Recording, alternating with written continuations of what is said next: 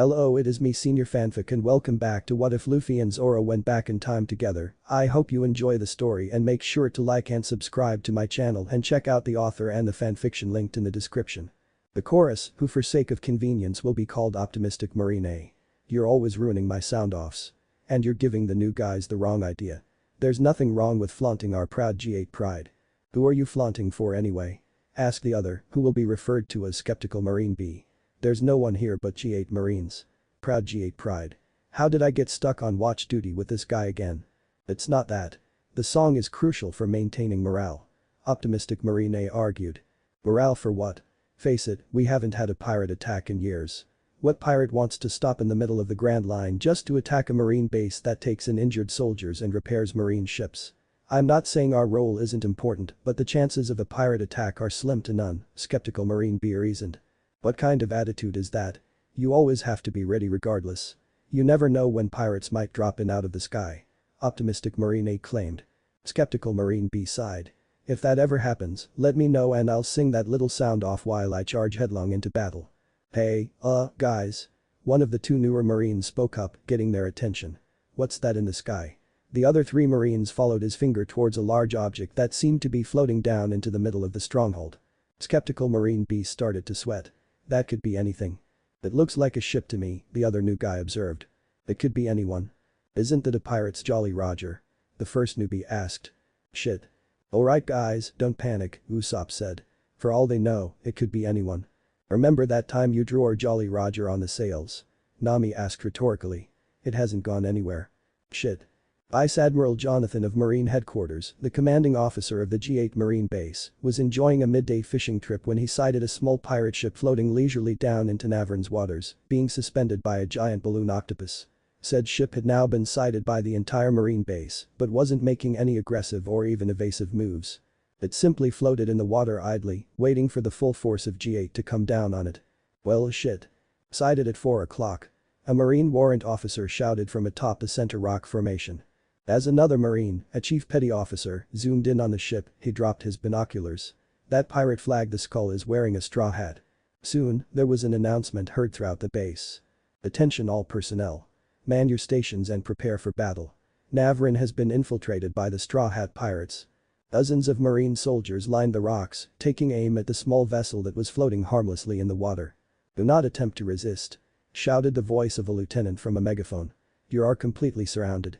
Surrender peacefully. There was no answer. Not even a stirring. Vice Admiral Jonathan walked calmly towards his office, where he could sense Lieutenant Commander Drake already waiting for him. It seems there's quite the commotion out there, he said absently as he walked in. Vice Admiral. Where have you been? I was fishing, he replied lazily. At a time like this? Drake asked. Well, it's not like I knew we'd be invaded. Don't worry about it. My fishing trips are never wasted. A Marine barged into his office and gave a quick salute. Sir, I've finished conducting debriefings of the soldiers and dock mechanics who witnessed the invasion, he said. Oh? That was quick, Jonathan commented. So what's the verdict? The Marine's sweat dropped. Well, according to them. Drake grew impatient. What is it? Get on with the report. Yes, sir. Well, they say they saw a ghost, the Marine stammered, thinking back to the chaotic debriefing. Like I said. It floated down from the sky. There was this furry monster. It jumped off the ship and then it was gone. Hands. Hands just sprouted all over me and then everything went black. There was this weird wind surrounding the ship, we couldn't get close. The soldiers that went to investigate suddenly fell unconscious, but there was no one else there. There was this really creepy call. It's a ghost ship. Preposterous. Drake shouted. That is without a doubt the sailing vessel of the Straw Hat Pirates. There's no way it's a ghost ship. And you expect me to believe it just floated down from the sky? Actually, that's the one thing we know for sure, Jonathan stated.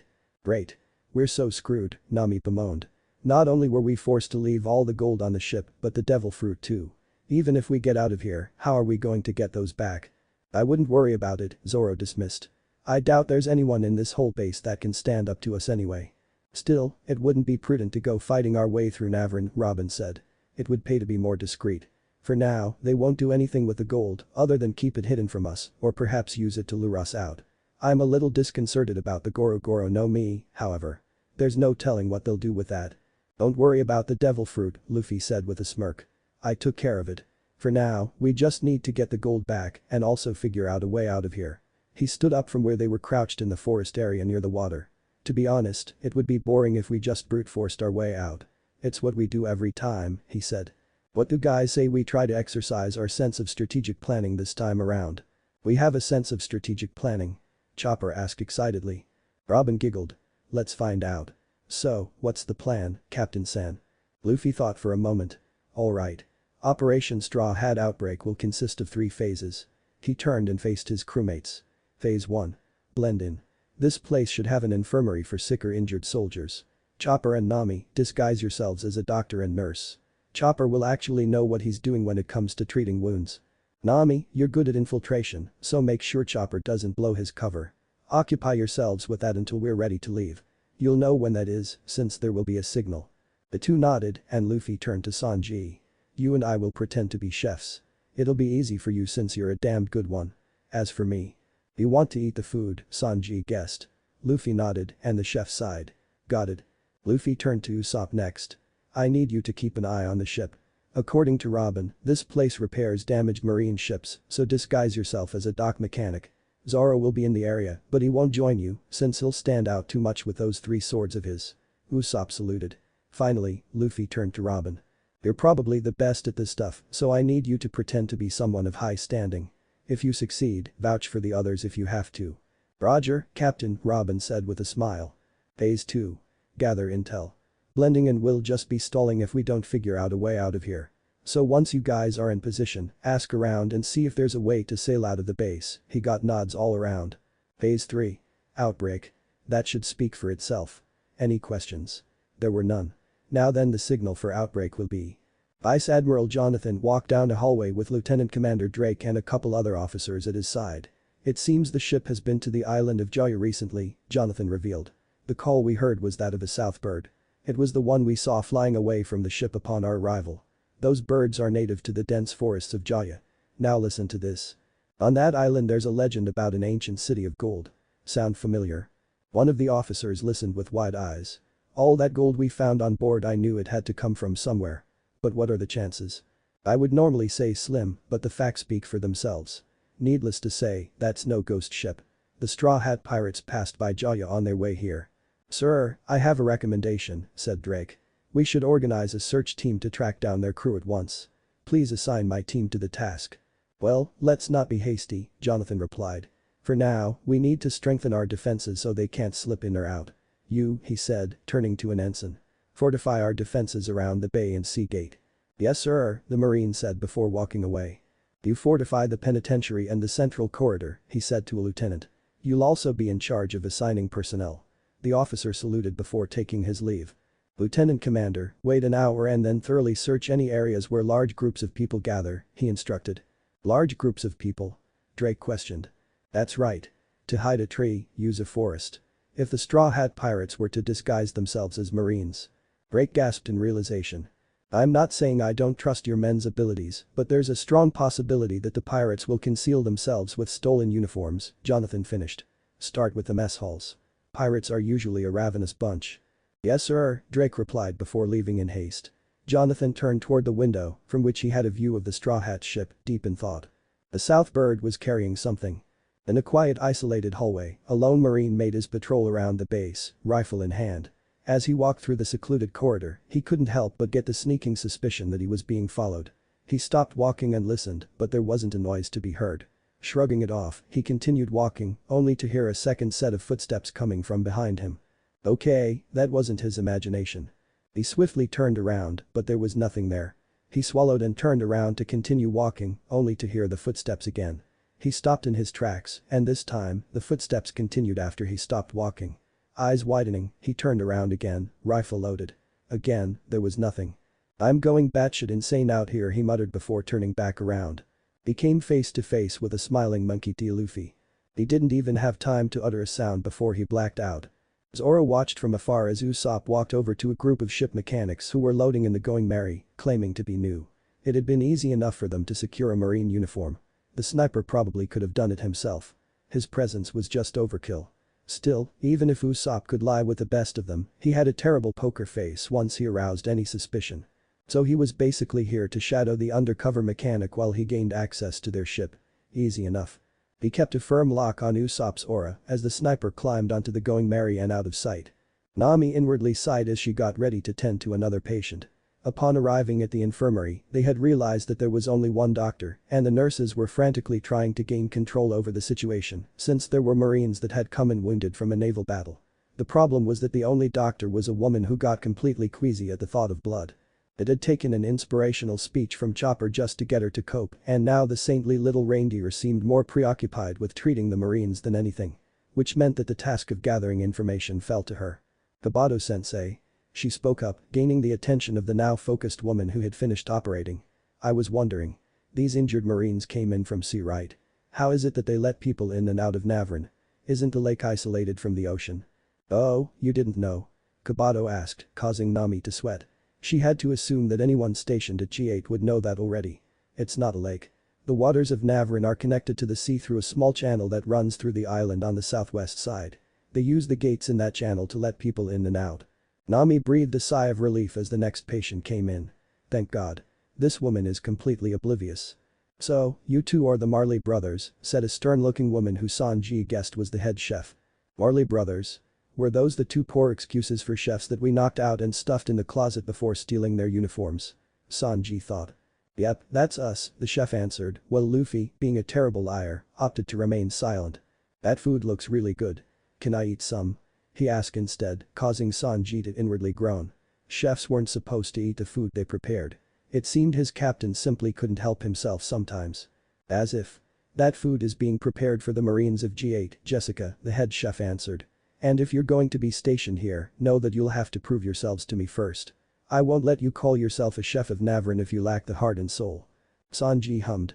"So, in other words, you want to show us a thing or two about cooking," he inferred. "Nothing so discourteous," she replied. "I simply want to know how deep your pride runs. I'll give anyone a chance to prove themselves, even stuck-up chefs from Mariejois. But if you don't have the skills we expect, you'll be nothing but a nuisance to the other chefs." "Sounds interesting, mademoiselle," Sanji said, before smirking. "I accept your challenge." Robin hid stealthily behind a wall as she watched a new arrival, who had just disembarked from the ship that had docked, argue with a young Marine soldier. "As I said, I have no obligation to tell you my rank and attachment," the man said with an air of importance. "Bring me to the commanding officer of this base at once." "I'm sorry, but Vice Admiral Jonathan is currently eating lunch and it is against G8's policy to interrupt a Marine's meal, except in case of extreme urgency." "So in other words, you're saying that a man's lunch is more important than the matters I have to address?" the other man asked threateningly. "Yes, that is correct, sir," the Marine answered. Robin couldn't help herself as a small smile graced her lips. "I have to give props to that Marine." The new arrival wasn't amused, however. "Fine, I'll get in contact with Command Center myself. By the way, you may want to consider which backwater post you'd like to be transferred to," he said as he walked away, causing the young Marine to grimace a bit. Robin followed after the man silently. Luffy did say to impersonate someone of high standing. Hopefully this man isn't just full of hot air. As it happens, I may just be aiding that young upstart's career in the process. Sanji sighed. It was still early in the afternoon, but he had yet to actually gather any information. He had gotten so caught up in cooking and wooing Jessica that he'd forgotten about the intel part. Still, Luffy didn't seem to care. In fact, he was in heaven. "New boy. Touch that plate and I'll have your head. You got that?" "Yes, ma'am." Luffy saluted, despite the fact that he was still drooling over the plate of meatballs that Sanji had just prepared. Sanji chuckled. "Well, at least she's not turning a blind eye to it anymore," Sanji commented. "I know she's taken a liking to him for his appetite, but there are limits." "Oh, that's not why," one chef remarked slyly. "It's just that plate is for her husband." "Her husband?" Sanji asked. "Damn. So, who's this luckiest bastard in Navran then?" "It's the commanding officer, Vice Admiral Jonathan," the chef replied. Sanji's eyes widened. "Just our shitty luck." Luffy stood across from a laid-back-looking man who was staring down at the meatballs in interest. "Enjoy your meal," he said with a grin. "Of course, thank you," the man replied before eating the first bite. Luffy turned to walk away. He really wanted to eat what was on that plate and would have if not for the fact that the man in front of him radiated power. To be more precise, around the level of power of an experienced vice admiral. So, he's the commanding officer here. Man, those meatballs look so good. Oh well, too bad. I guess I'll keep my cover for now. You know, Straw Hat Luffy. Or not. Now that I see you in person, you really don't seem like the type to break into marine bases. Would you mind telling me what your objective here is? He really should have suppressed his aura. Hindsight was such a bitch. Well, since you know who I am, Luffy began as he turned back around. There's no longer any reason for me not to eat those meatballs. Jonathan raised an eyebrow. Oh, these. Here, you can have the rest, he offered, pushing his plate forward. Hey, thanks. You're a pretty nice guy, Luffy exclaimed before digging in. One could almost say the same about you, Jonathan commented. Freeing an island from Arlong's rule, saving the desert kingdom of Alabasta from crocodiles' clutches. You have yet to actually do anything notorious other than evade capture. The world government wants your head simply because it's their unspoken policy to capture anyone with strength such as yours who isn't affiliated with them. Anyone with your level of power is either a marine, a government agent, or a threat. They do tend to think that way, Luffy agreed with a mouthful of food. So then, is there any particular reason why you decided to invade our humble base? I must say, your method of transportation was quite original. Oh, that, Luffy acknowledged. To be honest, it was an accident. We were coming back down from Sky Island and our octopus balloon just happened to land us in the middle of your humble base. Well, that's quite the eccentric tale, Jonathan said in amusement. So, in other words, you weren't infiltrating at all. Nevertheless, since you're wanted pirates, it is sadly our duty to capture you here. Yeah, that sucks, Luffy agreed again as he finished the food on the plate. You don't seem to be very worried. Is that arrogance or confidence? Jonathan couldn't help but ask. Luffy shrugged. You found me, but the rest of my crew is still hidden. You might have a plan to find them, but if you do, I'll know. For now I'd like to see how things play out, but if worst comes to worst, I'll just destroy the island. I see, Jonathan said with a hint of amusement. And if I capture you here? Then Zoro will destroy the island, Luffy said as he set the plate down. But, he smirked. That's assuming you can capture me. Hey, you, Lieutenant Commander Drake called out, causing Usopp to freeze in his tracks. Are you new here? What's your rank? Seaman First Class. Usopp said, not knowing that many marine ranks. Is that a question? The backbone on these new recruits is awe-inspiring, Drake drawled. Fine, what's your attachment? You Unit 18, Usopp said randomly. Unit 18 is the Sniper Corps, I believe. Don't you know this dock is off limits except to the mechanics? Oh, that's right. I'm in the Sniper Corps, so what am I doing here? Usopp exclaimed. Sorry, you know us new recruits. Well, I'll just be on my way then, he said, as a certain swordsman in the shadows palmed his face in irritation. No need. Men, arrest him, Drake said. Usopp shrieked as he was surrounded by Marines pointing rifles at him. Just so you know, Unit 18 is the supply division, the veteran officer mocked as he turned and began to walk away. As the Marines began leading Usopp away, a figure leapt out from behind the Going Merry. In a fraction of a second, Drake's men were left staring at their bisected guns in shock. Sorry to cut and run, Zoro said with a smirk before he pulled Usopp away and swung his sword in a downward arc. A fierce wind roared to life around the two, causing the Marines to shield their faces, and when it settled down, they were gone. The vein visibly bulged in Drake's forehead. To his left, another Marine officer snickered. Cut and run, I get it, he said, chuckling. Drake glared at the Master Chief Petty Officer, who simply turned his head away and started whistling. Vice Admiral Jonathan stared out the window that Straw Hat Luffy and his chef friend, who had turned out to be Blackleg Sanji, had escaped through. The pirate captain was much faster than he would have guessed. What's more, he was seemingly able to use Rakishiki, or at least two of its forms. It was mid-afternoon now, and it would be troubling if he the pirate captain found what he was looking for before nightfall. This would require further meditation. Vice Admiral, an officer has arrived from Marine headquarters and requests to speak with you. She declined to reveal her rank and attachment, reported an officer at the door. Very well, send her in, Jonathan said. Hello, Vice Admiral, greeted the woman, whose face Jonathan easily recognized. My name is Inspector Shepard. I am here to conduct a full inspection of your facility on behalf of Marine headquarters. Ah, come in, Inspector. I was told you'd be coming. Is there anything you'll be needing to aid in your inspection? Jonathan asked. Robin inwardly groaned at the tone of his voice. He knows who I am. It's times like these when I wish I wasn't so recognizable. I'll be requiring use of your library for records of your structural and design mechanics, Robin said, keeping up the act. Of course. Ensign, lead her to the library, if you please. As she was led away, Robin's eyes narrowed. He knows who I am, and yet, rather than arresting me, he's handing me the information on a silver platter. Is he that confident? Jonathan was deep in thought as Nico Robin left the room. So, you'll know if I arrest your crewmates, Straw Hat. In that case, let's hold off on that for now. Now, we have Nico Robin in the library, Straw Hat Luffy and Blackleg Sanji running around the island somewhere, and from Lieutenant Commander Drake's latest report, Hironoa Zoro is loose in the base as well, along with one other. Lieutenant, increase security around the dock where the Straw Hat ship is being held, he ordered, earning a salute from the officer. That leaves 2 more. Perhaps Drake's latest search will bear fruit. For the next couple hours, all was relatively quiet. Despite his efforts, Jonathan only had tabs on 3 of the pirates. 1 was impersonating a master inspector, and 2 were masquerading as a surgeon and nurse of G8, although to be fair, the latter 2 imposters were at the very least taking the job seriously from what he'd seen. Still, when he had taken a visit to the infirmary, their auras had revealed their true affiliations easily enough. Nightfall was approaching, and Jonathan knew for certain that something big would happen soon. He just didn't know what. It was then that Jonathan heard a familiarly strange call echoing from atop the mountain. It was an extremely loud call, he wouldn't be surprised if the entire base heard it. Joe. Chuo. Chew. Jonathan frowned.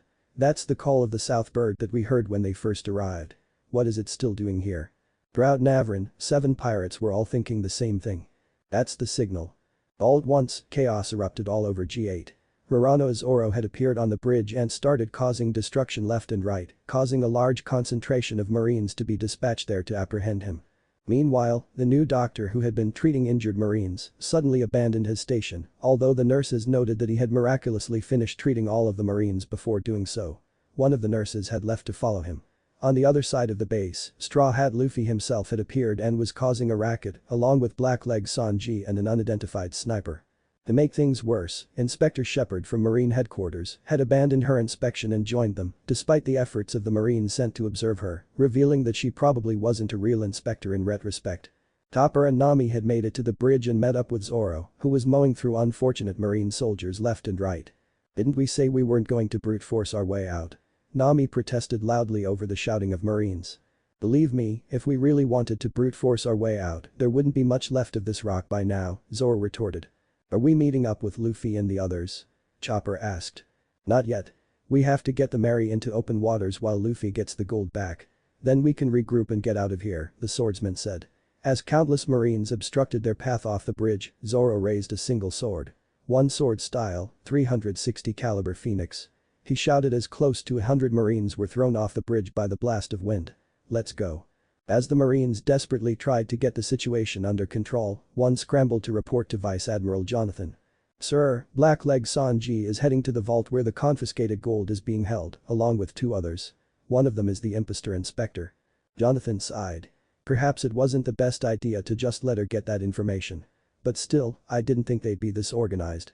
Not only were they waiting for a signal, but they were able to group together in the blink of an eye. I should assume that Monkey D. Luffy at the very least can use observation hockey. Not that it matters. They won't find what they're looking for. You said 2 others. Jonathan clarified, is Straw Hat Luffy among them? No sir. We've lost track of the captain, but are currently conducting a search for him, the Marine answered. I'd say there's no need for that, Jonathan said. Wouldn't you agree, Monkey D. Luffy? The Marine who was making the report turned around in shock to be greeted by the subject of their discussion standing in the doorway. He was about to draw his sword, but a look from Jonathan as well as a shake of the head dissuaded him.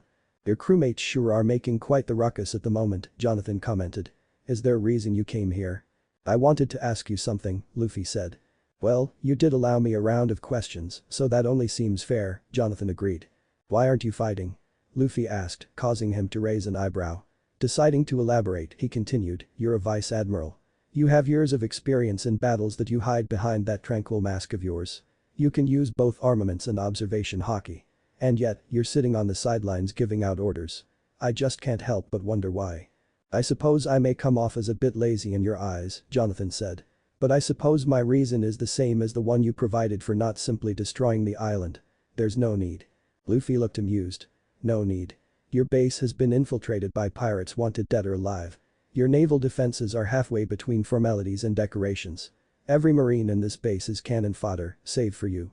What super secret trump card do you have yet to unveil? I think you overestimate me, Jonathan drawled. There is no super secret trump card, as you so quaintly put it. Although it may have been covered up, I am high up enough in the ranks to have knowledge of the events following Crocodile's defeat in Alabasta. And while I may be confident in my skills, I am not so delusional as to believe that I alone will succeed where the combined might of 3 men of my own rank have failed. In addition, the location of our naval base is far too remote for us to call for sufficient reinforcements from Marineford. Luffy looked disappointed. So, what, you're just giving up? He asked, pouting a bit. Not quite. You see, I tend to look at the big picture of things. There is the tree, and there is the forest. There is a single island, and then there is an ocean of them. There is the battle, and then there is the war. Sometimes, to win the war, you need to look at more than just a single battle. Luffy suddenly looked annoyed. You've been gathering intel, he stated. Something like that. You will escape from us today. I have no doubt about that. But I can't help but feel as though the report I give to Admiral Akainu afterwards could cause quite the headache for you all, depending on my own discretion, of course. Luffy stared at him blandly. And if I kill you now so you can never give him that report? Then he will take note of my cause of death regardless, and that would become an even bigger headache for you. But that's assuming you do kill me. Once again, it really does not seem like your style, Monkey D. Luffy. The Straw Hat Captain rolled his eyes before turning toward the gargantuan sack of gold in the corner of the room and throwing it over his shoulder. I'll be taking this if you don't mind. Sure. I'd ask you not to injure too many of my men on your way out, Jonathan called. Tell them to stand down and they'll have no problems from us, was Luffy's reply. Soon after the Straw Hat Pirates met up at the Going Merry, Vice Admiral Jonathan called for an armistice, which the captain of the Straw Hat Pirates agreed to. While Lieutenant Commander Drake protested loudly against it, a quick summary of their losses, including damages to the facility and a recount of marine casualties since the pirates arrived, was enough to change his mind. After that, the pirates sailed out unimpeded unless one counted the lone marine who jumped onto their ship and attacked with a cry of "I don't know, but I've been told." The attack was unsuccessful. Rather than using the small channel that the Marines left open for them, however, the Straw Hat Pirates opted to fly out through use of a giant balloon octopus, which was inflated using Usopp's breath dials and propelled using Luffy's reject dial. All in all, it was a rather anticlimactic ending to a one-sided slaughter that nevertheless inspired the soldiers of G8 to be ever more vigilant against flying pirates. Hey, wait, Nami shouted. What's with the fucking resolution? This shit isn't over. She pointed at Luffy accusingly. What the hell happened to the Goro Goro no Mi? You said you took care of it. You do realize that if we left that behind. Ju. Came the familiar call of the South Bird.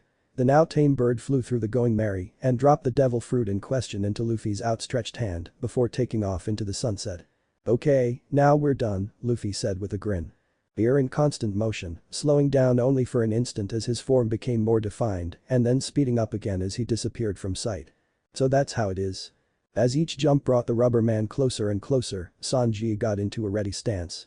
As he sensed Luffy closing in, he kicked the floor 10 times in an instant, resulting in a leap backwards that was much faster than what he could usually accomplish, just as Luffy's legs swept through the area he was previously occupying. Now. He leapt forward again and feinted a kick at Luffy's head. When he predictably, or perhaps indulgently, vanished from sight in response, Sanji went through the same series of movements again and tracking him with his haki, aimed another kick at his sternum. As the two appeared back into sight, Luffy was holding Sanji's leg, preventing it from reaching him. You learned Zoro. I'm impressed, Luffy said with a grin. Yeah, Sanji said, before collapsing back into a sitting position. But it puts a lot of strain on my legs. I can see why you waited until now to teach me. You'll get used to it soon, Luffy said. When I first started using it, I didn't really notice the strain. Rubber man and all. But I did notice that it got easier to use pretty quickly. Sanji learned something again? Usopp asked. Why do I feel like he's always the only one? It helps that he has more physical conditioning than the rest of you, Zoro said. Or, maybe you're just not trying hard enough, Usopp. Hey, that's not fair. I think I'm starting to get the hang of this hockey stuff. Zoro raised an eyebrow and Usopp faltered a bit. Sort of, maybe a little. Well, I'm still not having any progress, so I think I'll just stick to my Klimattact for now. How are those upgrades coming along, by the way? Usopp lit up at the reminder. Oh, they're coming along. Those dials are worth more than their weight in gold. You'll be lighting up enemies before they even know what lit them up. Nami smiled. Thanks. Just tell me when they're ready so I can test them out for myself, she requested. Of course. It might interest you to know that my own arsenal has been improved as well, he trailed off as Nami was already walking away, not having heard him. Hey. A couple of hours passed uneventfully, unless you counted the octopus balloon's heartfelt farewell, the giant sea monkeys which Luffy tamed, or the seemingly depressed pirate crew they passed on the way, which strangely enough had no flag or sails. After lunch, everyone continued hockey training, but once again, there were no breakthroughs to speak of. Despite that sad fact, many of the crew members couldn't help but notice that the training nevertheless helped their physical conditioning, which was pretty essential in any fight. Afterwards, Luffy and Zoro instructed them to start sparring in order to evaluate each other's strengths and weaknesses. At this point, Usopp took initiative and loudly suggested a tournament bracket. This normally would have been ignored if not for the fact that Luffy announced his strong support for the idea just as loudly. Which led to the Straw Hat Pirates now competing in a tournament. The fights would consist of hand-to-hand combat only, which meant no weapons and no devil fruit powers. In Chopper's case, this meant he could only use one form. He wisely picked Heavy Point. For the benefit of the devil fruit users, Luffy declared that you were out of the fight if you fell off the Mary, whether you could swim or not. You were also out if you gave up or were held down for 10 seconds. Hey, wait, Chopper said suddenly. Sanji only specializes in physical combat. How is he not going to win this? The better question is, how is he going to win at all if he can't even attack half of his opponents? The chef asked in retort as he walked over to the sidelines to stand next to Luffy and Zoro. Have fun, everyone.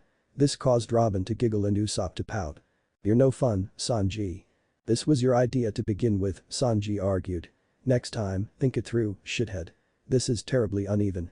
Although Usopp protested loudly at this, the chef was soon proven right. The first fight was between Usopp and Chopper. Although Usopp was by no means incapable of throwing a good punch, he simply wasn't in the same league as Chopper's heavyweight form. The first minute of the fight consisted of Usopp throwing punches while Chopper blocked them, too timid to do anything else against a crewmate. He soon got over it when the sniper declared that there were no holds barred even in a fight between comrades, but nevertheless assured him that he would be fine. Emboldened by this assurance, Chopper proceeded to subject Usopp to a wrestling hold that kept him down for 10 seconds, ending the fight. I have no regrets. Usopp claimed as he went to stand next to the monster trio, making a show of standing by his idea, even though Luffy could tell he was disappointed at having lost first. Alright, the next fight is between Nami and Robin. As the two women of the crew stood across from each other, Nami cringed. Aren't you an assassin? She asked nervously. I was, Robin answered with a calm smile. Aren't you a thief? That's not very assuring. And, start. Usopp shouted, ignoring the navigator's reservations. At first, neither one of them moved. After a few moments of waiting each other out, Robin took a step forward, causing Nami to take a step back. Robin laughed lightly. I'm not going to hurt you, Navigator-san, so don't worry so much, she said. Nami seemed to calm down after that, and as it was soon revealed, she did know some basic self-defense even without the Klima tact. She would have to in order to survive stealing from pirates for 8 years, even East Blue pirates. And the conditioning she'd received from the hockey training seemed to help. Unfortunately for Nami, her experience seemed to pale in comparison to Robin's, and it didn't take long for the archaeologist to sweep a leg out from under her before pinning her to the ground with one arm pulled behind her back. The winner is Robin. Usopp shouted after 10 seconds of struggling on Nami's part. You sure seem to be enjoying this, Nami grumbled as she walked over to stand with the observers. Of course. Tournament matches are also part of a man's romance. The sniper exclaimed, causing Nami to look at him quizzically. Walking sticks, swinging from vines, and now this. Where do you get this crap from? Usopp elected to ignore her, instead announcing the next spar. Now for the finals. It's the heavyweight Tony Chopper versus the quick and nimble Nico Robin. Chopper looked nervous again, but Robin merely smiled and said, let's have a good match, Dr. San. The reindeer nodded. The spar lasted noticeably longer. Chopper was too strongly built for Robin to get him into a submission hold, but Robin was too agile and light on her feet for Chopper to get a hit in or pin her down. Of the two of them, Chopper was more versed in hand-to-hand combat, but Robin was more analytical and moved with a calculated grace that the reindeer couldn't quite match as she dodged or redirected his blows. She was careful not to get hit and careful not to give him any openings to subdue her, but she also couldn't really hope to overpower him. Eventually, she was seemingly cornered at the edge of the Mary. Her back was to the water as Chopper came in for a blow. Robin-chan, watch out. Sanji shouted in worry as it seemed she was about to back into open air. Instead, she stood her ground until Chopper got close before moving aside, grabbing him by the arm and using his forward's momentum to actually flip him off the deck of the ship and into the water. Zoro sighed. I'll get him, the swordsman volunteered before jumping overboard and retrieving the soaked reindeer, who coughed up some water before changing back into his hybrid form. I lost, he pouted, causing Robin to actually feel slightly guilty. Well, you're all improving, Zoro commented, still in instructor mode. Nami, you can defend yourself if it comes to it, but you're too tense. Even if you know how to counter your opponent, it won't matter if you're too stiff to do anything about it. But once you gain more experience, you'll be more relaxed in a fight. He turned to Usopp. You have the same problem. I know for a fact that you can take a hit with the best of them, but that won't hold you over for long if you freeze up. They both nodded, and Zoro turned to Chopper. Chopper, your main issue in Heavy Point is your speed, but that won't be as much of a problem when you can use your devil fruit freely. Honestly, the best thing for you right now is just to keep training your speed and strength. The more you do that, the stronger your transformations will be. I also think you could benefit in training your devil fruit some more, but we'll leave that for later. Chopper looked excited at the thought of enhancing his devil fruit powers. Next, Zoro turned towards Robin. You had the least problems as far as I saw. You may not have as much muscle as Chopper, but your devil fruit powers make up for that. Other than Luffy, me, and the cook, you have the best reflexes in the crew. The only thing I'd suggest is getting your speed up so that you can make the best use of them. Even if you can see an attack coming, you can't always stop it unless you can move in time. Robin nodded thoughtfully. Finally, Zoro turned towards Sanji. Cookie trailed off. You suck, he finished. Sanji's eye twitched. Alright. Good job, everyone. Luffy shouted. Nami, how's our course? He asked. It's right on target, the navigator replied. We should be arriving soon. Great. Hey Robin, can you look out for an island? Luffy asked. Roger, she said, making her way up to the crow's nest. Hey, Luffy, Zoro said, subtly getting the captain's attention. Luffy looked at him to see that he had a serious expression on his face. It's almost that time, the swordsman conveyed. Luffy nodded as he remembered which island they were about to arrive at. They had been blown a little off course compared to last time, so they took more time to actually get here, but they had also spent less time in Skypia, and there was no telling how long the adversary they were both thinking of would wait for them. A laid-back, lethargic, and very dangerous adversary. Keep your senses sharp when we get to the island, he conveyed back. Their short staring contest ended, no one having noticed it as Luffy continued walking, and Zoro leaned back against a mast, seemingly asleep. "Man, I'm bored," Luffy mumbled an hour later. "Hey Robin. Have you caught any glimpse of that island yet?" "Yes, a while ago actually," she responded from the crow's nest. Usopp looked scandalized. "What do you mean, a while ago? When you see an island you're supposed to shout land ho," the sniper claimed. "That sounds like too strange of a reaction for my tastes," Robin replied. "But I'll let you know next time." As soon as they reached the island, which was a wide empty plain filled with really tall trees, Luffy, Chopper and Usopp all took off, eager for some sightseeing. As the rest of the crew got ready to depart, Zoro simply stared out at the island with narrowed eyes. "Is something wrong, Swordsman-san?" Robin asked, coming up next to him. This seemed to snap him out of whatever trance he was in. "No, it's nothing," Zoro answered, piquing Robin's curiosity. He then looked back at the fog over the ocean. "It looks like we're about to have some company though." Luffy looked in every direction in an attempt to find what he was looking for. But no matter how many times he extended his senses outwards, he couldn't feel anything. Either his target was hiding his aura really well, or he wasn't there. He hadn't considered the latter option up until now. "Wow, there's really nothing in sight. It's empty," Usopp commented. "Yeah, completely empty," Luffy muttered quietly, brow furrowed. "Luffy? You okay?" Chopper asked, snapping him out of his daze. "Yeah, I'm fine. Hey, is that a house over there?" he asked, pointing out into the distance. "You're right. Let's go check it out," Usopp said. On the way there, the trio encountered a large variety of strange animals, which consisted of elongated bears, elongated dogs, elongated deer, and even elongated birds. Come to think of it, they were all elongated. When they arrived at the house, they found a particularly friendly white giraffe, which was in reality an elongated horse. Chopper conveyed that her name was Shelly. Apparently she was alone here on the island, which Chopper found to be strange. "Hey, is this elongated bamboo?" Usopp asked, looking upwards. There were 2 sticks of bamboo that were abnormally tall, to the point where they couldn't see the top. This seemed kind of familiar to Luffy, but he couldn't place where he'd seen it before. Suddenly, the bamboo moved, shocking Usopp and hitting him in the face. Ah! The elongated bamboo attacked Usopp. Chopper panicked. "Bamboo bastard. I won't lose that easily," the sniper shouted, pulling out his slingshot and letting a lead star fly, breaking through the bamboo. "Ha! Take that bamboo," Usopp shouted, throwing his fist in the air. "That was amazing, Usopp," Chopper shouted happily. "Was it really?" Luffy asked skeptically. The two were broken out of their celebrations when they heard a panicked yell coming from above them. Luffy looked up to see an old man falling towards him. "Oh, I remember now. Who are these guys?" Nami asked. The Going Merry was currently surrounded by 2 anchors, each of which had attached themselves to the island and were connected to a rather large enemy ship. "Doesn't matter who they are," Zoro said. "They cornered our ship, so they're clearly hostile." "Doesn't matter who we are," shouted a voice from atop the ship that had cornered them. "Watch your tongue, Zoro.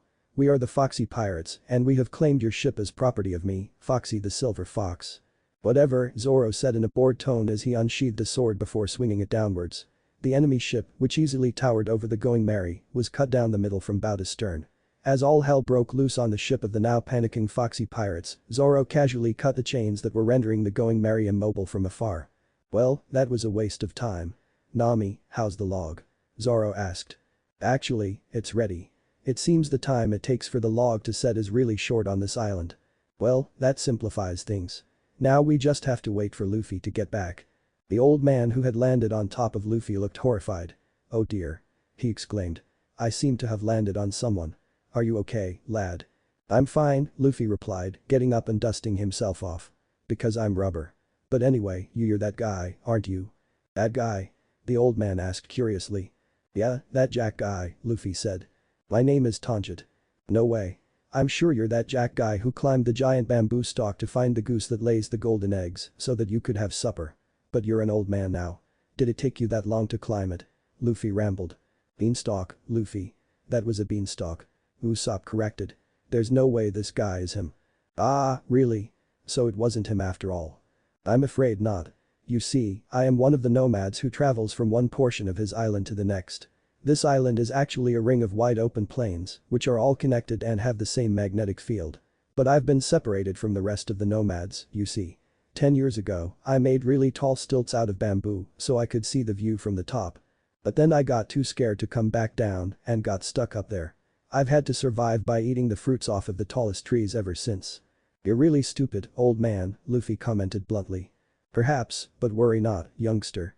For now that you've forced me back to ground level, I can go and catch up with the rest of the group." "I wasn't worried," Luffy said, before turning to Usopp. "Hey, we should probably get back to the ship. I can sense some unfamiliar auras at the coast." "Unfamiliar auras? Are they hostile?" Chopper asked. "Hard to tell. I think they are, but they feel more incompetent than anything," Luffy replied. When they arrived back at the ship, they were greeted by the sight of a giant pirate ship that was cut in half down the middle, lying in a heap in the shallow water near the coast. When Usopp asked what happened, Zoro simply replied, "It was in the way, so I cut it." A simple explanation was accepted easily enough and the Straw Hats got ready to set sail, but before they could, the sound of a gunshot interrupted them. "Straw Hat Luffy," came the voice of Foxy the Silver Fox, soaking wet and panting heavily. Beside him was a large fishman who had seemingly saved him from the water, along with a blue-haired woman and an ape-like man. "You dare sink my ship, you'll pay for this, you lowlife." "I didn't do anything," Luffy said in annoyance. "Go away. Don't try to deny it. Your crewmate Roronoa cut our ship in half," Foxy shouted. "And you still didn't get the message?" Luffy couldn't help but ask. "Anyway, I'm not him, so leave me alone." "Absolutely not. There's no way I'm letting you go after what you've done to us. I hereby challenge you to a Davy back fight." "Okay," Luffy agreed easily, before unleashing a blast of Conqueror's Haki on the unsuspecting Foxy Pirates, all of whom keeled over and lost consciousness. "We win," the Straw Hat captain declared, before turning back towards his crew and ordering them to set sail. As the Straw Hats rose anchor, Luffy was in deep thought. Akiji didn't show up this time. Last time he said he originally came to confirm that Robin was in the crew, but if I remember right, that cage lady already saw her setting sail with us in Alabasta. Is that why he's not here? Well, he wouldn't rule out the possibility, something about that didn't feel right. He looked to his right and locked eyes with Zoro. The swordsman nodded. It seemed they were in agreement. There was a storm coming. Fire. There was fire everywhere. It was all burning. The heat seemed to seep through her pores, under her skin, into her very being. She stared, wide-eyed and trembling, at the omnipresent flames as they consumed everything and everyone in sight. As they consumed O'Hara. The sights and sounds drove her to the brink of insanity. The blasting of cannons, the whistling of deadly artillery, the agonized screams, the raging of the insatiable inferno, the rising of the suffocating smoke for what seemed like hours, it was all Robin knew. "Run, Robin." A familiar voice broke her out of her horrified trance, even as she felt a bone-numbing chill spread throughout her body, overpowering even the heat of the all-encompassing fire. She tried to move as the gigantic form of Jaguar D. Sol struggled to his feet. Perhaps to do as she was told. Perhaps not to. It didn't matter, she just needed to move. But she couldn't. Try as she might, she couldn't even budge an inch. What was wrong with her? Had her legs been frozen along with Sol's? She closed her eyes and gritted her teeth as she willed her body to do as it was told. Move. "Run, Robin." The voice came again. But it was different this time. She opened her eyes in shock. Saul was gone. In his place stood the ever-determined Monkey D. Luffy, frozen from the waist down. His fists tightened as Marine Admiral Aokiji walked leisurely toward him. His arm blackened to obsidian as he threw his fist forward, faster than her eyes could keep track of, but evidently not fast enough for his adversary, who caught his fist in an icy grip. Luffy grunted in pain as the rest of his body began to freeze over. He turned towards her as the ice began to cover his face, the cold seeping into every last vein. "You have to run." She stared in pure unadulterated terror as the ice enclosed around the remainder of his face, which was still turned towards her. Unmercifully, Aokiji raised a fist, ready to strike. "No." The fist collided with the frozen statue, and the brittle structure broke apart on contact. Whatever force had been keeping her from moving seemed to shatter along with that which had kept her going all this time. The spell broken, she sank to her knees in despair. "No." The Marine Admiral turned toward her, his face impassive as he began walking in her direction. She didn't run like he told her. She couldn't, not anymore. There was nothing to run to. 3 weeks, the man spoke emotionlessly. "You're not breaking any personal records, Nico Robin," he said as he reached toward her. "No." Robin woke up screaming. "Robin." There was a voice shouting her name. Hands on her shoulders, shaking her. "Robin." The voice came again. It definitely sounded familiar. She reached up to the hand on her shoulder. The contact seemed to anchor her back to reality, and her eyes focused before meeting the concerned face of her bunkmate. "Nami?" she asked. The navigator sighed in relief. "Holy shit, don't scare me like that," she said. "Robin, are you okay?" Robin managed to give a weak nod, but taking into account how shaky it was, she guessed that it wasn't very reassuring. She could hear the loud beating of footsteps from outside the room just before the door was roughly opened and the cruise chef, sniper and doctor fell over each other in a rushed attempt to get inside the room. "Robin?" Chopper shouted in worry. "What happened?" Sanji asked desperately, searching the room for anything out of the ordinary, but finding nothing. "Are you guys alright?" Usopp asked. Nami sighed. "We're fine now," she said, resisting the slightly irrational urge to scold them for not knocking. Once they untangled themselves from the floor, Luffy and Zoro walked in after them, less frantic but with unmistakable expressions of worry etched on their countenance. Luffy walked up to Robin, having recognized a scream as hers. "Robin?" he asked gently, not bothering to vocalize the obvious question. Robin swallowed. "It's nothing. I'm sorry for waking you all," she said. She watched as Luffy's expression softened from confusion to acceptance. "I'm guessing it would be pointless for you to try and go back to sleep?" he asked with an understanding smile. Robin could only nod again. "Well, it's a pretty nice night out," the captain said. "Anyone up for some stargazing?" Robin began to protest. "It's alright, you don't have to." "To be honest, Robin," Luffy interrupted, "I don't think any of us are going back to sleep either. Maybe some coffee will do you some good." "Sanji?" The chef didn't miss a beat. "Coming right up. Coffee under the starlight. Seems kind of romantic. I'll even throw in some early morning breakfast." "Sounds great. I was dreaming about food anyway," Usopp claimed. It always became hard to distinguish whether he was lying or not during times when it actually mattered. "I'm not sleepy at all," Chopper boasted. Robin couldn't help but smile a little as the memory of the nightmare moved to the back of her mind, not forgotten, but dulled. "Thank you, everyone. That sounds nice." As the male crew members filed out of the room, Nami hesitated before pulling Robin into a hug. "Remember you can talk to me about anything, okay?" she whispered. Robin returned the hug and hummed in confirmation, and Nami let go. As it turned out, stargazing wasn't too bad of an idea as there was a meteor shower that morning. As the crew sat and ate under the shooting stars, Usopp instructed everyone to make a wish before explaining the premise behind the custom to a curious Chopper. Robin was silent as she gazed up at the sky, feeling as though the wish she wanted to make might just be unrealistic. The rest of the morning passed uneventfully. That is, until the crew spotted a giant frog doing the front crawl and opted to follow it out of sheer fascination. Said frog then proceeded to jump in front of a moving train that was seemingly running on the ocean. Needless to say, that didn't work out very well for the frog, who was sent flying despite taking a ready stance in an effort to oppose the train's momentum. "That's one gutsy frog," Sanji commented. "That's Yokozuna," said a young girl from what looked to be, strangely enough, a train station on the ocean. "He does that all the time." "Hey, are you guys pirates?" "Yes we are. I'm Luffy. I'm going to be the Pirate King," Luffy said, providing his signature introduction. "Really?" the girl asked in childlike innocence. "Yep," Luffy answered. "Cool. Hey grandma. Pirates are here," she yelled. "Really?" came a voice from inside the building. Hang on, I'll get the transponder snail. A few of the straw hats tensed as an old woman came out and started dialing a number. Hello? The woman greeted. Who is calling? Huh? What do you mean what's my emergency? Sorry, I think you have the wrong number. She then proceeded to hang up. Said crew members now felt ridiculous. What the hell was that? So, you guys are pirates, huh? The woman asked, attention now focused on the straw hats. Nice to meet you. I'm Kokoro. This is my granddaughter, Chimney. And that's Gomb, our cat. Chimney added, pointing down at a small animal that was quite clearly and unmistakably a rabbit. Meow. Make that a confused rabbit. Nami proceeded to ask about the train they had seen, and Chimney explained that there were actually tracks in the water, which were built to carry the sea train, called the Puffing Tom, from island to island. She then revealed that the frog they encountered, Yokozuna, was always challenging the sea train to contests of strength, which he always lost. Kokoro-san? Nami asked. We actually came here following a log pose. It's pointing west. Do you know what island we're headed to, by any chance? If it's pointing west, that would be Water 7, Kokoro answered. The city of Water is home to the best ship mechanics in the world. Even the world government relies on their shipmaking. That sounds like a good place to spend the money we've earned, Nami stated. Immediately the mood shifted as the crew once again remembered that they would have to let the Going Merry go soon. Alright, it's decided, Luffy said. At Water 7, we'll find a shipwright to join our crew. A shipwright? Nami asked, eliciting a nod from Luffy. We have to make sure this doesn't happen again. So in addition to a new ship, we'll also get a crewmate that can repair it. In that case, take this, Kokoro said, holding out a piece of paper, which Nami took. It's a map of the island and a letter of recommendation. Give it to a man named Iceberg and he'll get you what you need. As they got ready to set sail again, Kokoro shouted after them. One last thing.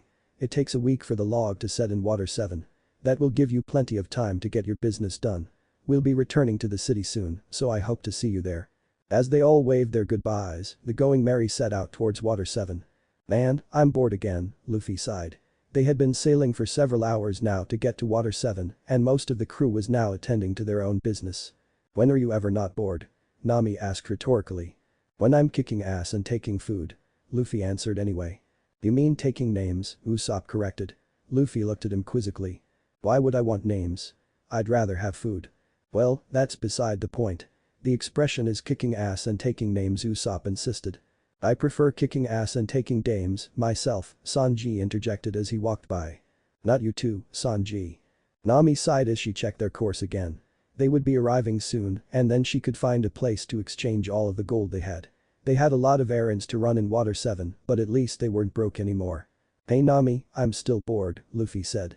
Well, find a way to entertain yourself then. Are you sure? The only thing I can think of is watching Zoro train you guys again, he said. Nami had to suppress a shiver. The latest training session had been brutal, to the point of utter exhaustion. She and Usopp had nearly fainted, and Chopper had been pushed to the limits of his own enhanced stamina. Sanji and Robin were the only ones who didn't seem to mind, but even Sanji had been breathing heavily afterwards, and Robin had seemed to lose the subtle grace with which she always moved for a while, until she had recovered from the strenuous activity. And all the while, Zoro had been laughing at them. The infuriating part was, when she had sarcastically invited him to join them, he had actually accepted the invitation and put them all to shame while continuing to laugh, as if the training was old news to him. She never knew the normally lethargic swordsman could be so sadistic. When she had mustered up the energy to yell at him about it afterward, he had actually had the nerve to say it was captain's orders. Which it was, but still. It seemed that Luffy was really determined to make use of their time at sea. Of course, this had been the case since they'd entered the Grand Line, but he had never pushed them this far before, which caused Nami to wonder what had changed overnight. Searching for a way out, she quickly redirected his interest. Hey, speaking of training, isn't Zoro lifting weights? Why don't you join him? I don't lift, but maybe he wants to spar, Luffy speculated, before jumping off of the railing and going to seek out the swordsman. An hour later, the crew spotted Water 7 in the distance. Upon arriving, they were immediately enraptured by the scenery. It seemed that their journey wasn't going to get any duller after Sky Island. The island took Water Metropolis to a new extreme. Whoever said Atlantis sank into the sea was clearly lying, Sanji commented, a hint of awe in his voice. That's a huge fountain. Chopper exclaimed in wonder. Blue Station. Nami read off of a sign as they drew closer. I wonder where we should dock. Hey, you. A man in a small fishing boat called. Pirates can't come in through the front. Go dock in the back. The Straw Hat stared blankly for a moment. Okay. Luffy shouted jovially. Thanks, mister. The crew continued to take in the scenery as they brought the ship around. "That's so cool," Chopper marveled.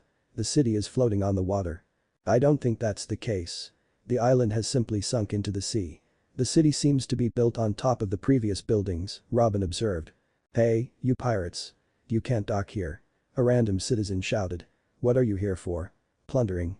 "No, we just need supplies," Luffy shouted back, not missing a beat. "In that case, head down that way until you see a peninsula," the man shouted, pointing. "You can drop anchor there." "Got it, thanks," Luffy shouted again. Most of the crew was slightly bemused as they continued. "You know, as far as people who know we're criminals go, I think this is the best welcome we've gotten since Whiskey Peak," Usopp pointed out, eliciting laughs from the others. "Where was that?" Chopper asked curiously. "It was our first stop in the Grand Line," Nami answered. "Whiskey Peak?" Luffy asked, his face turning red as he thought back. Zoro sighed. "Sake Summit," he compromised. "Oh, yeah. That place was fun," the captain said gleefully. "I'm glad you enjoyed it," Robin said in amusement. "Most of the other pirates didn't." "Still, it does seem strange that they're so casual around us," Nami pointed out as they docked near the peninsula. "It suggests that they're used to pirates showing up. They don't seem to be afraid either." "It's most likely because pirates come here often for repairs," Robin speculated. "As for the lack of fear, it makes me think that they have strong local law enforcement." As they dropped anchor, they started to divide up the tasks while they were here. Zoro offered to guard the ship before leaning against the railing of the Mary and promptly falling asleep. "Lazy ass," Nami muttered. "Okay, Luffy and Usopp, the three of us can form a group to inquire about the ship. We also need to find a place to exchange our gold. Sanji-kun and Chopper, can you two stock up on supplies?" "Of course, Nami-san." Sanji saluted before jumping off the ship and onto land, Chopper following behind him. "Hey Robin, can you come with us?" Luffy asked. "I wanted to talk to you about something." "Certainly. I was eager to explore the city anyway," she replied. "Wait, how are we going to carry around this much gold without drawing too much attention?" Usopp asked suddenly. Nami hummed. "Luffy could lift it, but you're right. It would be better to leave it here for now. Maybe we could get someone to come directly here and make an estimate. With Zoro guarding, we don't have to worry about anything being stolen." Their course of action decided, the group of four entered town. After renting 2 Yagura bulls to make their way around, they were able to find the bank fairly quickly, seeing as the horse-like sea creatures knew their way around quite well. Luckily, the bank was able to fulfill their somewhat strange request and sent an accountant to take a look at what they had so that they could give an estimate.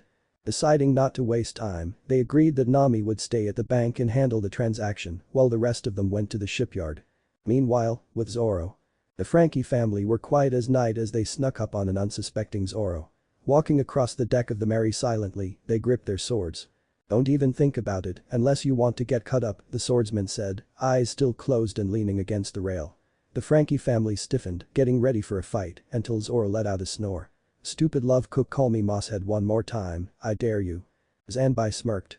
His bounty may be high, but he wasn't too bright. He raised his sword and brought it down, only for it to be blocked.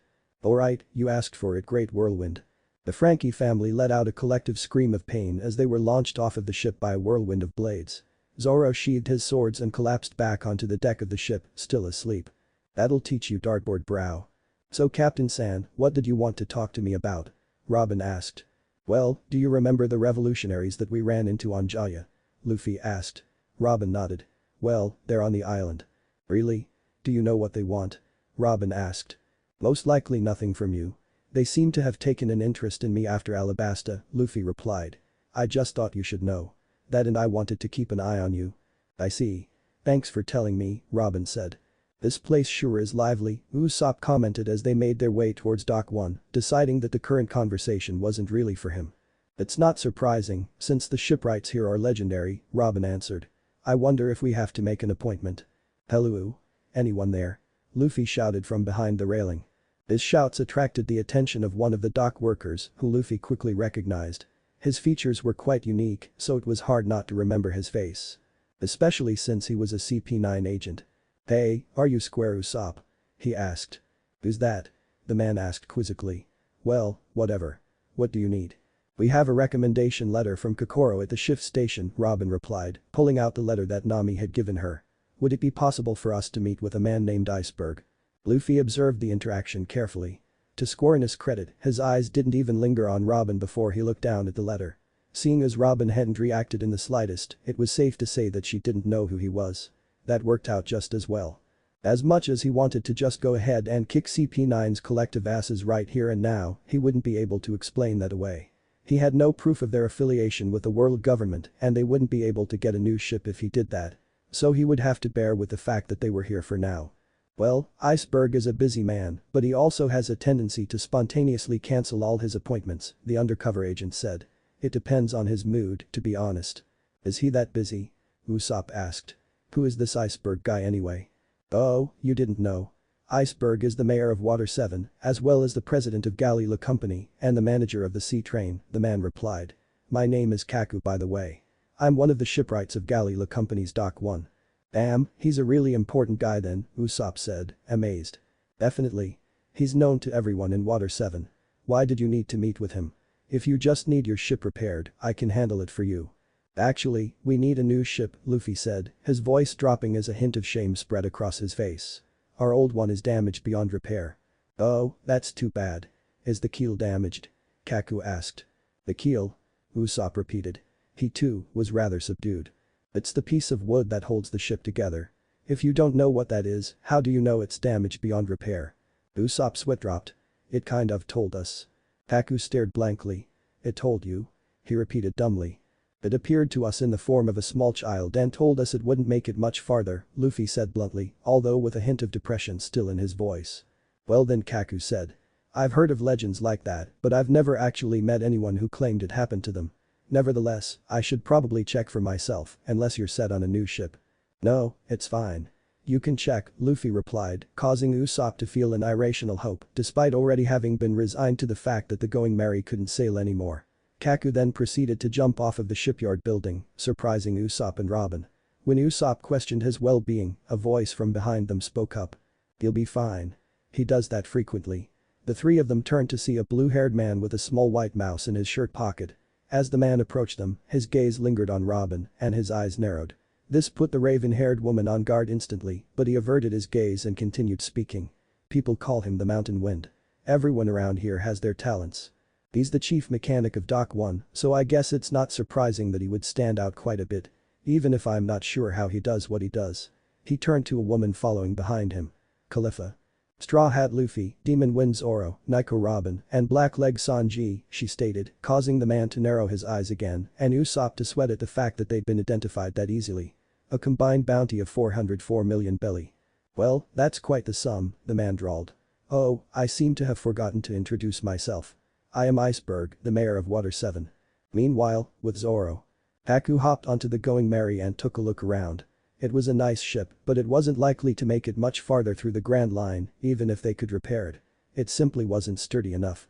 Suddenly, Kaku was forced to duck as the man who had been sleeping on deck reacted to his presence with hostility. Shoot first, ask questions later, huh? He mused as he hastily dodged another sword slash. Upon observing his assailant more closely, however, his eyes widened. Out of my way, you giraffe bastard. This guy, he's still asleep. Hey, wake up. He shouted, launching a kick at the swordsman, which was effortlessly blocked. Kaku managed to avoid injury using Tekai. Luckily no one was around, but the two of them, so no one had witnessed it and the blow seemed to have woken his opponent up. Zoro rubbed his eyes and yawned before taking a look at who he had been attacking. Oh, damn. I reacted on instinct. Sorry about that, he said, even though he really wasn't. No problem, I guess, Kaku said with a shrug. After a short conversation in which Iceberg introduced his personal assistant, Khalifa, and cancelled all of his appointments in the process, Robin handed him the letter from Kokoro, which he took a look at and then immediately ripped up. Hey, wait. What's the problem? Usopp panicked. One of your workers went to check out our ship, but if it turns out it really can't be repaired, we're going to need a new one to set sail. Okay, Iceberg responded easily. If it can be repaired, we'll repair it. If not, we'll sell you a new one. Would you rip up the letter then? The lipstick stain disgusted me. Kokoro and I are old drinking buddies. Anyway, since I'm bored, I'll give you guys a tour of the shipyard. Just then, the three Straw Hats heard Nami calling out to them. Luffy. She shouted, running up to the group. We have a problem. What is it? The captain asked. Your estimate was wrong. He guessed. No. Granted, they didn't tell me its real value at first, but I managed to weasel it out of them, but they can't pay us that much. They don't have enough to trade for all of it.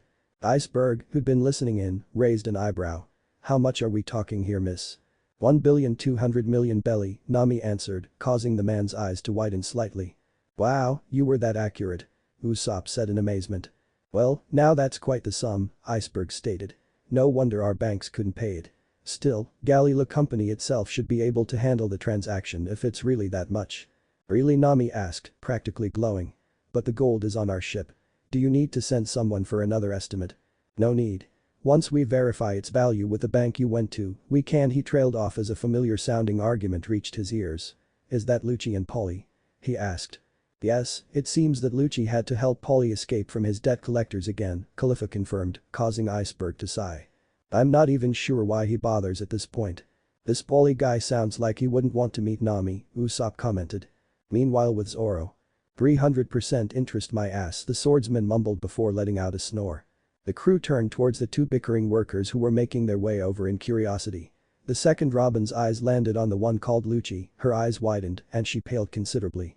Her breathing became heavier and her pulse quickened. When the two met eyes, Lucci's widened as well, before narrowing. Before Robin could say a thing, he gave her a small, subtle shake of the head and any thoughts she had about confronting him instantly vanished from her mind. She never knew a simple shake of the head could be so threatening. Her eyes instinctively wandered to both Nami and Usopp, who were both completely oblivious to the peril of the situation, along with all of Dock 1, apparently. She swallowed thickly before she felt a reassuring hand on her shoulder. She turned and locked eyes with Luffy. His eyes were significantly softer than Lucci's, as he gave her the same gesture that the assassin had. The trained CP9 assassin. And he knew. Luffy knew exactly who this man was, she had no doubt. Things had just gotten rather complicated. Where's Haki? The Frankie family's next actions were wisely to do just that. As they ran, Iceberg sighed. The Frankie family again. Well, sorry about that. They're attracted to valuables like moths to a lantern. Can we be glad they didn't get their hands on the money and consider the matter settled? Khalifa asked. Yeah, it's fine, Luffy said with a shrug. Who are they anyway? Nami asked. They don't seem like pirates. No, they're not. Officially, they're ship dismantlers, but they just do whatever they can to make a profit. Bounty hunting, thievery, black marketing, the whole deal. But since they only target pirates who are passing through, the Marines leave them to their own devices. Frankie himself is no pushover, so we tend to do the same unless they target our customers. This Frankie guy. Where can I find him? Luffy asked suddenly. Iceberg raised an eyebrow. If you're planning to pick a fight with him, we'll be taking some of that money back for property damages, just so you know. If I wanted to pick a fight, I would have just beaten them up before they left, Luffy reasoned. Iceberg hummed. Fair point. Well, their base of operations is the Frankie house. It's located on a peninsula on the east side of the island. He gave Luffy an odd look. You shouldn't underestimate Frankie, though. I don't suppose you're just stopping in to say hello. Something like that, Luffy said with a grin. Well, it's your choice. Don't say I didn't warn you, Iceberg said, shrugging. By the time they left Dock 1 to head back to the ship, Luffy could sense the distress coming off of Robin in waves. He winced in sympathy. He didn't want to prolong her worrying, but they couldn't exactly discuss what was going on in front of Galley Law. He'd been wondering how to address the issue of CP9 with Robin, but seeing her reaction to Rob Lucci's presence now, he wondered if the fact that she somehow already knew him was a blessing or a curse. Nami, Usopp, you guys go on back to the ship. We'll catch up with you, Luffy said, causing them to look at him curiously. Are you going to go talk to that Frankie person? Usopp asked. If you're going to go do something stupid, don't pull Robin into it, Nami chided. We just need to talk about something real quick, he assured. Usopp shrugged and kept walking. Although Nami looked like she wanted to question him further, she reluctantly turned away and followed behind Usopp. Robin, who had been hiding her distress up until that point, took a deep breath. I don't even know where to begin, she said tiredly. How do you know Lucci? Luffy asked gently, providing a start to the conversation. 8 years ago, I was working with an underground criminal organization in West Blue. They weren't much compared to Baroque works, but they were capable enough for me to stay hidden. At least, until Rob Lucci was given a mission by the world government to eradicate everyone involved. I was the only member to escape alive, and I fled to the Grand Line. It seems so long ago, but I'll never forget that face. She shuddered. That man isn't human, Luffy, how do you know him? What is he doing here? I think I can answer that, came a voice from nearby. Robin's eyes widened as she turned toward a nearby rooftop, where a man in a black cloak with red marks running down his face was listening in on their conversation. She instantly recognized him. You're with the revolutionaries, she said. It wasn't a question. I was so tense that I didn't notice we were being followed. Or is he just that good? I am. Pleased to meet you, Nico Robin. The name is Maverick. What is it with you and jumping down from rooftops? Luffy asked with a hint of amusement. Well, you'd be surprised how many people don't bother to look up even when they think they're being watched, Maverick replied. And why were you watching us? Robin asked cautiously. Force of habit. I eavesdrop so much on the job that I tend to lose track of who I can be upfront with. Sorry about that. But enough about me. To answer your question, CP9 is after the ancient weapons. Robin looked pale. They knew I was coming, she inferred. Well, yes, Maverick replied. But they're not just after you. In fact, you're not the primary reason they're here. You see, they've been working as undercover shipwrights for the past 5 years or so. How did you learn all of this? Luffy asked curiously. I thought you were just tailing me. Maverick shrugged. That was my assignment, but even if I can predict what course you'll take based on the log sequence, it's impossible to know when you'll arrive. So I had some time to kill. Didn't I say something along the lines of, if I see you again, I'll kick your ass? Luffy reminded him. Oh, is that what you said? Maverick asked, sweating a bit. Well, I would prefer for my ass to remain unkicked. What if I gave you some valuable information? Would you reconsider then? Luffy rolled his eyes. What else do you know? CP9 infiltrated Galley Law because the president, Iceberg, knows the whereabouts of the blueprints of one of the ancient weapons, Pluton. He grimaced. We weren't able to find out where those blueprints were, though. If we did, we would have destroyed them already. And now that they know we're here? Robin asked worriedly. From what I can tell, their plans for Iceberg haven't changed. They intend to steal the blueprints and assassinate him. How many of them are there? Robin asked. From what we know, 4. Lucci is their leader. Then there's Kaku from Dock 1, Blueno, the barkeeper, and Khalifa, Iceberg's personal assistant. We think that's all of them. They're planning something else, though. They've been getting new orders from the world government, but it's all in code and we haven't been able to interpret them. Robin looked even more disconcerted upon hearing this. But now that you've arrived, they'll no doubt make a move against the Straw Hat Pirates as well. If they get their hands on either of you, I see little hope for the world. He turned to Luffy. Monkey-san, I don't know how you knew Rob Lucci, but not much about you makes sense to begin with. On Jaya, I told you to think of us as allies. Now, I'm here to offer my services. We'll continue to observe them and let you know what else we learn. If the need arises, you'll have our full support. Luffy could tell he was sincere, so he smiled. Thanks. You may be a sneaky bastard, but you're not so bad. Be careful, Robin said. If CP9 finds out that you're tailing them. He'll be fine, Luffy said. He's not as weak as he would have people believe. Maverick smiled mischievously. Now what would make you come to a conclusion like that, Monkey-san? Luffy rolled his eyes again. In Jaya, you pretended to be floored by my hockey, but I could tell you weren't really affected by it. Any reason for that?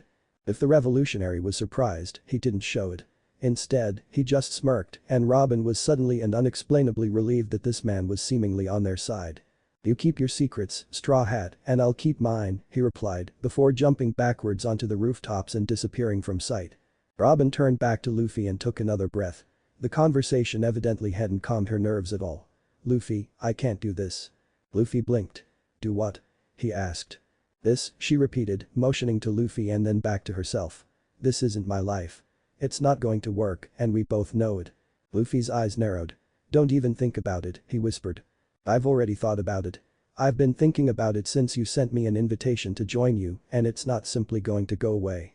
I can try to forget it, I can push it to the back of my mind, but it will always come back to haunt me, and I won't be able to run from it much longer, she said. Run from what? CP9. Rob Lucci. I could kick their collective asses any day of the week, and today is no exception. You have nothing to worry about, Luffy said. It's not about CP9. Robin exclaimed. She was beginning to lose her composure, which was a rare sight to see, but she didn't care. She needed Luffy to understand. You get that this won't end, don't you? It won't end with Rob Lucci. Next it will be something worse. It'll keep getting worse until you can't win anymore. The world government will hunt me down to the ends of the earth, and I can't let you all get caught up in that. Robin, I don't know if you've noticed, but we've long since made it onto the world government's shit list ourselves. Luffy, you took down a pirate. A warlord, yes, but a corrupt one. Your worst crime to date was making them look bad. It's not the same with me. They don't just want to capture me to prove a point. I have knowledge that can end all life as we know it. Could you remind me again what your crime was? Luffy asked sarcastically. Robin sighed. That's not the point and you know it. They may act like my very existence is a sin. But to them, capturing me means ending the Great Pirate Era. They'll stop at nothing. If because of my presence on your ship, one of you were to. She trailed off and hung her head. I could never forgive myself, she whispered. Luffy didn't know whether to be sympathetic or annoyed. And you think I don't feel that way every single day, Robin? They know the risks, and so do I. Stop speaking as if you're a burden. We're family. Robin closed her eyes, and when she opened them, they were moist. Hearing him say that meant more to her than he would ever know, but it was a bittersweet moment at best. She knew she was fighting a losing battle either way. No matter how much she tried to pretend she was one of them, her cursed fate would pull her away. No matter how much she tried to distance herself from them, her eternal longing for that which had always eluded her, that which she didn't deserve, would reel her back in. I'm not like you, Luffy, she said finally. I can never truly be one of you, no matter how much you all pretend that I already am. Luffy clenched his fists. Do you really believe that? He asked. It doesn't matter whether I do or don't. Because however much I try to convince myself that it's not true, the bane of my existence will continue to prove otherwise. She looked down sadly. Do you remember that night that I woke up screaming? I never did tell you what I was dreaming about, did I? That's because I could barely convince myself that I'd been dreaming at all. At first I thought it really was just a nightmare. I woke up and fooled myself into thinking it was over. But I should have known better. It was my fault. I forgot who I was. Life has a cruel way of making you remember. It's ironic, really. I can see it now, as clearly as the border of light and darkness that separates us. She slowly raised a hand to his chest, placing it over his heart. This is the dream that I've been living. When I rose out of bed screaming that night, it was simply a grim reminder of the reality that I'd closed my eyes to. Even now, I still cling to that dream like a lifeline. She lowered her hand. But I have to wake up eventually. Yeah, you do, Luffy said. You're deluding yourself. You think you're the only one that the world is after. We're all on this ship because we each made a choice to paint targets on our backs and then trust each other to guard them. The only difference between you and the rest of us is that you think there's something separating us. If what you say is true, then I've been living a dream too. For a fleeting moment, I dreamt that you trusted me. Robin paled. Luffy, I do trust you, it's just. You don't. Not completely. You're still afraid. And not of the government, you've been dealing with them since you were 8. You're afraid of us because we were the first ones to break your expectations, the first ones that made you feel something. For so long, you locked away your emotions because they would only get you killed. And now that we've broken through that barrier you put up around yourself, you feel vulnerable. That's it, isn't it? Robin swallowed thickly. He had hit the nail on the head. How could he read her so easily? Robin, he continued.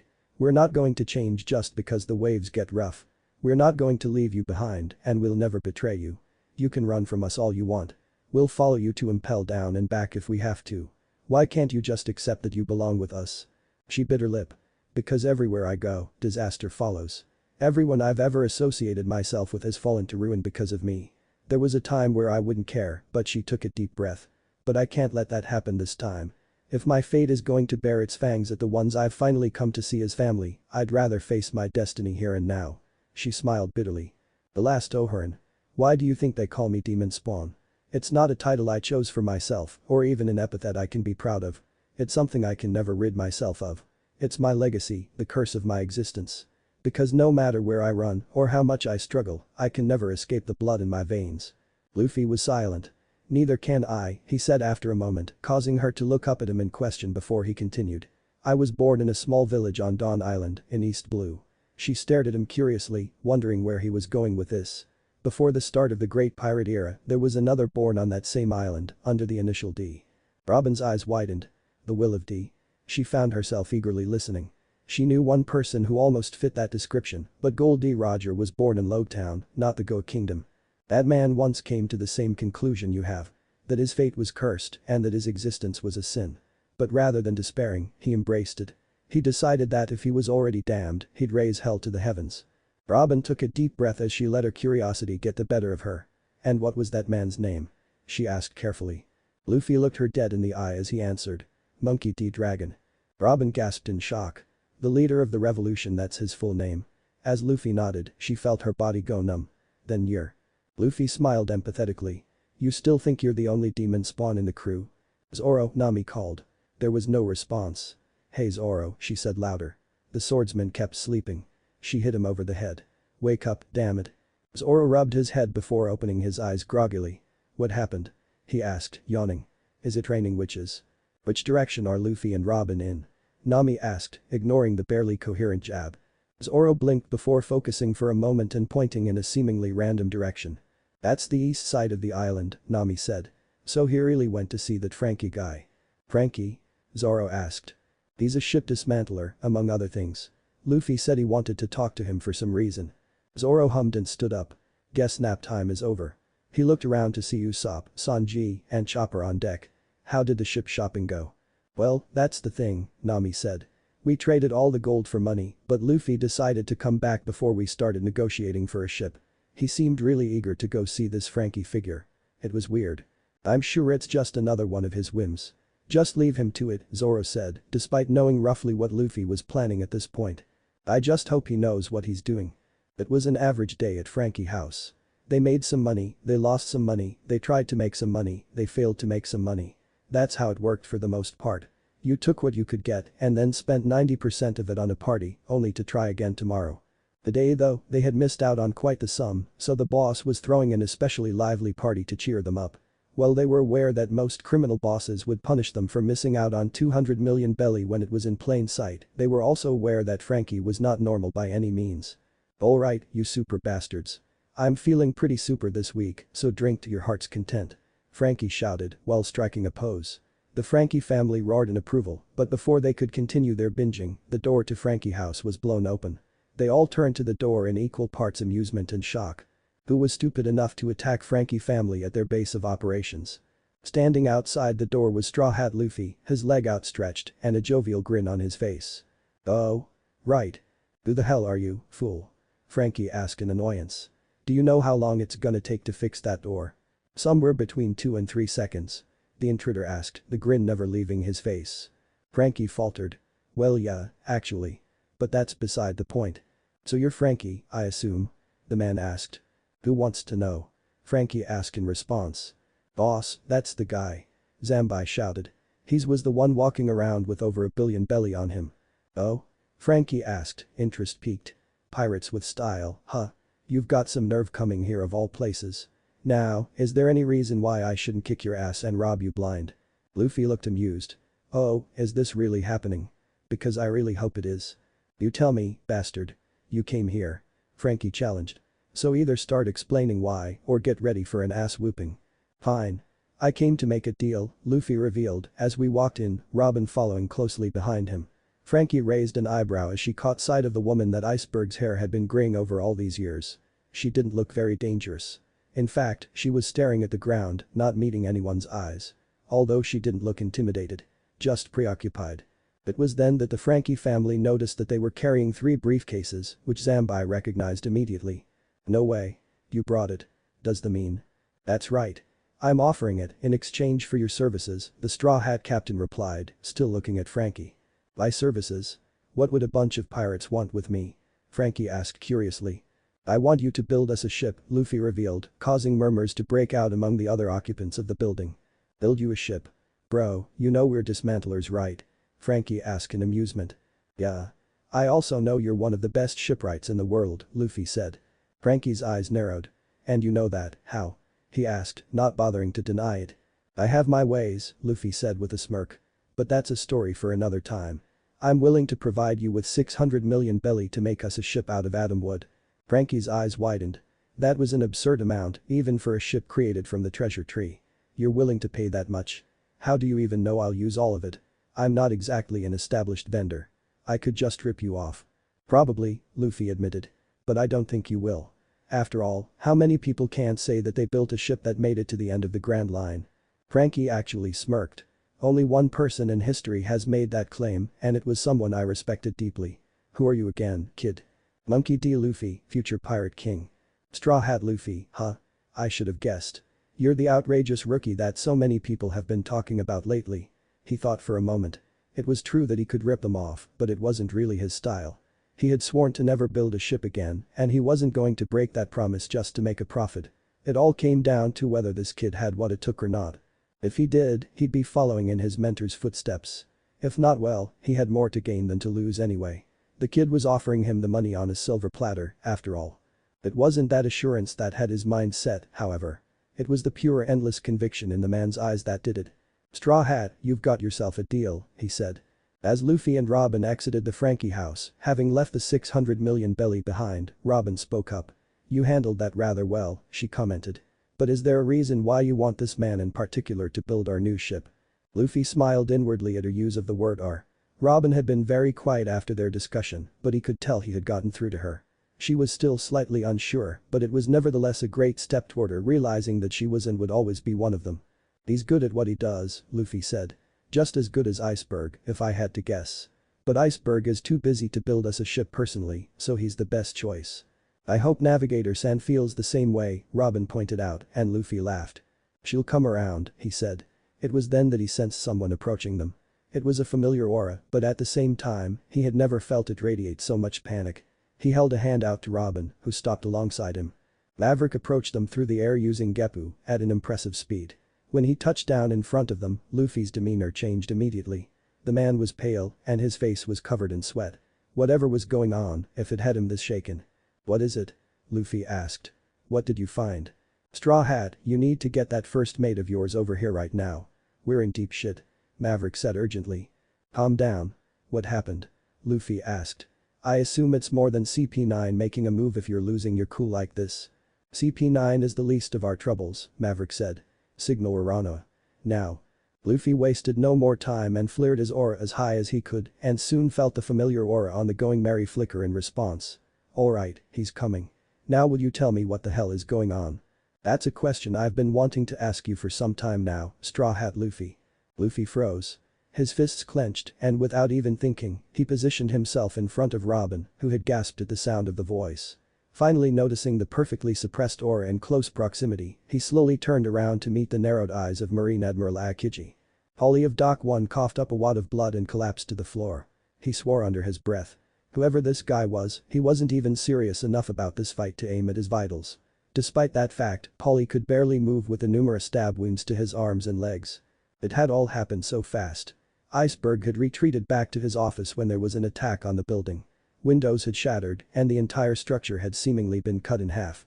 The stairway leading to the bottom floor had collapsed and the rest of the building looked like it was soon to follow. There was no other way in or out, save for his ropes. But for that he'd have to get past the intruders and the chances of that were looking slimmer by the second. "Damn it all," Polly rasped. "Who the hell are you people?" "Polly, enough." Iceberg shouted. Tilestone and Lulu were beaten effortlessly. "You can't win." "The hell I can't," he replied, struggling to his feet. "Like hell I'm going to let you get killed. If I can hold them until Lucci and Kaku get here, we'll stand a much better chance." One of their adversaries began chuckling lowly at this. "I wonder if that will work out for you, Polly," he spoke for the first time. It was a voice he didn't recognize. He brought his hands up to his head and removed the headpiece he was wearing, revealing the ever-impassive face of Rob Lucci. Iceberg and Polly were numb with shock. "Lucci?" Iceberg asked in disbelief. "You bastard," Polly seethed. "You could speak all along." "As much as I'd like to answer all of your questions, I'm in a bit of a rush at the moment," Lucci said emotionlessly. "Kaku, if you would." The figure next to him also revealed himself, showing that it was indeed Kaku. A moment later, Khalifa and Blueno also unmasked themselves. Polly gritted his teeth. "Damn it, why of all people?" Tears leaked from his eyes. "Why did it have to be you? Despite everything, I've always thought of you as comrades." Although the other three were silent at this, Lucci answered easily. "You were the only one," he said coldly, before disappearing from sight and knocking out Polly with a simple kick to the head. Meanwhile, Kaku had grabbed Iceberg by the wrist. The man tried to break his grip, to no avail. "Relax.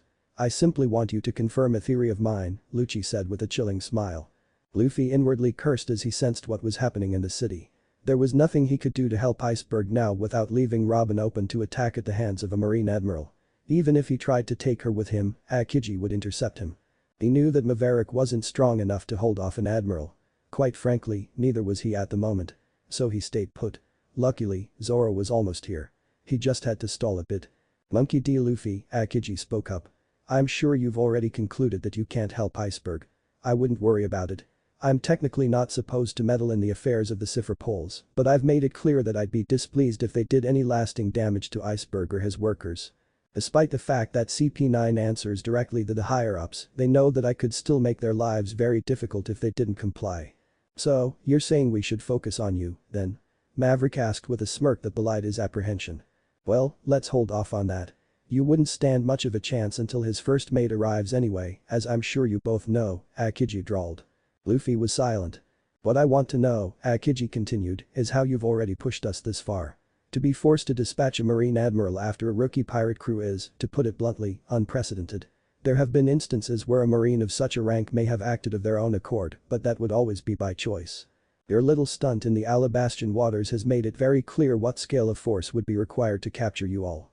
So, he paused as a violent wind started to blow, and Zoro materialized next to his captain, Monkey D. Luffy, Roronoa Zoro. How is it that two teenage rookies from East Blue are each stronger than some of our best vice admirals? Zoro scoffed. I do a lot of push-ups and sit-ups. Luffy smirked. I drink plenty of juice. Aokiji smiled wryly. I suppose you're not going to tell me that easily, he said as Luffy raised his fists and Zoro unsheathed his swords. Well, whatever it is, it doesn't change the fact that your crew scares the crap out of me. You won't be leaving here of your own accord. The same goes for you, Nico Robin. Robin, who had been silent through it all, glared at the admiral in defiance. Why did you even let me go all those years ago? Am I just some mistake on your track record that you're trying to cover up? Aokiji narrowed his eyes. I could explain it to you, but it wouldn't change anything. I came here to end this once and for. He was interrupted by a hockey-imbued flying slash, courtesy of Zoro, which he was forced to dodge. It whizzed by the space where his throat had previously occupied, causing Aokiji to narrow his eyes. Let's skip the rest of your speech and get on with this, Luffy said as he, Zoro, and Maverick all got into ready positions. Errara. So impatient. There was only one word left in my so-called speech, Aokiji said. But very well. Robin. Luffy shouted as ice began to coat the admiral's figure. Sanji and the others are on their way. Find them and lay low until help comes. Robin bit her lip, knowing full well the significance of what he was asking her to do, even if he didn't. And realizing she wouldn't be much help here, she turned and ran. Aokiji made no move to follow her. As she looked back, the last thing she saw was Luffy and Zoro both charging the admiral. Iceberg grunted in pain as he continued to haul Polly's dead weight to the window. He was aggravating his wounds, but he didn't care. He had been unable to rouse Polly, as well as Lulu and Tilestone, which meant that he had to somehow get the three unconscious men out of the building before it collapsed. The chances of that weren't looking too good, seeing as he could barely carry one of them with his injuries. Alternatively, he could make the jump out the window himself and leave the three men behind. There was a chance he'd survive the three-story fall if he landed on his legs. The other option was the building collapsing in on itself with all four of them still in it. Well, there are worse ways to die, Iceberg thought sardonically as he sat down next to his three loyal workers. I just hope Frankie and Nico Robin can avoid capture. Suddenly, two cloaked figures jumped in through the window, seemingly using the same techniques that Lucci, Kaku, and Khalifa had. Iceberg sighed. Oh, what now? We're already dead as dirt. It was to his surprise when the one figure grabbed both Lulu and Tilestone and hauled the two over his shoulders, and the other did the same with him and Polly. What are you? Relax, one of the figures said. We're not with CP9. We're here to get you all to safety. Having nothing to lose, Iceberg stayed silent as they each jumped out of the window. Iceberg braced for impact against the ground, only for their descent to be slowed before they reached it. Their two unknown saviors landed with grace. Iceberg-san. A man shouted, getting the attention of the surrounding bystanders. Soon, a crowd gathered around them, asking what had happened and how the building had been destroyed. Who are these guys? One man asked, referring to the two cloaked figures. It's okay, they saved our lives, Iceberg vouched, as his three workers were hauled onto a stretcher. They tried to do the same with him, but he refused. Do you know what's happening with CP9? Is Frankie okay? The four CP9 agents are on their way to confront the Straw Hat Pirates, the one that had spoken before answered. They have yet to assault Frankie. It is my understanding that their orders are to apprehend Nico Robin first. The other figure turned to the first, speaking for the first time. What should we do? We don't stand a chance against CP9 without Maverick, he said. The best we can do is make sure Frankie knows the situation, the first answered. He turned to Iceberg. If we take you there, can you explain what's happening to him? He asked. Iceberg nodded his consent, and for the sake of punctuality, he was thrown over the agent's shoulder again, much to his chagrin. Sanji, Nami, Usopp, and Chopper were all making their way over to the east side of the island. Zoro had gone ahead of them, so they were now relying on Sanji to help them find the other crew members. Said chef was itching to speed up and see what was going on, but was reluctant to leave his other crew members behind. His brow furrowed as he tried to decipher the chaos that his senses were picking up on. What is it, Sanji-kun? Nami asked urgently. They've split up, the chef stated. Luffy and Zoro are fighting someone. Do you recognize them? Usopp asked. No, but whoever he is, he's monstrously strong. Normally I can't even sense people from this far away. But then this guy's aura appears out of nowhere and I can feel it from halfway across the island. Will Luffy and Zoro be okay? Chopper asked worriedly. I'm not worried about those two, they've never needed help before. But Robin-chan's gone off alone. She's headed towards us, but his brow furrowed as he focused his observation hockey more. His eyes widened. Shit. Guys, keep heading east until you find us. I'm going to need to pick up the pace. And with that, he sped up to maximum speed, leaving the other three in his wake. Robin was running as fast as her legs could carry her. Disparaging thoughts raced traitorously through her frantic mind. She hadn't felt this low in a long time. She had just left behind her crew members to face off against a Marine Admiral. And not just any Marine Admiral, but the one whose face made a recurring appearance in her nightmares. In the end, she was running. She was always running. The difference was that this time she had been ordered to, but was that really an excuse? Run, Robin. The voice from her most recent nightmare echoed through her mind again, and she grit her teeth. Logically, she still knew that running was the better option. Had she stayed, she would have been a liability for Luffy and Zoro, who were now in for the fight of their lives. But that wouldn't stop the treacherous whispers from the darker depths of her conscience. It's always this way, isn't it? You're still the same. They may not abandon you when the waves get rough, but can you say the same for yourself? Her breathing grew heavier than it normally would under such a mundane task as running. Murderer. Betrayer. Demonspan.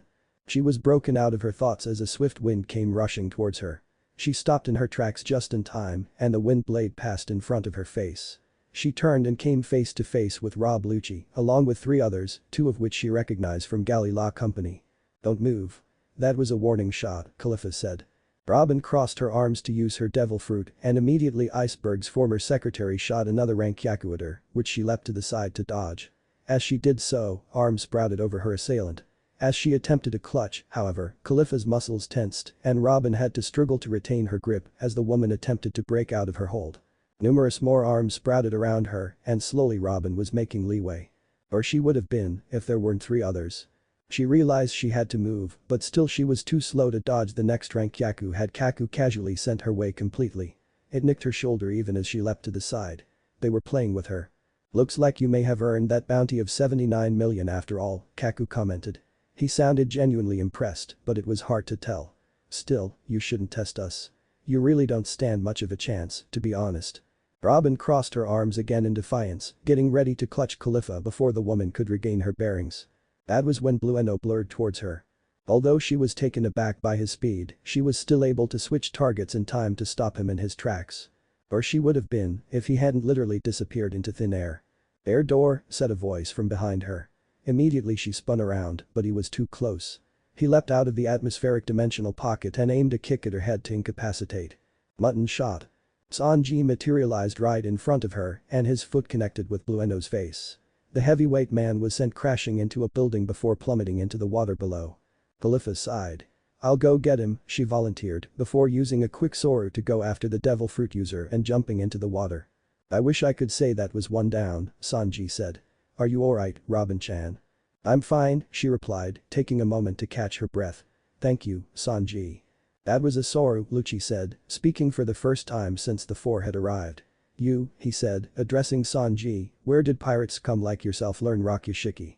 "What the hell's that, you bastard?" Sanji asked mockingly. "I moved really fast. You about to tell me I broke the law?" He smirked. "It's like you said, I'm a pirate. So forgive me if I don't give a shit." Lucci's eyes narrowed, and then he disappeared from Robin's sight. A shockwave spread out from the point of their clash. Sanji gritted his teeth in pain as he blocked Lucci's kick, but he quickly ducked under the follow-up and thrust his foot upwards, kicking the agent in the chin. Lucci did a backflip and recovered, and Sanji was surprised to note that there wasn't a scratch on him. Khalifa and Blueno now appeared next to Kaku, who was standing back and watching indulgently.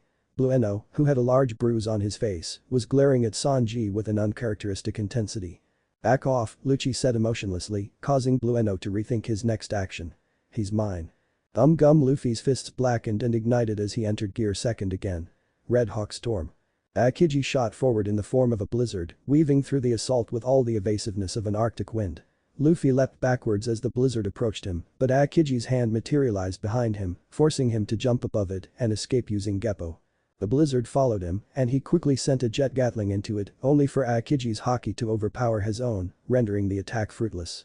The blizzard surrounded him, and he felt the cold begin to seep into his body once again. Three-sword style, Great Dragon Twister. Zoro came back covered in minor frost burns and dispersed the blizzard with a large whirlwind of blades. Maverick took his chance and appeared behind him, aiming a Shigan to the back of his head, but Aokiji dodged it and repelled him with a blast of frigid air. Fury formed on the ground as the three landed. Out of all of them, Maverick was looking the worst off, being covered in frost burns, but was still managing. Gum, Eagle Storm. Aokiji dispersed again, gliding over the assault, only to realize it was just a feint as Luffy jumped up to meet him. Red Hawk. The attack hit head-on, and this time, solidified him. His haki still protected him from the worst of it, and he grabbed Luffy by the throat, ignoring the minor burns. Ice began to coat Luffy's body, but before Luffy himself was frozen, Zoro intervened again, with three swords blackened and ablaze. Fire Dragon Dive. As he descended upon Aokiji, his swords easily seared through him, only for the Loja to reform several meters away. A small gash could be seen on his shoulder. Maverick followed up with a Rankyaku, buying the other two more time, but his haki wasn't strong enough to solidify the admiral. Aokiji waved one arm and blew the revolutionary away once again. Luffy quickly broke off the ice that was covering him, using life return to warm up his body. As long as he wasn't completely frozen alive, he'd be fine. If he was completely frozen alive, well, he'd worry about that later. As the three got ready again, Aokiji raised his arms and a wave of ice shot outwards. Luffy and Zoro separated, both punching and slashing their way through ice as the blizzard intensified and Maverick took flight above them. The entire area froze around them, but Luffy could tell Aokiji was being careful not to endanger the residents of Water 7. He allowed himself to be thankful for the small blessing that he was dealing with Aokiji and not Akainu. If he wanted, the admiral could freeze the entire island. By now, all three combatants were slowly getting frostbite from the blizzard, which continued to pick up, but they pressed on, punching and cutting through ice projectiles and narrowly avoiding getting turned into ice sculptures. Despite his determination not to underestimate the two straw hats like so many other marines had, Aokiji had still been surprised by their prowess. We need to get rid of this blizzard, Luffy thought. Zoro. Right. Gum. Three-sword style. 3000 caliber Phoenix Magnum. The collaboration strike lit up the city block in shockwave of pressure and heat, causing a large amount of property damage and melting most of the ice in the vicinity. In the middle of the inferno, Aokiji's aura vanished, but the two stayed alert. There's no way that was enough, Zoro muttered. He was soon proven right as Aokiji materialized once again behind Luffy, looking disheveled but not deterred, and another wave of ice shot towards the rubberman. Zoro dashed towards them and brandished his swords at the admiral, but was too late. The ice wave hit Luffy and froze him from head to toe. 3000 worlds. Aokiji simply phased through his attack like a specter. Zoro cursed as he gazed upon Luffy's frozen form. Even if he entered a Suranao, there was no guarantee he could win. They had wanted to weaken Aokiji more before bringing out the big guns, but that plan had seemingly backfired. Aokiji sent wave after wave of ice at Zoro, who did his best to parry them all, sword still ablaze. But soon he began to be pushed back and the cold started seeping further and further under his skin. He sent numerous flying slashes in return, but Aokiji either phased through them or avoided them altogether. He was losing ground. Maverick descended upon Aokiji once more, attempting a point-blank Rankyaku, but Aokiji caught his leg and froze it instantly, causing him to grunt in pain. He was seized by the throat, much the same way Luffy had been, and his blood quite literally ran cold. Zoro was suddenly there, cutting off Aokiji's arm and causing Maverick to be dropped to the ground, where he fell to one knee. Aokiji's arm reformed, revealing a small cut, but nothing more. "Urano, I'm sorry in advance for this," Maverick panted as his entire body went numb. "But I think I'm at my limit." His eyes became unfocused and he collapsed into the ground, out cold. Suddenly, an ungodly roar ripped through the air and both remaining combatants looked to see the ice being blasted off of Luffy's body as a wave of pure willpower spread out from him. Aokiji's eyes widened. Conqueror's haki. Luffy was breathing heavily as he tried to get his body temperature back to a manageable level. "You won't get rid of me that easily." Sanji was panting as he tried to ward off Lucci's assaults. He was giving as many hits as he got, but this guy had some technique that let him strengthen his body to the point where it was harder than steel. If he had been fighting that blade guy from Alabasta, he was confident his opponent would have been out cold by now. Lucci grunted in annoyance as the pirate he was fighting avoided another hail of Rankyaku and, using Soru, landed another kick to his sternum. Blackleg wasn't as fast as him, but he was avoiding his attacks with surprising efficiency. It was as if he could predict his movements. He knew some vice admirals who could do the same thing, but a rookie pirate. He wasn't even one of the two that CP9 had been warned about. Sanji, Robin, hang on. Came Usopp's panicked voice as he, Nami, and Chopper realized what was going on. Before Sanji could warn him otherwise, he pulled out his modified slingshot and took aim at Lucci. Firebird star. Lucci didn't even flinch as the flame bullet hit him in the side of the head, erupting into a large bird-shaped inferno. When it cleared, he was standing calmly in the middle of the scorched ground, eyes still trained on Sanji. "Oh, you've got to be kidding," Usopp bemoaned. "At least notice me." Lucci's eyes now moved toward the sniper, who swallowed thickly. "Or don't. Whichever." "I wouldn't interrupt him," Kaku said from beside Blueno and Khalifa. "Once he gets like this, he has a one-track mind," he explained. "Still part of our mission is to capture Nico Robin." He turned to the other two next to him. "Hey, let's leave Lucci to his little game and carry out our orders, shall we?" Lucci growled at the wording. Kaku was the only one who got away with his shit around him, and for good reason. If nothing else, he respected strength. But really? Little game? "Just get on with it," he said, causing the Straw Hats to tense as he engaged Sanji again. "We won't let you take Robin," Chopper shouted. He didn't know who these guys were, but he wasn't going to stand back and let them abduct one of their crewmates. Nami and Usopp were on the same page as they readied their weapons. Blueno suddenly used a Zoro to appear right in front of them. "Stay out of the way," he said calmly. "You're no match for us. To go against CP9 is to go against the world government. You don't really get the whole pirate concept, do you?" Usopp asked as he took aim at the agent. "Khalifa, assist Blueno," Kaku ordered. "Nico Robin could give you some trouble, and we're on a tight schedule." The woman nodded and turned towards Nami, Usopp, and Chopper, only for arms to come out of the ground and grab her again. Robin, knowing the three Straw Hats couldn't hold their own against two CP9 agents at once. Before she could do anything else, Kaku had appeared in front of her and kicked her, hard. The arms around Khalifa disappeared and she gasped as she was sent careening into the air. She used her powers to form a net to catch herself, but grunted in pain when she hit it. That kick had bruised her ribs and possibly fractured one.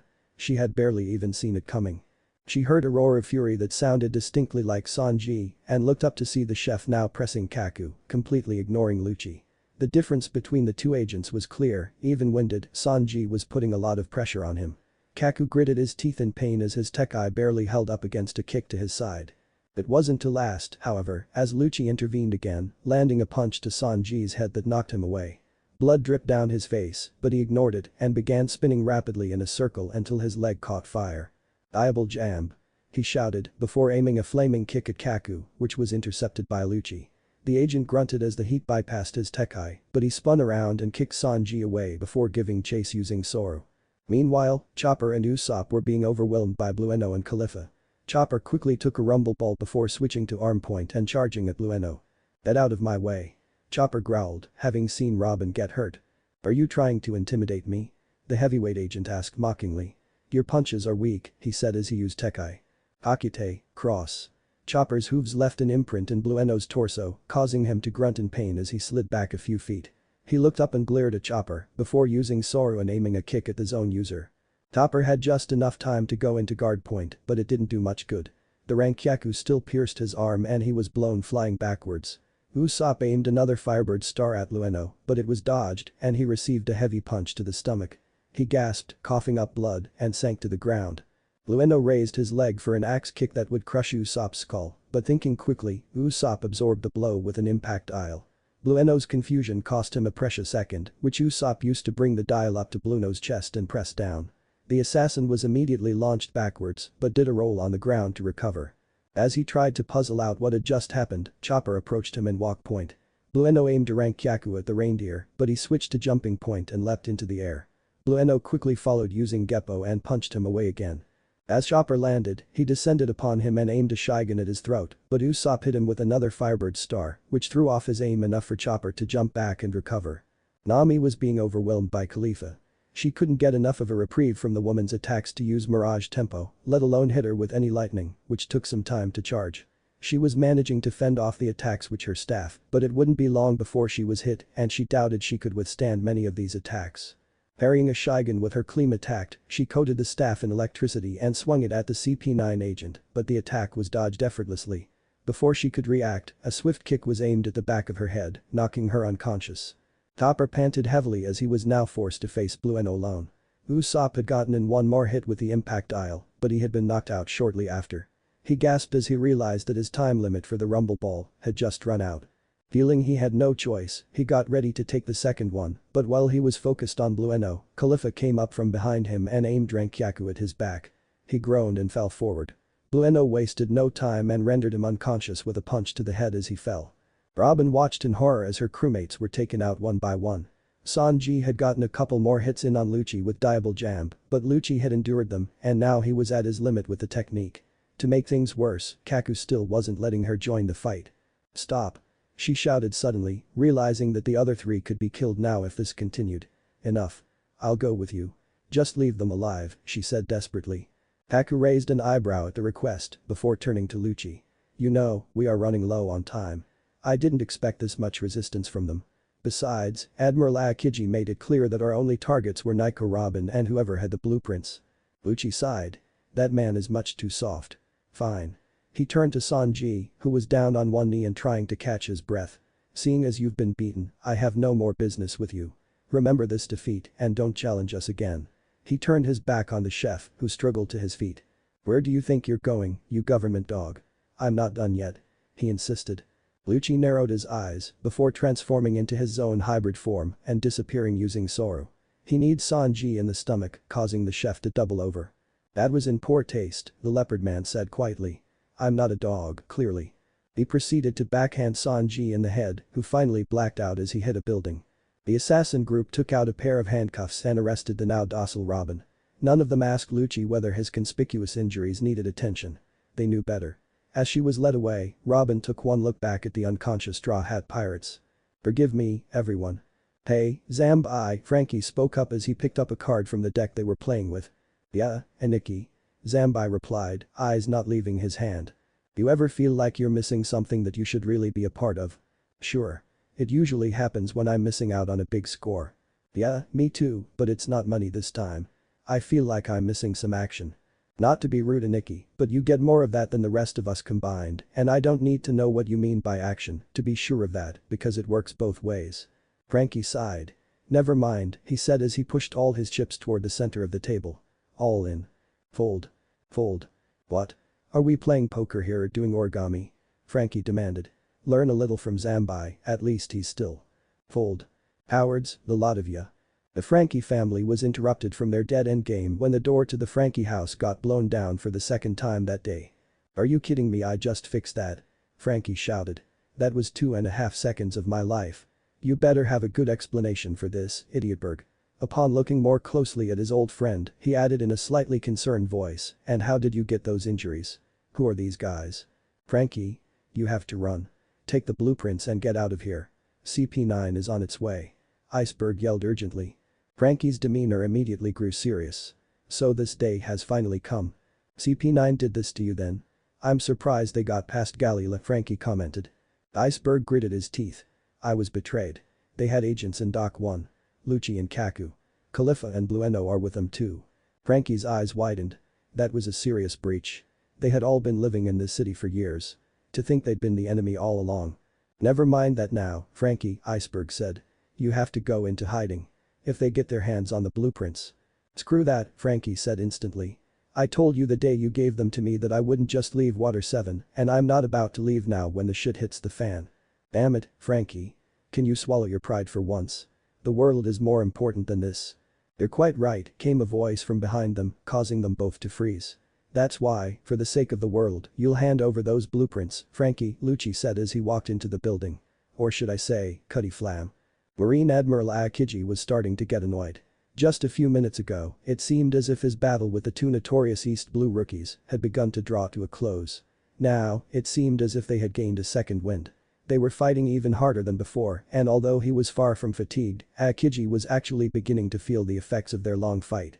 It wouldn't be so frustrating, perhaps, if he was dealing with two of the higher-ups of a Yonko crew, but Paradise rookies. This was ridiculous.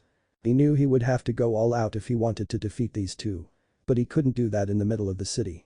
He was a marine, not a mass murderer of the innocent.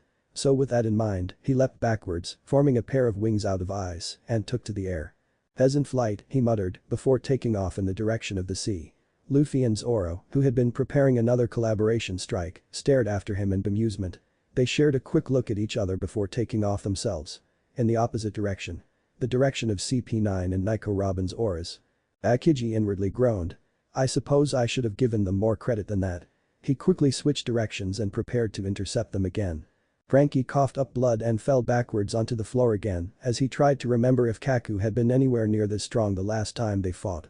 He was leaning heavily towards no. Things weren't looking good.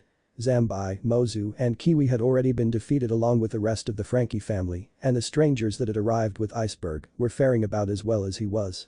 Although he had initially had the upper hand against Blueno, it had all gone downhill once Lucci and Kaku stepped in. He struggled to his feet and prepared to continue the hopeless fight. Kaku sighed. You know, we really don't have time for this, so he blurred forward, delivering a barrage of kicks to Frankie's stomach before the cyborg could react. Could you please stay down? Frankie couldn't seem to muster of the strength to stand up again. He was lifted off the ground and felt a whip wrapping around him, the thorns digging into his steel body. Although they wouldn't draw blood, they still hurt and achieved their role of immobilizing him. Blueno finished searching the place and turned back towards Lucci. There's no sign of the blueprints, he reported. In that case, it seems we're taking Frankie as well, Lucci said, as if it didn't really matter to him either way. We're going. Leave Iceberg alive, as per Admiral Akiji's orders. He seemed a bit annoyed as he said that. The plan to make Iceberg's death in the collapsing building look like an accident to the Admiral hadn't gone over well, after all. What about the revolutionaries? Khalifa asked. Kill them, he said simply. The heavily injured Revolutionary Army members looked on with hard, fearless expressions as Kaku and Blueno drew closer. Usopp's eyes cracked open, sunlight filtering through his eyelids, and he groaned. Slowly, he forced his eyes open and sat up. What was he doing lying in the middle of the street at sunset again? At once, the memories came rushing back to him. Robin. He shouted, looking around frantically. Both she and her abductors were gone. Panic started to take hold. He hastily ran towards Sanji and shook him by the shoulders. Sanji. Wake up. They took Robin. Slowly, Sanji's eyes began to crack open as well before he shot up into a seated position, headbutting Usopp in the process. As the sniper rubbed his head, Sanji began to observe their surroundings. Catching sight of Nami and Chopper's prone forms, the bitter sting of defeat welled up inside him once more. He had failed. He would not fail again.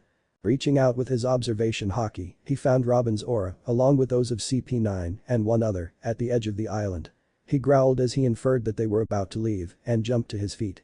He quickly leapt over to Nami's side, gently shaking her awake as Usopp went and roused Chopper. They had to move quickly. Akiji's brow furrowed in confusion.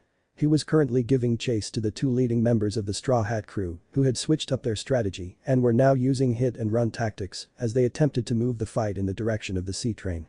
But that was just it. Well, it may have been their goal to save Nico Robin, shouldn't they know better than to take the fight to the sea? Devil fruit user or not, the sea was his territory. They were already hard-pressed to win this fight and they were planning on giving an Iceman a practically endless supply of water. Granted, they were causing quite a lot of property damage, something which he should have prevented, but to his shame, he hadn't foreseen the difficulties he'd be facing against these two. Still, they were pirates. Shouldn't they be letting him worry about that? It didn't add up.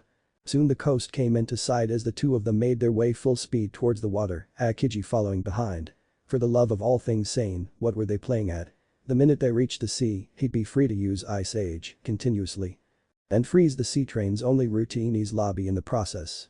Akiji cursed aloud as he caught on to their plan. It was annoyingly brilliant. Rather than giving him free rein to use his ice powers to their fullest extent, they were forcing him to use them more carefully. Such was the status quo until the sea train departed. They were counting on the fact that they could take down CP9, or better yet, disable the sea train, before that. As the two both aimed ranged attacks at the sea train, Akiji quickly cryo-phased in front of them before flash freezing the surrounding air, causing a large ice wall to materialize from the moisture in the atmosphere and blocking their attacks. He wasn't surprised when the wall came crumbling down moments later, but it bought him enough time to form a far larger one behind him, one which grew into a dome that quickly encased the three combatants. The water froze over beneath them, just enough for them to stand, but the rest of the ocean remained untouched. Once again coordinating without a word, the two aimed another collaboration strike against the top of the dome, hoping it would come crashing down.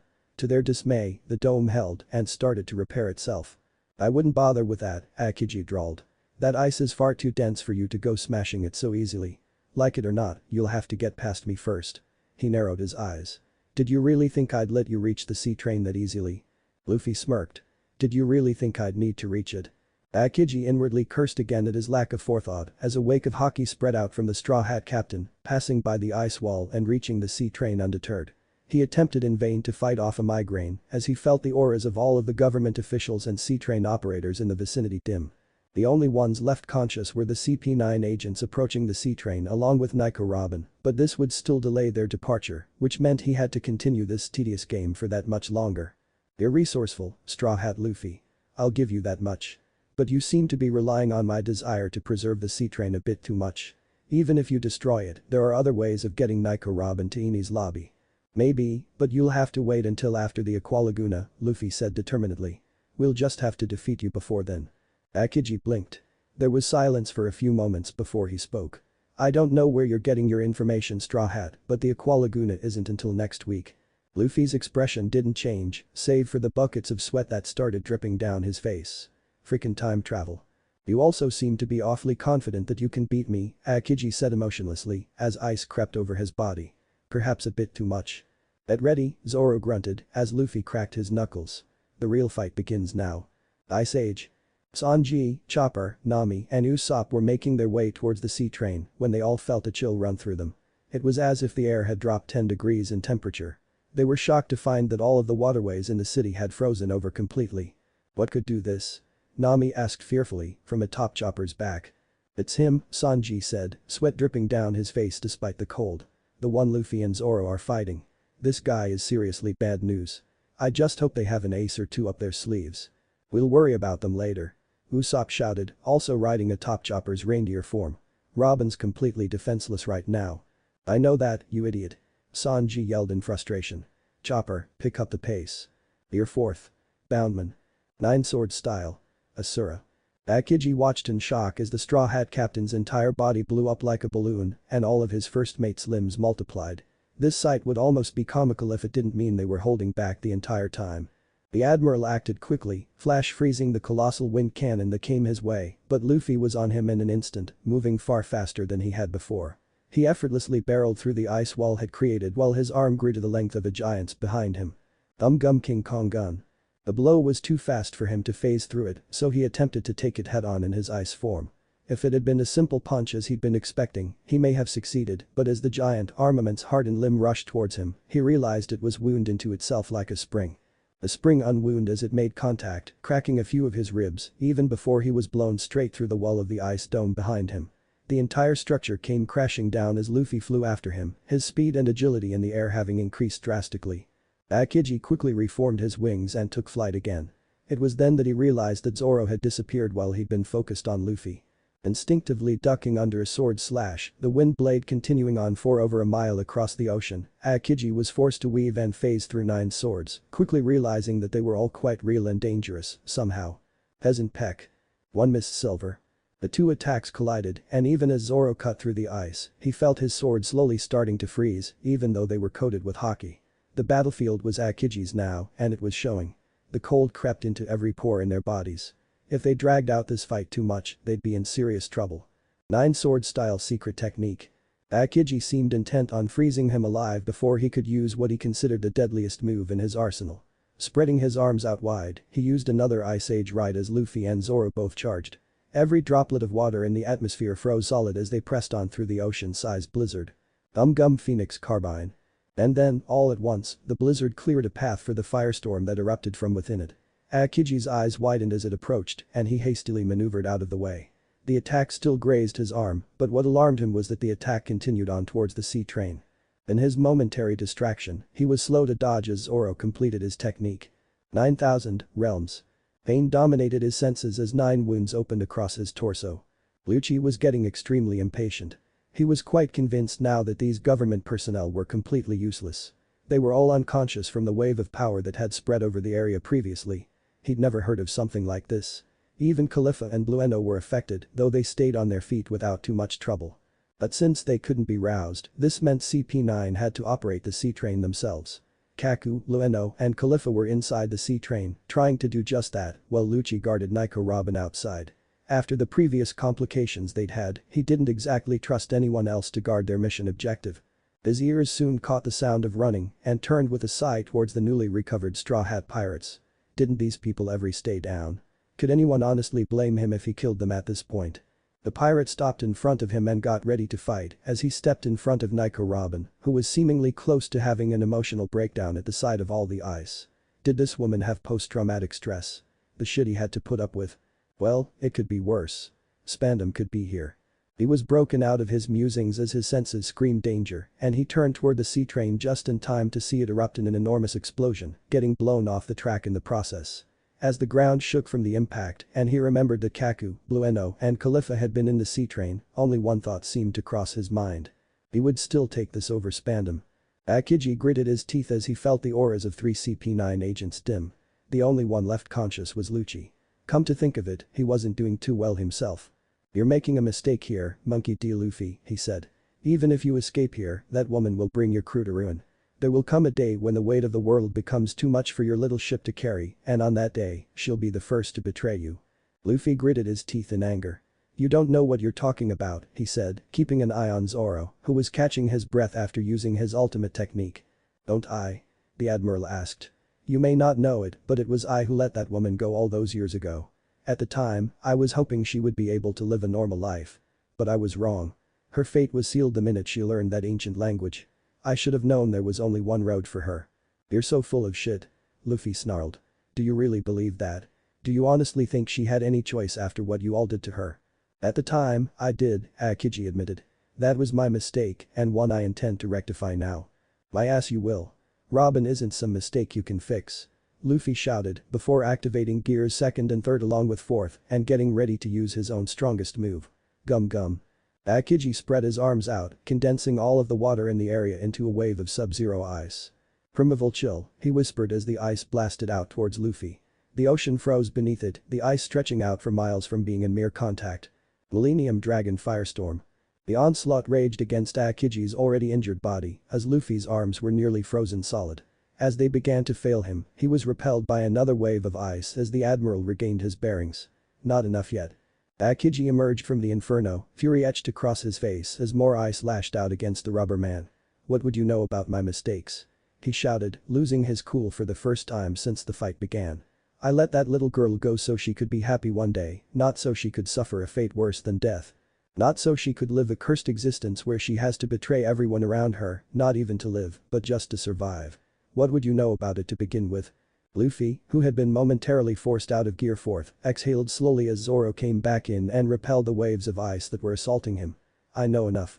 That's why I invited her into the crew, he said quietly, and watched as Aokage's expression morphed from fury into one of complete shock.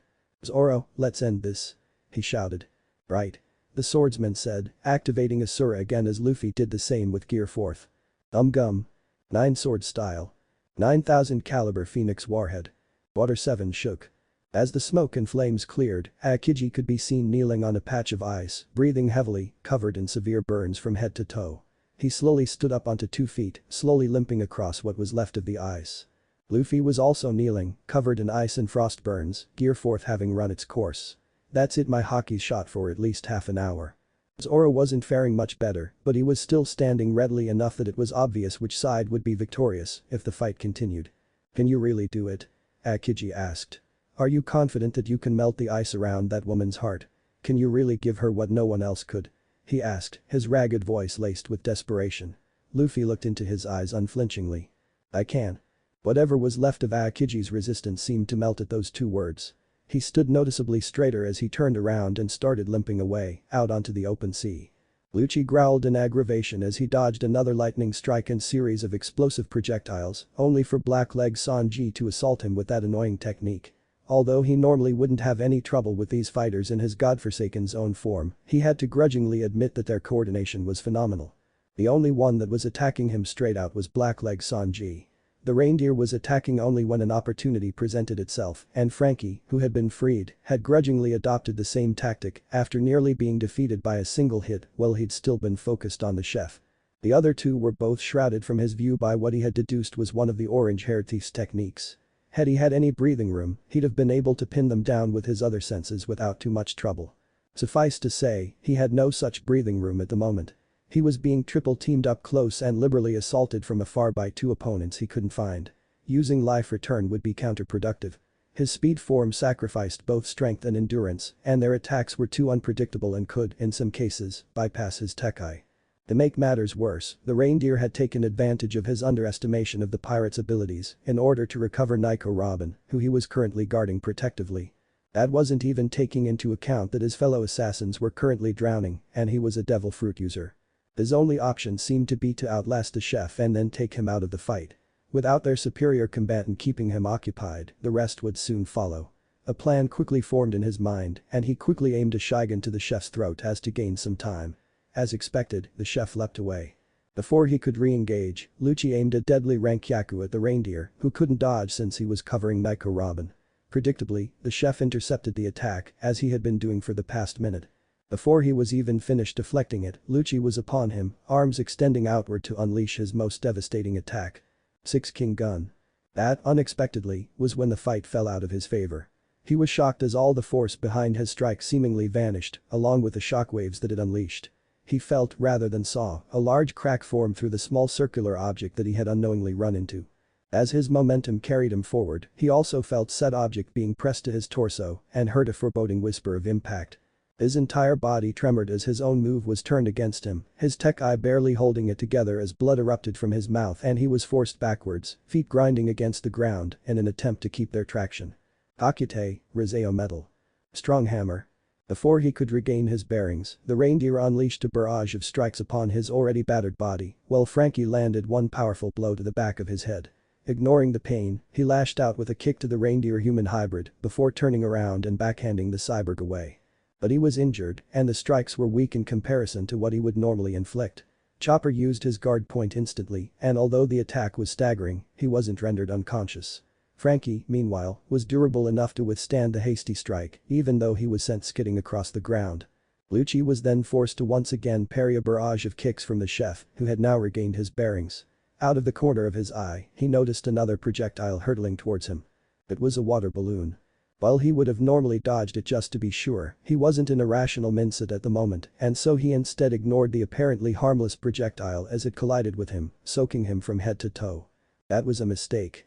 The next attack hit him like a spear of lightning piercing through him, because that was exactly what it was. The lightning lance tempo, augmented by the water covering him, easily bypassed his Tekai. As he convulsed, the chef took the opportunity to land a flamage shot to his cranium, and he was sent hurtling backwards over the ocean. He righted himself in time to use Geppo, only to see that the chef had jumped above him, in perfect position to kick him into the water. Sanji was forced to abandon that pursuit, however, as his observation haki alerted him to an incoming attack. He hastily twisted himself to the right in order to dodge a shigan from the charred form of the now conscious Kaku. His momentum diverted, he fell and landed in the ocean himself, buying the two agents some time to converse. Lucci, time for a tactical retreat, Kaku reasoned. Fuck off, Lucci growled. Not to question your judgment, boss, but we can't win this fight while I'm carrying around dead weight, Kaku said, referring to the two unconscious agents he was carrying with one arm. I wasn't disagreeing with you, Lucci replied. Then that was some thank you, Kaku replied with an impudent smirk. Ignoring the belligerent but somewhat justified comment, Lucci roughly grabbed Blueno from his second-in-command, and the two agents retreated from the island through the sky. We lost today. But I swear, one day we will bring that infernal crew to ruin, Lucci snarled. No complaints here, Kaku agreed. No more words were said as the two departed to give their first report of failure in years to their chief in Eni's lobby. Sanji took his time emerging from the water, sensing that Lucci and Kaku had retreated. Making his way back onto land, he grunted in pain. As the adrenaline slowly left him, the extent of his injuries became all too obvious.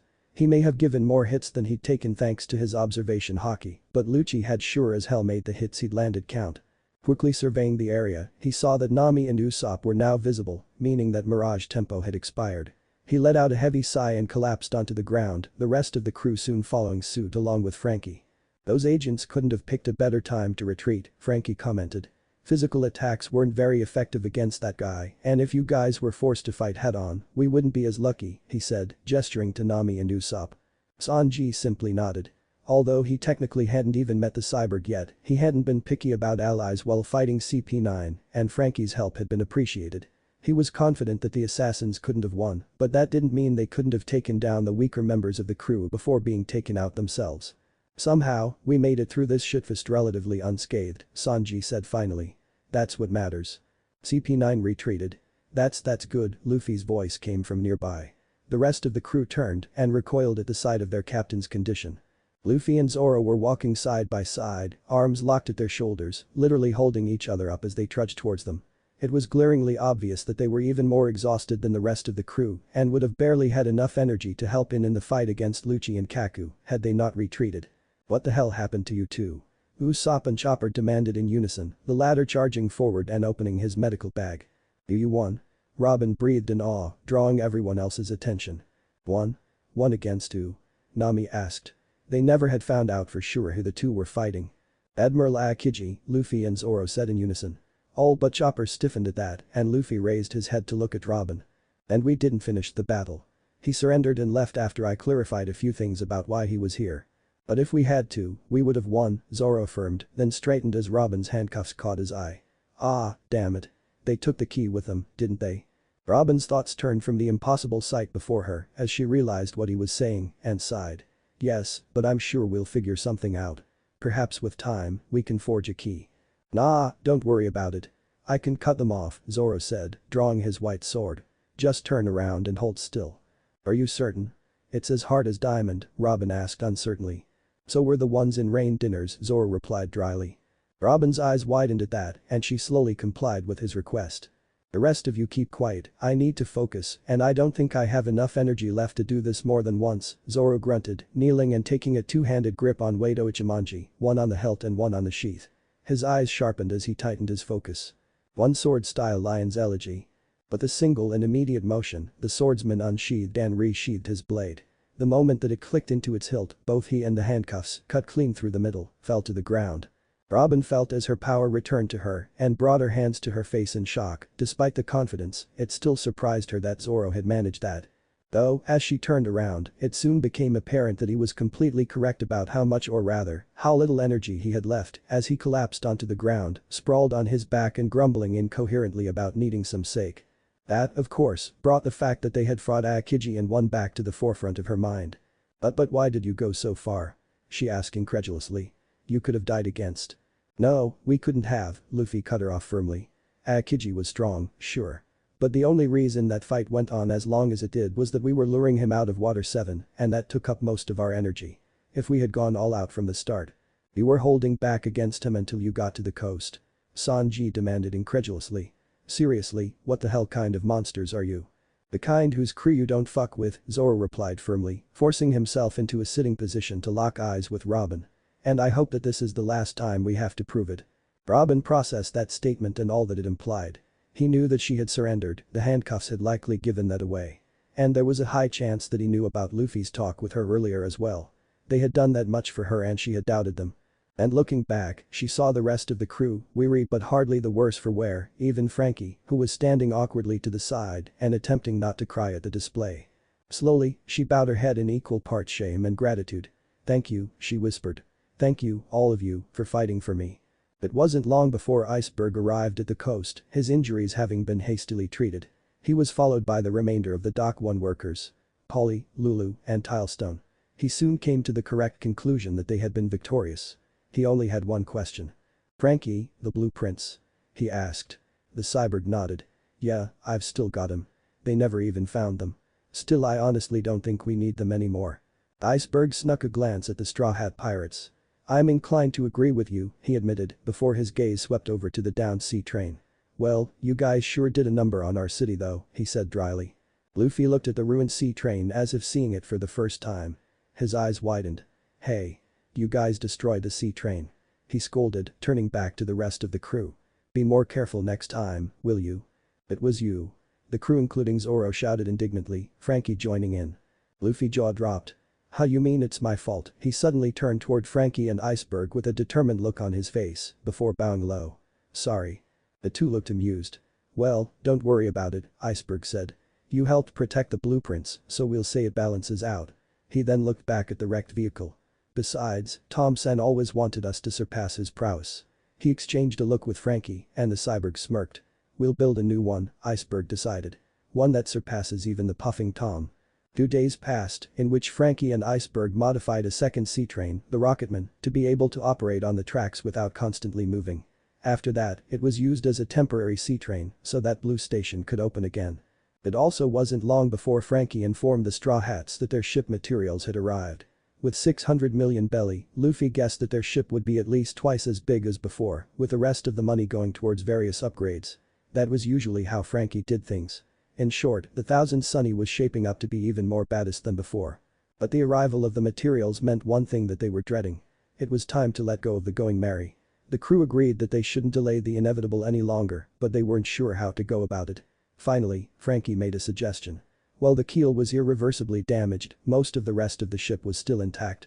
He asked their permission to use some of the wood from the Going Merry to build a smaller version that could fit on their dream ship. The Straw Hats liked the idea, especially Usopp, and the Frankie family went about dismantling the Merry with an unusually sensitive and somber care. As the Straw Hats said their goodbyes, they could have sworn they heard the voice of a young girl answer them. Another day went by before Polly reported that there was a marine ship heading towards the coast of Water 7. Although Iceberg seemed disconcerted upon hearing this, Luffy told him not to worry about it before leading the rest of the crew towards the coast to meet them. When Vice Admiral Garp stepped off of the ship, everyone tensed. Even Zoro's hand was itching to reach for his sword as they were faced with the legendary marine. Luffy smirked. "It's been a while, Gramps," he said, shocking the entire crew, save Zoro and Robin, the latter of whom had put two and two together after their discussion about Luffy's parentage. "Luffy?" Nami asked sweetly. "Remember that talk we had in Alabasta when we met Ace?" Luffy thought back before his eyes lit up in remembrance. "Oh, yeah. The one about how blowing your minds is so much fun and how I do it on purpose. And then she went back on her bet with Usopp. True story." Nami's eye twitched. "Stop ignoring me, Luffy." Garp shouted in false rage as he lunged forward and threw a punch at his grandson in greeting. Half recovered from his fight with Akiji, he dodged the half-assed punch easily enough. That only made Garp grin, as if he'd been expecting it. "That was slow, Gramps. Maybe you're getting old. You should have taken that admiral position while you still had the chance," Luffy said with an impudent smirk. Garp, rather than rising to the bait, burst out laughing. "That's my grandson. Doesn't know when to keep his mouth shut. Always I'm gonna be a pirate, or Shanks is cooler than you, or you're getting old, Gramps." He rubbed his beard in thought. "Though admittedly, that last one is quite new. Which leads me to the reason I came here." His grin widened. "So what are you hiding, Luffy?" Luffy barely flinched, though the entire crew noticed it. Garp, for his part, kept grinning as he looked Luffy in the eyes.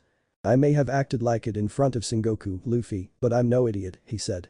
"All three forms of Haki. Half of the 6 powers. And enough mastery of your devil fruit that you're capable of beating an admiral. I'd bet that you could even give me a run for my money. And the only person who could have taught you all of that while you were still in the East Blue is me, and I know that I didn't. So, tell me how you did it." Pure silence fell for the next minute, during which Luffy considered the consequences. Telling his grandfather the truth could be dangerous. How would he react, and would he keep it to himself? On the other hand, if he reacted the way Luffy was hoping he would, telling him could be a major advantage.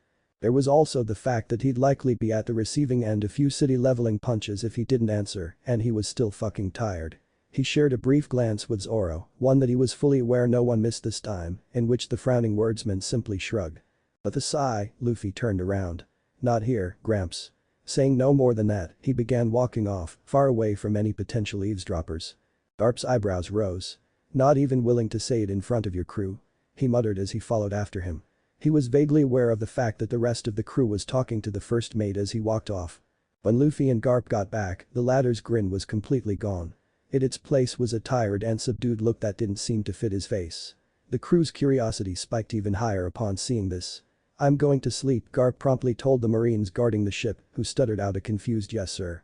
As he made his way back to his quarters, his hands clenched into fists at his sides. "Ace died." The words repeated themselves in his head, ricocheting back and forth through his mindscape like a phantom venom. I stood and watched as Ace died. His fingers drew blood from his palms, which dripped onto the floor as he walked. He was angry and he was confused. But most of all, he was disgusted by his own indecisiveness. He made a silent vow. He'd never repeat what he'd heard here.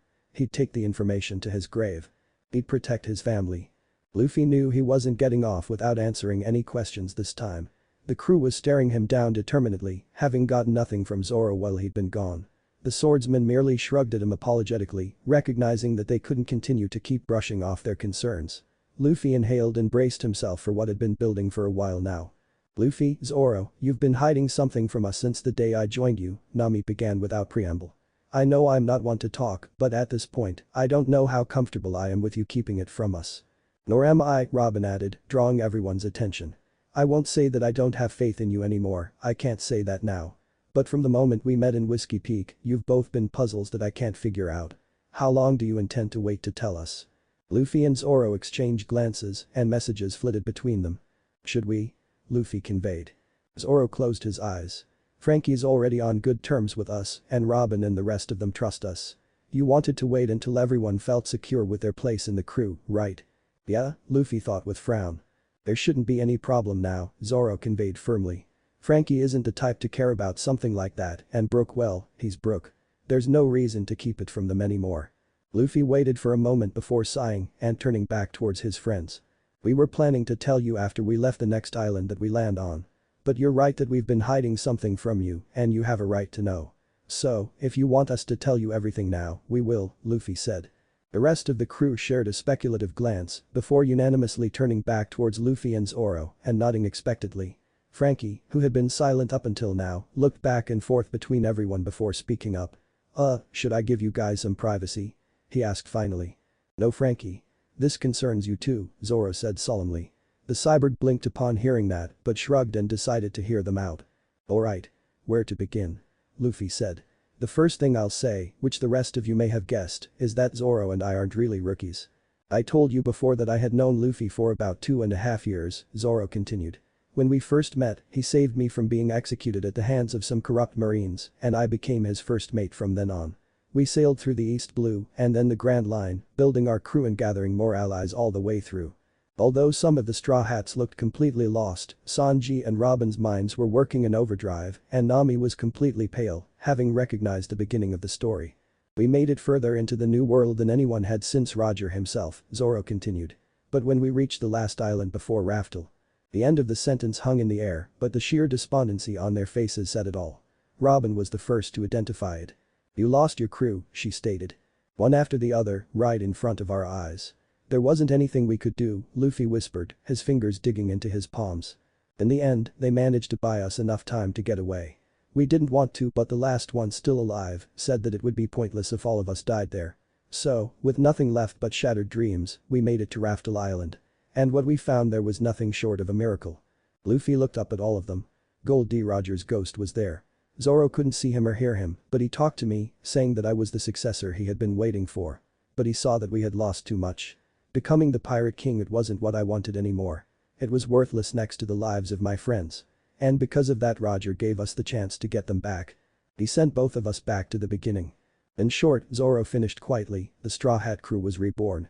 That's why you know so much, Robin said in an odd whisper. You've lived all of this before, sailed with all of us before. Luffy and Zoro could only nod. The rest of the crew's reactions were varied. Chopper, for once, fully comprehended the situation and all he could do was with wide eyes. Usopp was getting emotional at the revelation that the two had come back for them. Sanji was gritting his teeth, knowing that the one who'd sent them on to Raftel was most likely him. Nami's reaction was arguably the most worrying. Tears streamed down her face unchecked as she kept her eyes locked on the two-time travelers. Why? She whispered, so quiet that they almost didn't hear her. Luffy's heart clenched. Why what? He asked, despite knowing the answer. You know damn well what. Why didn't you tell us earlier? Nami shouted. Why did you carry this burden alone for so long? You said we're a family, right? That means we're supposed to support each other.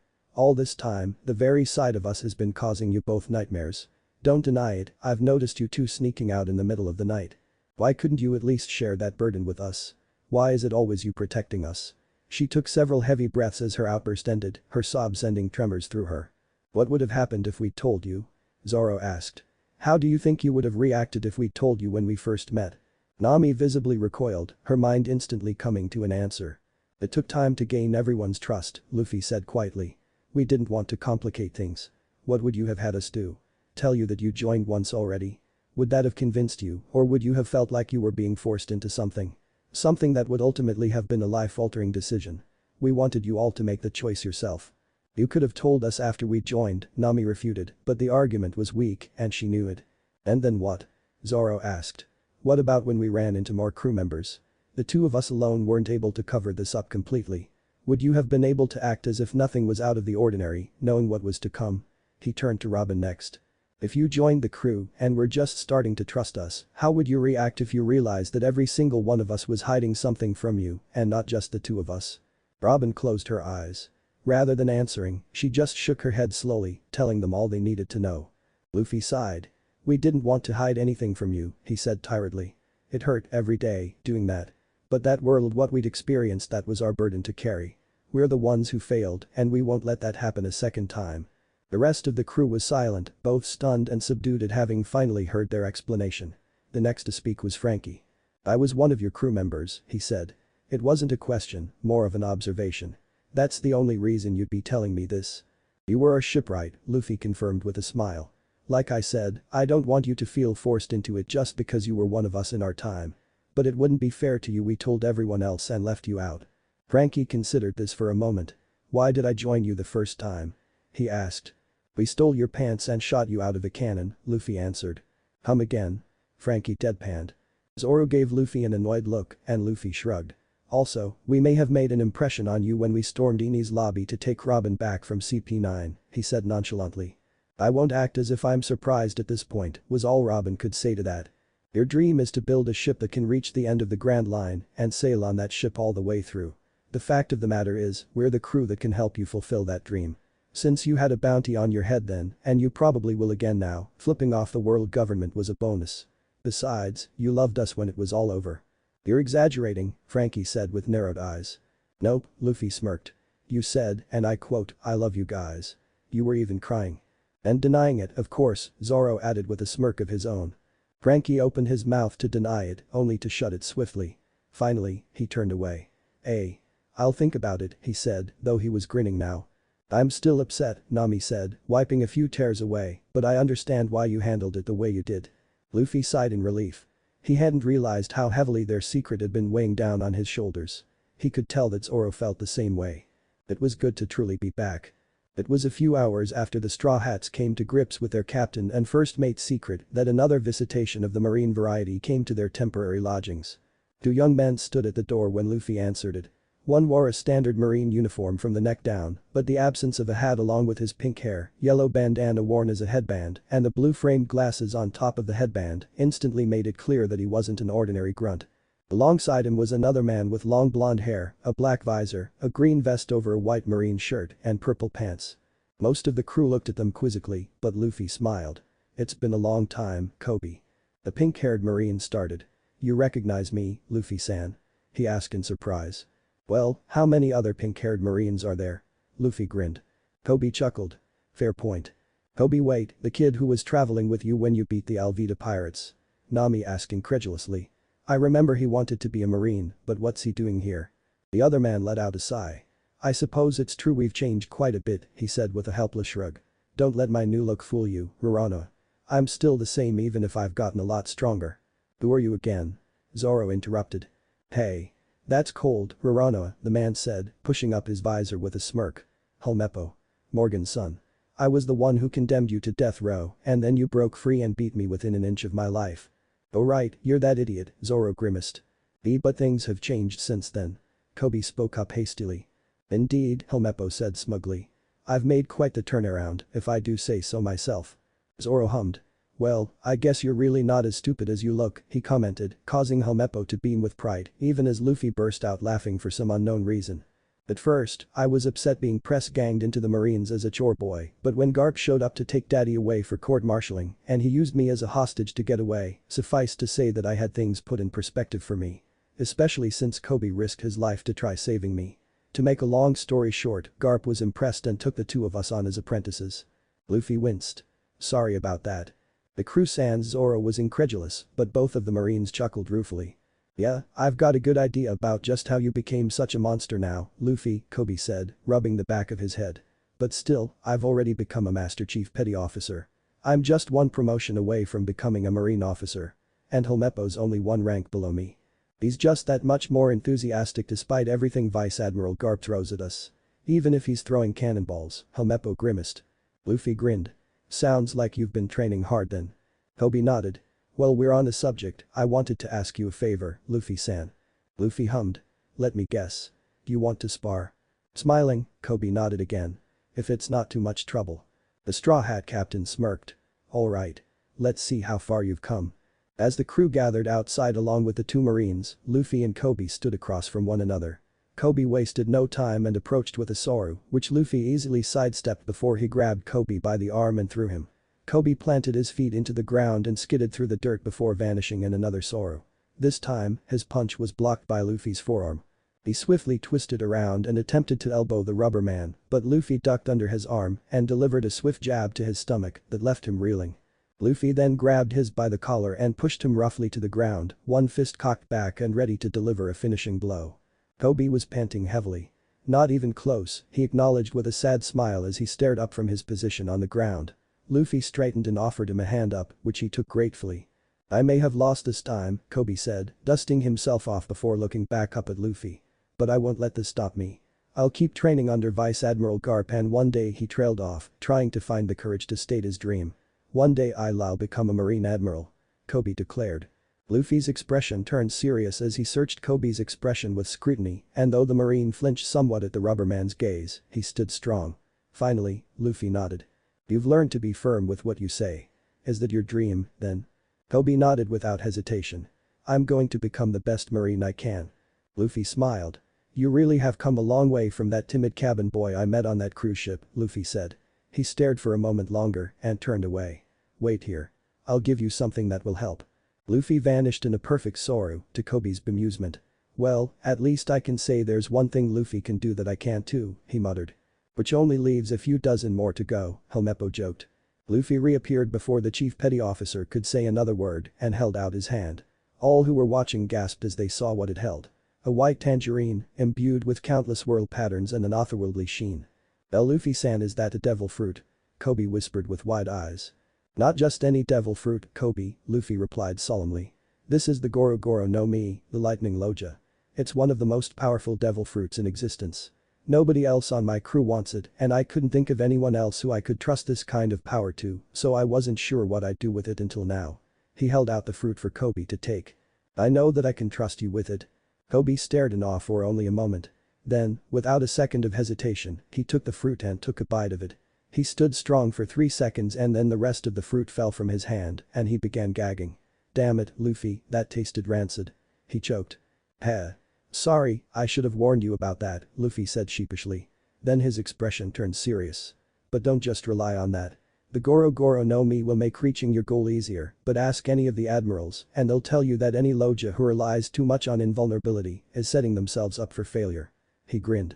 And besides, it won't do you any good against me, since I'm made of rubber, that is, until you learn some more tricks. Kobe blinked in comprehension and for a second looked almost betrayed. Then his eyes hardened as he understood it was just that much more motivation to train himself on all fronts, not only his new powers. He smiled and nodded. We'll meet again in the new world, Luffy-san. And it won't be so easy next time. Luffy grinned widely. Kobe. I think we should start heading back now. Vice Admiral Garp won't be happy if we keep him waiting, he's already grumpy for some reason. Luffy winced, as did the rest of the crew, but a smile came onto the rubber man's face a moment later and he swung an arm around Kobe's shoulders. How about I head back with you? I can tell you some stuff about how I saw your powers used. Kobe smiled back. From there, Luffy began walking towards the shore, telling Kobe what he could remember of Enel's abilities and Nami, adding a few suggestions of her own on what he could do with electricity. Helmeppo took notes as they went, while everyone else simply enjoyed seeing Luffy mix his story about how Zoro beat an arrow in with the advice. Kobe took careful note of the fact that high-level swordsmen would also have an effective protection against his powers. But Luffy was no sooner finished than they arrived at the docks. Luffy and Kobe reaffirmed their promise to meet and fight again beneath Garp's watchful eye, and Helmeppo made a somewhat similar vow to Zoro. I may not have any illusions about beating you, but with any luck, the next time we meet, I should be able to make enough of an impression that you won't forget me again, he said, fingering his kukri knives. HMPH, we'll see what happens, Zoro shrugged though he was smiling. With that, the two lower-ranked Marines boarded the battleship. As the vessel moved away from the shore, the Vice Admiral grandfather and the Pirate King grandson exchanged looks for several seconds. The crew realized that they were having a silent conversation, just as they both nodded in perfect understanding. Then the hero of the Marines turned around and headed back into the ship as it sailed away from Water 7. On their way back to their hotel room, Luffy's stomach started growling. Man, I'm hungry. Is there any more food? You ate most of our provisions after your fight with Akiji, Sanji informed him. we'll have to restock. Luckily, we're not broke for once. On the way back, however, a large crowd led by the 3 remaining galley foremen greeted them. There they are. It's the saviors. A man shouted as the crowd gathered around the straw hats and started cheering. Yeah. Woohoo. Go us. Usopp shouted, pumping his fist. Wait, what did we do again? You were the ones who saved Iceberg from the assassins, weren't you? A woman shouted with tears in her eyes. We heard it all from Dock 1. Luffy turned to the 3 galley law workers with a raised eyebrow. Lulu and Tilestone just shrugged while Polly walked up to Luffy and started whispering in his ear. We covered up what happened with Lucci and the others. It would just get complicated if the public knew everything that happened. Mind just playing along, Straw Hat. Understanding dawned on Luffy's face. It would get messy if the public knew about the ancient weapons and the government's motivations. He nodded silently at Polly, who turned back to the crowd. Well then, another round of applause for our heroes. He shouted, causing the crowd to cheer even louder. No. The shout was actually loud enough to drown out crowds cheering, and they looked at Luffy and Zoro, who had both raised their voices, in confusion. The two both pointed accusingly at Polly. Hey, don't go calling us heroes. Zoro huffed. We're anything but. Luffy agreed. Heroes have to share their meat. And their sake. We want it all for ourselves. So enough with the hero bullshit. Polly scratched his head as the crowd started laughing hysterically. Man, you guys are strange. Fine then. Everyone, let's get these idiots some food and booze. He was rewarded by a collective shout of agreement. Luffy smirked. Now that's more like it. Let's get this party started.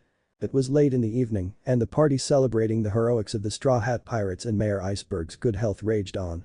The party was funded by galley law and a not-so-rare display of carelessness on Iceberg's part. No one was complaining. In a scene that was becoming rather familiar to some, Usopp stood atop a large stack of tables, shouting out of a megaphone about how he single-handedly defeated the assassins after Iceberg's life. Although the Water 7 citizens seemed to eat it up, Zoro, feeling an annoying sense of déjà vu, promptly kicked the stack of tables, causing the sniper to unceremoniously tumble to the ground. This only made the drunken crowd cheer louder.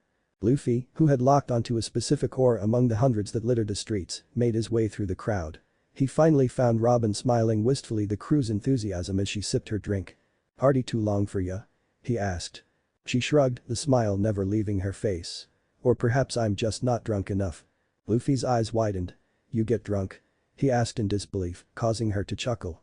I don't think I can thank you enough, Luffy, she said suddenly, causing the captain to smile sadly. You don't have to thank me at all, Robin. But I do, she said softly. I was so afraid. I truly believed that I couldn't escape my past. Now, hearing that I was wrong, even knowing what you all went through for me in another time, that you carried me with you to the end, I'm sorry I doubted you.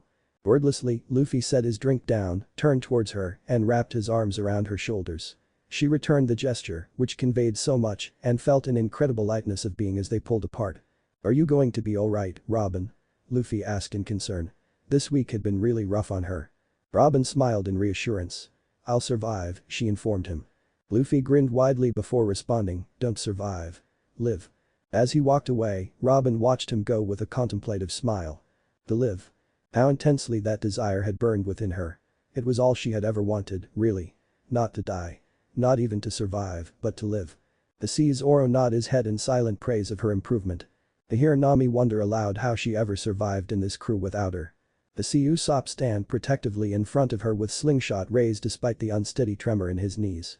The sea Sanji smile at her as if she was an angel fallen from heaven rather than a demon spawned from hell. To hear Chopper marvel at how smart she supposedly was and ask about books that she'd read. To hear Luffy say that he'd follow her to hell and back if he had to, and to see the utmost conviction in his eyes. No one had ever presented that to her as an option, much less demanded it of her. No one had allowed her that. It was forbidden.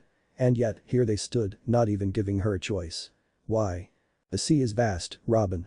One day, surely, your comrades will appear. There is no such thing as being born into this world alone. At that moment, Robin realized that there wasn't a single thing she wanted more in this world than to board the ship of the Straw Hat Pirates and continue with them on their journey, on her journey. To struggle with them. To laugh with them. To support them and to be supported in turn, every step of the way. To live. Straw hats. Straw hats. A relatively quiet morning after the party took a turn for the more interesting as all attention snapped to the doorway, where a man with black hair sticking up, shamrock tattoos on his shoulders, and the Frankie family's typical outfit had barged in, looking out of breath and panicked. You're Frankie's second in command, right? Banzai. Luffy frowned. It's Zambai, but that's not important right now. The man declared, slapping down a newspaper for them to read. Look. They looked. And then their jaws dropped as they took in the front page. The current Straw Hat Pirates felt a unanimous sense of déjà vu. Marineford in chaos. Fire Fist Ace storms HQ. It appeared to be a typical day in Marineford, one of the world government's 3 sacred bases. But disaster struck when the 2nd Division commander of the Whitebeard Pirates, Portgas D. Fire Fist Ace, entered the base alone, riding a simple raft powered by his flame fruit. He proceeded to use those powers to storm the city, setting all ablaze and powering through every marine who attempted to slow him down. Fire Fist abandoned his assault and fled when Fleet Admiral Sengoku himself emerged to fight, but the damage was long since done, leaving several months' worth of repair work to the city itself, a dozen battleships destroyed, and thousands of marines ranked anywhere from petty officer to vice admiral left in need of medical treatment. This unprecedented attack is believed to be a retaliation for the recent assault on Whitebeard's newest allies, the up-and-comers known as the Straw Hat Pirates. According to sources on Water 7, home to the world-renowned shipbuilders of the Galila Company, Admiral Aokiji was sent to apprehend the Straw Hats. The subsequent fight caused a significant amount of damage to the city, including the destruction of their cherished sea train the Puffing Tom, and in the end, Aokiji was unable to overcome Captain Straw Hat Luffy and his first mate, Demon Wind Zoro. Rumor has it that the main target of his assault was the Straw Hats' newest member, Devil Child Nico Robin. The finer details remain under wraps, but one thing is clear. Regardless of the fact that the Straw Hats can clearly take care of themselves, Whitebeard still guards any who bear his name. Slam. The room jumped as Luffy slammed his fist on the table, cracking it. And his expression was downright ferocious, ghosts of his previous life flickering in and out of his mind's eye. That idiot. Since when did Ace start acting like me? Why would he take such a freaking huge risk as charging Marineford? And how the hell did they even find out about our fight here so fast? I'm afraid that may be my fault, Straw Hat. All attention turned to a different doorway, and most of the room stiffened as the green-eyed cloaked man walked in. I passed the information on to our chief of staff, and given recent revelations, he most likely passed the information on to Fire Fist, Maverick said. Yeah, that explains it, Luffy muttered, then looked up at him. What are you still doing here, anyway? Recovering from CP9, he replied dryly. They nearly killed all of my men, and recovery has been slow going. But I'm on my way out now, I just wanted to stop by before I left. Luffy, who is this? Sanji asked tightly. Ah, my apologies, I haven't met most of you, the man smiled. Maverick, chief of the Revolutionary Army's Ziffer Division. I'd like to think I'm an ally of your captain.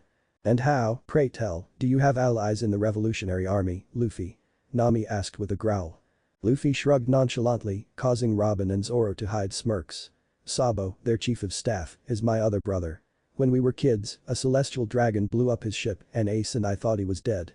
The revolutionaries rescued him, but he got amnesia out of it, so he didn't remember us.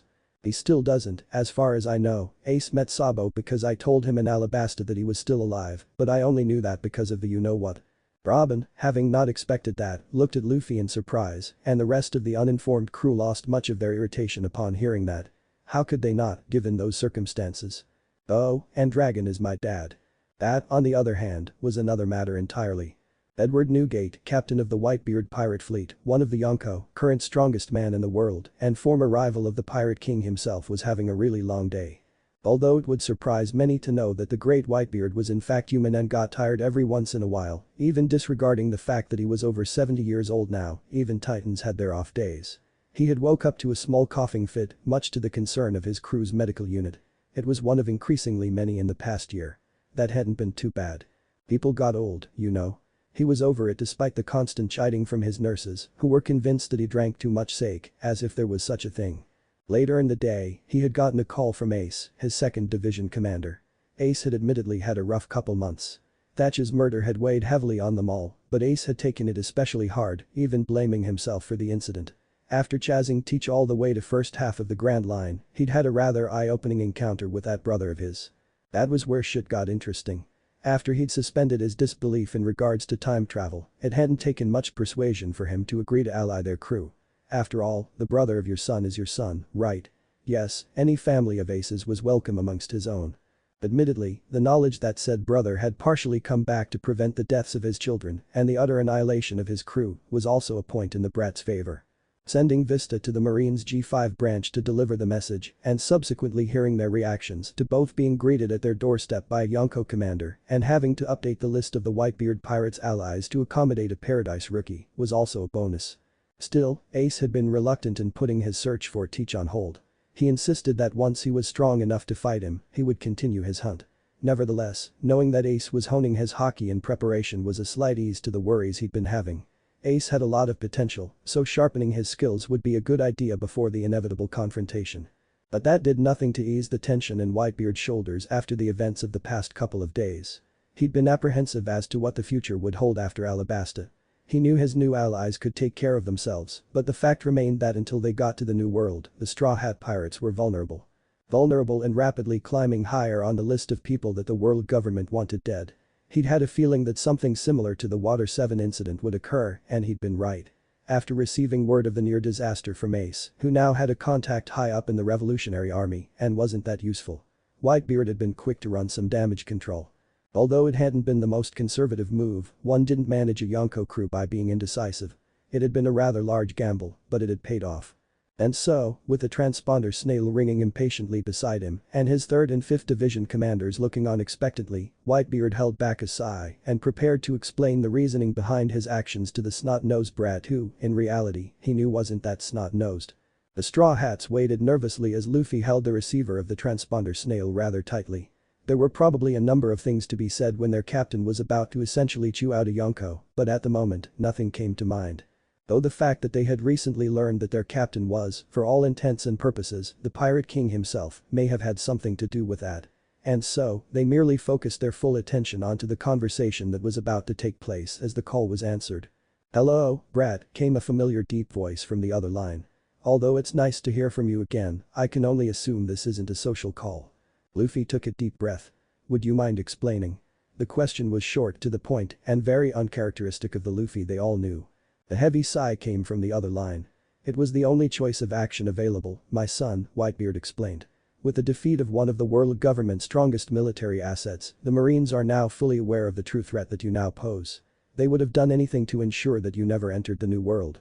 Two fighters of your caliber joining forces with us is not an outcome they would be willing to accept. Haven't we already demonstrated that we can handle ourselves?" Luffy asked, a bit tiredly. "There are going to be consequences for this, old man. I am aware of that. But although you are all fully competent, you are not infallible. With our crew actively demonstrating that we won't stand for any attacks against our own, they are much more likely to give you some breathing room." Luffy sighed. That was a dangerous play though.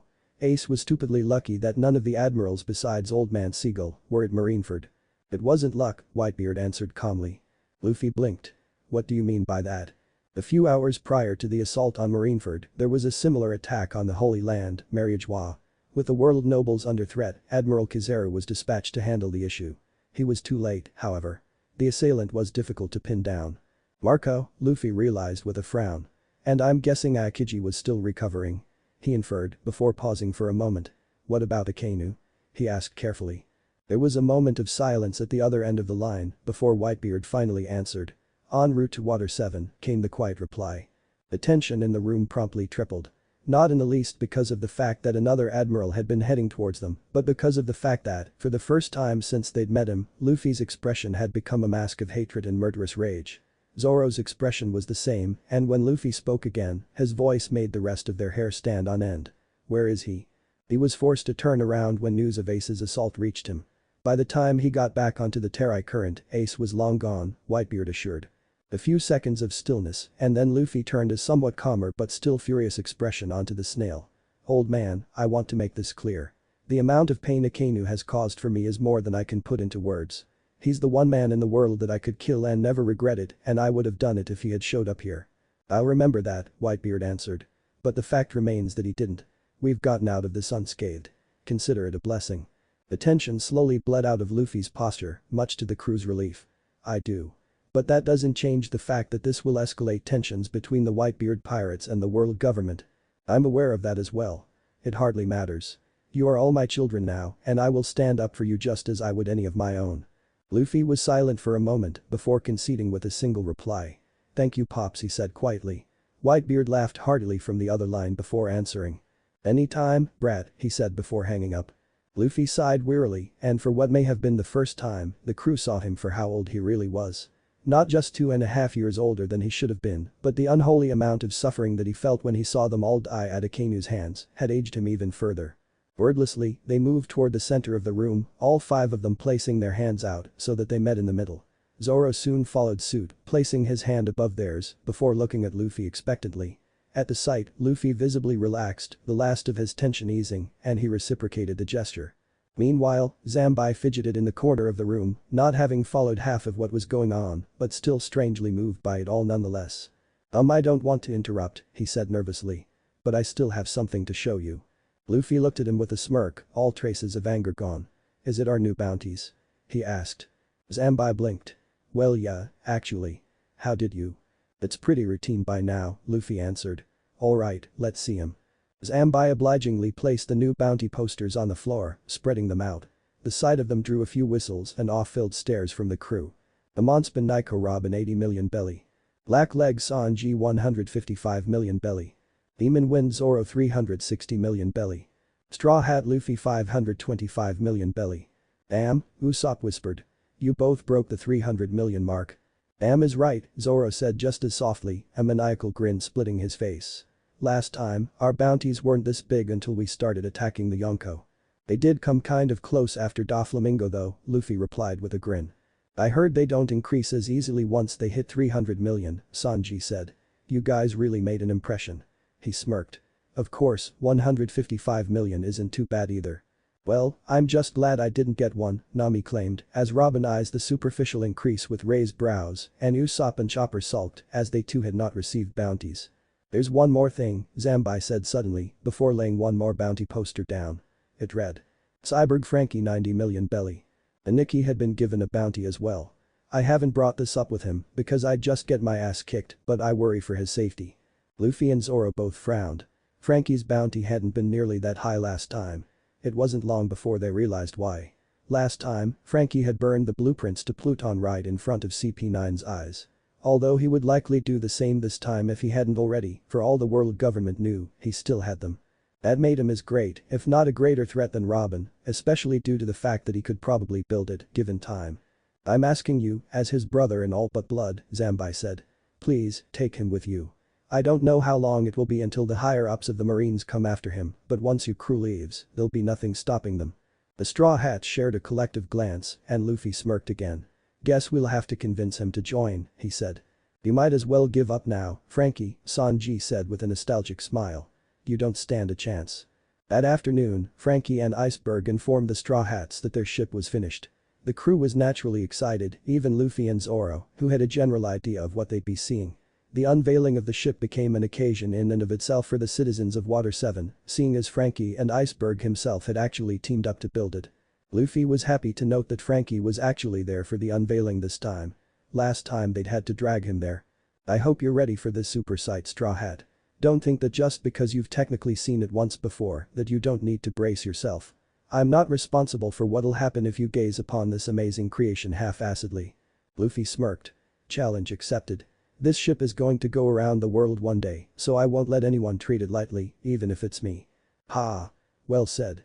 Well then, Straw Hat, if you're going to be the Pirate King, then you need to catch a ride on the King of Beasts."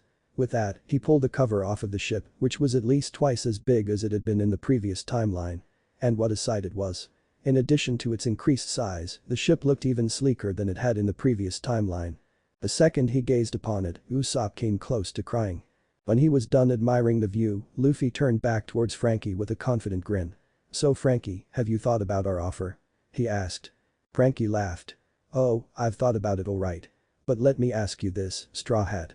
Do you really think it will be that easy to get me on board your ship?" Luffy smirked again. "Another challenge. What's it gonna be then?" Frankie crossed his arms. "Alright, listen up, Straw Hat. Here's the deal. We're going to settle the score between us. If you can best me in a contest of strength, only then will I join your crew. I won't follow a captain who's weaker than me." The Straw Hats all stared at the cyborg blankly, including Luffy. "That's it?" the rubber man asked, annoying Frankie greatly. "What do you mean that's it, Dumbus?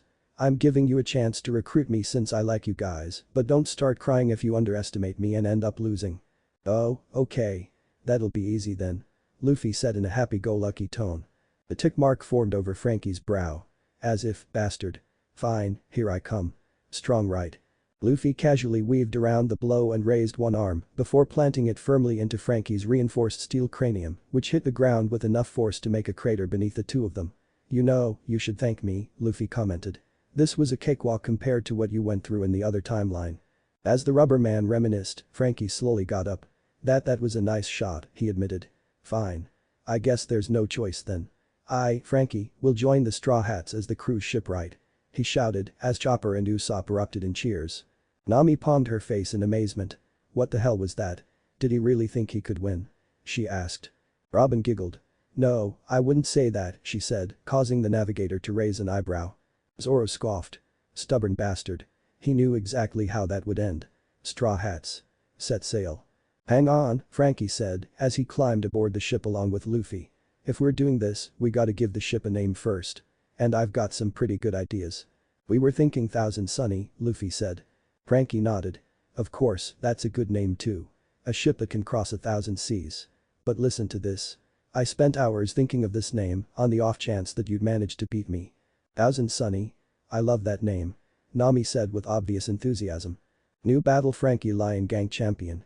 Thousand Sunny sounds awesome. Chopper shouted. New battle Frankie Lion Gang champion. Thousand Sunny is quite a nice name, Robin agreed. Yeah, I don't think we can beat that, to be honest, Usopp said. So it's settled. New battle Frankie. You know what? Forget it, Frankie said. As their new shipwright sulked in the corner of the deck, the crew finalized the name. So are we ready to set sail? Usopp asked. Hell yeah. And in style, bro. Brace yourselves. Frankie shouted as he disappeared into the engine room. The citizens of Water 7 watched in amazement as the Thousand Sunny was propelled into the sky, flying off into the atmosphere. Of his reached by Luffy's rubber arms. Let me try it too. No way. I caught this one, so it's mine. Luffy insisted. Hey, you two. Don't wreck the aquarium. Frankie chastised. If you're gonna fight over fish, do it on deck. Okay. Luffy agreed easily, running up the stairs as Usopp followed behind, still shouting complaints. Meanwhile, on deck, Nami and Robin were both lying back in lawn chairs next to the garden. This is the life. Nami sighed in content. Not only is the bigger deck great for sunbathing, but there's so much more room for my tangerine groves. Indeed. I quite enjoyed the bigger library as well, Robin replied, before giggling. And I can't help but feel as if Chopper agrees with me. Chopper, for his part, didn't even respond at first, as he was buried, fur and all, in a large collection of medical texts. Huh? He said. Oh, sorry Robin. You're right. And the shelves were already stocked with books. I haven't even heard of this one before. Well, you all enjoy your books and crap, I'm going to try out the training room. Cook, you wanna come? In a little bit, Sanji replied. I have to finish serving snacks to the ladies first. Zoro snorted. Suit yourself, love Cook. He made his way up to the training room.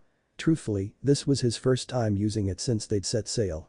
Chopper had insisted under threat of painful dissection that he had to let his injuries heal. That dissection bit may have been his own perspective on the matter, but damn if that scalpel didn't gleam menacingly in the light. He was eager to begin training again. The fight with Aokiji had revealed that he still had a long way to go before he gained his old strength back. Still, the bigger training room is really a nice touch, he said aloud to the seemingly empty room. Yeah, Frankie really outdid himself. He even threw in sea stone weights. Said a voice from behind him. Zoro turned around with a smirk. You're right. I'm sure Luffy's resistance could benefit from those He stood looking down on a little girl that he'd never seen before. She was grinning up at him innocently, but Zoro was pretty sure he wasn't imagining the hint of mischief in her eyes. Who are you again? He asked, rubbing his head in confusion. The girl just snickered in response. Frowning, he did what he was used to doing by now when he didn't recognize someone with their appearance and reached out with his observation hockey. Upon sensing her aura, his features went blank. Everyone. Get up here now. The Straw Hat crew stood in a circle around a young girl with crimson red hair and brown eyes who was looking back and forth between them all with cheerful wonder. Luffy was staring at her with wide eyes. So, who is this? Nami asked curiously. A stowaway.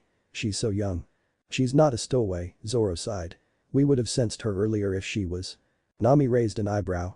So you're saying she just teleported on board? Some kind of devil fruit maybe? Why don't we ask her? Robin said, kneeling down to the girl's level. Hello, there. How exactly did you get on our ship, miss? The girl smiled widely. Hi Robin. I just woke up, realized I was back, and then manifested myself like before. It was easy. That threw the crew for a loop. Suddenly, Usopp gasped. "Mary," he breathed, causing everyone to turn to him in surprise. "You're Mary, aren't you?" The girl snickered again. "Nope. Take another guess." "This makes no sense," Zoro grumbled. "Her aura feels like a combination of all of ours. I've never sensed anything like it." "Sonny." The voice came from Luffy, who until now had yet to speak. His face was pale. The girl pointed at Luffy triumphantly. "He got it. Captain got it." "What?" Frankie shouted. You're the Sonny's Clabauterman." There was panic in his voice. "But that's impossible. She's in perfect shape." The Straw Hats collectively stiffened upon hearing this, remembering the incident in Skypiea vividly. "No, don't worry." Sonny smiled reassuringly. "I'm fine." Frankie faltered. "But the legends say that a ship spirit manifests once it's damaged beyond repair. That was true in my case. But now I'm fine, see?" Nami gave a strained smile. Sorry, but you're not making that much sense, Sonny." God, it was kind of weird talking to their ship. But she'd done stranger things before. The girl huffed in response before Luffy suddenly shouted in realization. "The parts we used." He shouted, a smile stretching wide across his face. Nami frowned. "What?" Slowly, realization dawned. First with Frankie, followed by Usopp and Robin. "I suppose that could explain it," the archaeologist said in awe. The shipwright and Sniper both had tears in their eyes. "We used parts from the Mary to build this ship," Luffy said gleefully. "That means you're..." "Yep. I'm Mary's reincarnation." "I knew you'd get it." Nami's jaw dropped. Sanji's cigarette fell from his mouth. Chopper dropped the book he was carrying. Zoro just stared. Frankie started crying out right now. "That's so beautiful. The spirit of their little ship lives on through my creation. That's so damn poetic." "Okay, we get it, you can stop crying now," Sanji muttered, though no one could deny that every single person in the room was moved by the revelation. "Idiot. I'm not crying, idiot. Don't look at me, idiot. Don't look at me." "That's so cool." Luffy shouted. "So, does this mean you can manifest whenever now, Sonny?" The girl nodded. Once a ship spirit manifests once, the ship is sentient. It's just that none have ever had the strength to do it continuously after coming so close to death." She smirked. "But now that I'm back to full strength, I can appear whenever. We cheated the system. And it's all because you guys cared for me so much." Frankie's sobs intensified. "Well, that's pretty insane," Zoro mumbled. "But I'm not complaining." "Excuse me, Sonny," Robin interjected. "But does this mean that anyone can see you?" Sonny shook her head. "Only people with a deep emotional connection to the ship can see me or sense me with observation hockey for that matter. Oh, I should also mention that I can't leave the ship, though. My spirit is tied to it, after all." "That's amazing," Nami said. "This is like a miracle. What are the odds that it would happen to us of all people?" The rest of the crew stared at her blankly and she blinked. "Right. Never mind. Straw Hats. We're having a party," Luffy commanded. "To celebrate our new crewmate, Sonny. Sanji, food." The chef smiled wistfully. "You got it, Captain." The Straw Hats partied well into the night, eating, drinking, and generally causing havoc on the ship. The next morning, several of them woke up with hangovers. This wouldn't be so bad normally if not for the fact that Luffy woke them up early in the morning. For hockey training. This would not go well. "Luffy, do we really have to do this at 6 in the morning? My head is still aching." Usopp complained. "It's not our fault you're a first-time drinker," Zoro said with a shrug. "You gotta keep up, Usopp." Said Sniper grumbled in discontent before accepting his fate. "Fine. But I have a question for you two before we start. It's about my hockey." This drew the rest of the crew's attention. "What? You think you're close to unlocking it?" Luffy asked. Usopp frowned. "Maybe. I'm not sure, to be honest." "Sanji, do you remember our fight with Rob Lucci?" Sanji nodded, scowling. "Troublesome bastard," he muttered. "Well, that's the thing. He was fast. Like, really fast. I couldn't even hit him unless he in a deadlock with you and standing still. At first anyway. But towards the end of the fight, I was able to see his movements a lot more clearly. I actually intercepted him with the impact dial at one point." Sanji frowned. "I remember that. Even though you were under Nami-san's mirage at the time, it was still really impressive. To be honest, I didn't think you'd be able to track him that well." "That's what I'm saying. I think I may have used observation hockey back then. Maybe hopefully." He rubbed his head in embarrassment. "I mean, the impact dial broke in the process, but I was still able to see better than I have before. Do you think it's possible, Luffy?" Luffy was lost in thought. "Yeah, it's possible.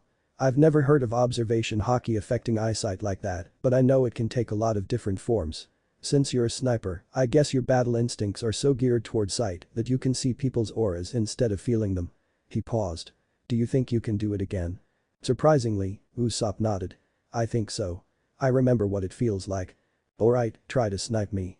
I'll move slow enough that you should be able to do it, but only if you can tap into your hockey again. Usopp nodded and fetched his dial-enhanced slingshot before taking aim. Luffy launched into a series of relatively slow soar around the deck as the sniper focused. Much to the surprise of Nami and Chopper, who could barely see him at all, Usopp's eyes were following him around with frightening perceptiveness. He raised his weapon, took a deep breath, and aimed. His pellet collided with a barely perceptible blur, which soon materialized into clear sight as Luffy stopped moving. His hand was in front of his face, holding the very same pellet. Nice, Usopp. That was the real thing, he praised. This elicited a round of applause from the crew and in Chopper's case, cheering. Now, this time, close your eyes, Luffy suggested. Usopp frowned. But won't that? Just try it. I want to test something, Luffy interrupted. Usopp closed his eyes and gasped. No way I can still see you.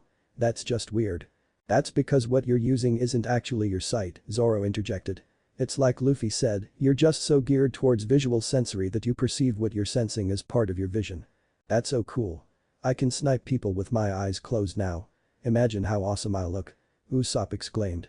Nami huffed. That's the first thing you think of. Well, I think you might get your chance soon, Sunny said suddenly.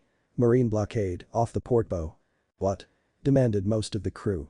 Indeed, looking in the indicated direction, the Straw Hats could see a score of marine ships ready to fire. Soon, the whistling of cannons was easily discernible and the crew sprung to action. Sanji began deflecting the cannonballs while Usopp shot them in midair. Luffy was surprised to see Sanji hovering by kicking the air a few times. Sanji. You learned how to use Geppo? He asked. Yeah, I paid pretty close attention when those assassins were doing it, the chef replied. This is the first time I've had the chance to test it out though. Attention, Straw Hat Pirates. This is Rear Admiral Oberynus. Surrender immediately, as your course has been blocked off. Picking a fight with us at sea, now of all times? Nami asked with a smirk. I hope they're ready. She summoned up a dense mist around the ship, making it impossible to aim at them accurately. A Rear Admiral and 20 ships, Robin observed dryly. You all forced Akiji and CP9 to retreat and they send a Rear Admiral and 20 ships. Either the Marines are delusional or this Rear Admiral isn't acting on orders. Which makes him either very brave or very stupid. My money's on the second one, Sunny said. Usopp, would you like to test out your newfound skills? Nami asked sweetly. Usopp started snickering in glee as he made his way towards the Sunny side cannons. Frankie caught him by the arm, however, and led him towards the front of the ship with a confident smirk. Where are they going? Chopper asked. The cannons are the other way. Sunny suddenly began laughing maniacally, which was actually quite the intimidating sound coming from her normally light-hearted voice. I am Sunny, hear me roar. I am Sunny, hear me roar. Luffy and Zoro both grinned as well, the former in glowing eagerness and the latter in sadistic anticipation. Guys? Nami asked nervously. What going to hap? Ban cannon. Sunny suddenly shouted at the top of her lungs as the mist around the ship parted from the sheer amount of force erupting from within it. The blast of pressurized air hit the marine blockade dead center and the force from the resulting explosion ripped apart the enemy ships in seconds. Usopp emerged from the Sunny's crown with an unreadable expression. Don't worry, he whispered ominously. I used the blunt side. Zoro sweat dropped. What fucking blunt side? The crew thought as one. I am Sunny, hear me roar. The crew continued their hockey training well into the afternoon. No one had any breakthroughs after that, though Usopp managed to refine his aura side a bit more. For the first time he could remember, the rest of the crew was giving him a wide berth. He didn't know whether to be flattered or offended. Some time after they finished, Usopp spotted a barrel floating off the ship's starboard. They quickly reeled it in, wondering if it was booze. Robin speculated that it could be a trap, but Luffy insisted they open it. A flare went up into the air the moment it did, and Nami was sure that Robin was right at that point, but Luffy dismissed her concerns, assuring them it would be fine. Some time later, they encountered a rather violent storm, but it was nothing Nami hadn't dealt with before, and they navigated safely through it, only to be met with a dense fog with no end in sight. Usopp and Chopper were a bit creeped out by it, but it was Luffy and Zoro's reactions that were surprising. What's up with you two? Nami asked, seeing the expressions on their faces. You're not really telling me that you're scared of this fog, too, are you? I mean, you've been through it before. We're not scared, Zoro said quietly. We're bracing ourselves for who we're about to run into. Nami blinked in incomprehension, but Sanji looked up. After the next island we land on. You were planning to tell us everything after whatever island we're going to end up on next. And you were waiting for that because. Our last crewmate is here, Luffy confirmed, looking ahead. Frankie smirked. I guess I shouldn't expect anything less from you. To find a crewmate in a place like this. A place like this? Nami repeated. What do you mean? Frankie continued to smirk as he looked out at the fog. In the Florian Triangle. Robin smiled. Oh, dear. What have we gotten ourselves into this time? She asked, though it was clear she wasn't exactly dreading it. In these waters, over 100 ships mysteriously vanish every year. This sea is said to be cursed, Frankie explained ominously. CC cursed. Usopp parroted. Cursed how? Ah, but that would be spoiling it, Usopp, Luffy teased. Nami sighed. So basically, only the two of you know what's coming and you won't tell us, she bemoaned. That's not true. Sunny said excitedly as she manifested in between Nami and Usopp, scaring the wits out of them both. I know, too. Oh, really? How? Nami asked as her heart rate went back to normal. That's gonna take some getting used to. Sunny pointed to Luffy and Zoro happily. They know, so I know too. She clarified, causing Zoro to blink and Luffy to raise an amused eyebrow. Wait, so you know everything we know? Robin asked in obvious interest. Yep. Your favorite types of food, your deepest fears, your favorite colors, and your cup size. Everything. That last one seemed kind of thrown in there for the hell of it, Frankie deadpanned. Yeah, Zoro smirked. I wonder where she gets that from. As one, the crew turned towards Sanji. Nami glared at him murderously. Sanji-kun, I think we need to have a talk about corrupting children, she whispered dangerously. With all due respect, Nami-san. I didn't do shit this time, Sanji replied. Okay, we need to test this out. Luffy declared. Hey, Sunny, how is Seal doing? He asked. Sunny blinked. Seal. He's fine. He started a stick collection. Why? They all stared. What the hell, Nami said in astonishment. That's holy shit. What about Vivi-chan herself? How is she doing? Sanji asked. Sunny smiled a bit sadly. She really misses you guys. And she's worried after reading the newspaper this morning. But she's happy. Really happy. Vivi? Isn't she the Alabastan princess? Frankie asked. Yeah, Nami said wistfully. We helped her out a while back. She's an honorary Straw Hat if there ever was one. But this is great. Sunny will know if anything ever happens in Alabasta. Along with all of our deepest darkest secrets, Luffy said with a smirk. Come to think of it, I wonder who has the most to hide. He turned to his crewmates, who all shivered at the devious look in his eyes. Sunny's cheeks puffed out in indignation. I can't disclose that information, Captain, short of you ordering it. And that would be really mean. Luffy sighed. I guess you're right. I won't ask then. And besides, Captain, the one with the most to hide is technically you, she said with a mischievous gleam in her eye. Luffy opened his mouth to respond before clicking it shut and turning away. Hey, look, a ghost ship. We should probably check that out and continue this conversation never. Surprisingly, the distraction actually worked as the crew was haunted by an eerie, ethereal voice echoing through the fog. Yo-ho-ho-ho yo-ho-ho-ho. The Straw Hat Pirates turned around ever so slowly, not wanting to greet the sight that awaited them once eyes caught up with what they were hearing. Yo-ho-ho-ho yo-ho-ho-ho. 6 out of 9 of the crew members present on board paled in fear as a rundown ship, over twice the size of the Thousand Sunny, slipped out of the fog and approached their vessel. Sunny giggled in delight, while Luffy and Zoro both wore mad grins on their faces. Gather up, no time to lose. DGG go Usopp stuttering reached an all-time high as the ship approached them. Time to round up Bink's booze. Ghost ship. The Straw Hats shouted as one, even Luffy and Sunny joining in. Yo-ho-ho. During the Straw Hat crew's journey thus far, they had ridden a monstrous current up a mountain, fought off a criminal organization led by one warlord of a mafia boss, rode an even more monstrous current into the heavens, toppled a self-proclaimed deity, and defeated one of the strongest members of a military agency that essentially ruled the world. So, it stood to reason that a ghost ship, of all things, would not have a very profound effect on such an unshakable group of individuals. Oh, hell, no. Turn us around 180 degrees. I'm not dealing with ghosts today. It stood to reason. Scary. The Florian Triangle is scary. Get us out of here. It stood to reason. Don't listen to its song. It's a tribute to the damned.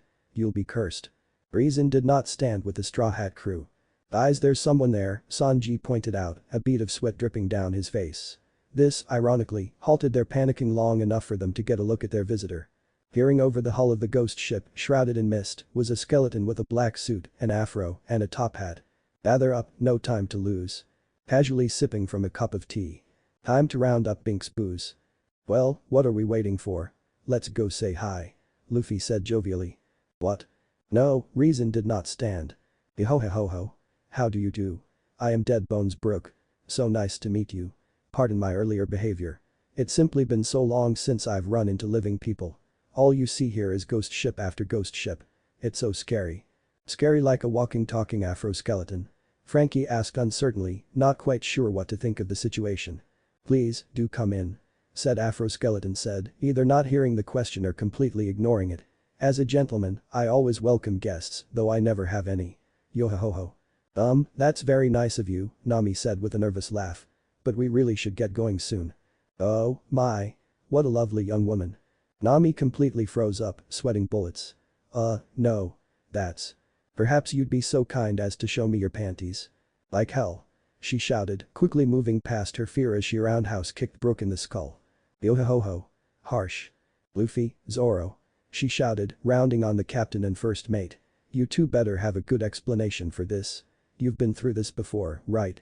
So, explain why there's a walking talking afro skeleton who wants my panties and why the hell we're still here, or else.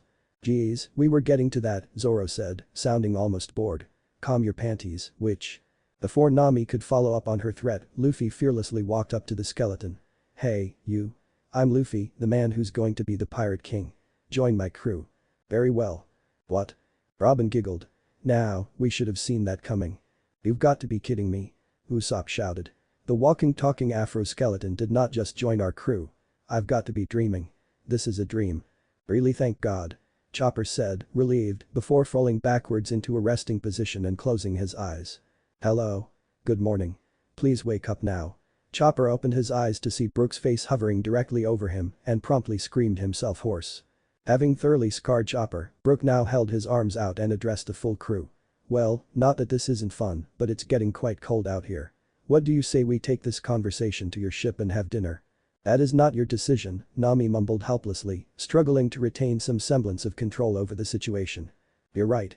It's mine. Luffy said with a grin, causing her to deflate completely. Hey, Luffy. Did it work? Did you get him to join? Sunny asked as they settled into the dining room. You bet. Luffy grinned. It's about time, too. Ah, excuse me. But who are you talking to? Brook asked. Oh, that's our ship spirit, Sunny. He answered. I guess you can't quite see her yet. I see. Yo-ho-ho. What a strange bunch. Look who's talking, Sanji muttered.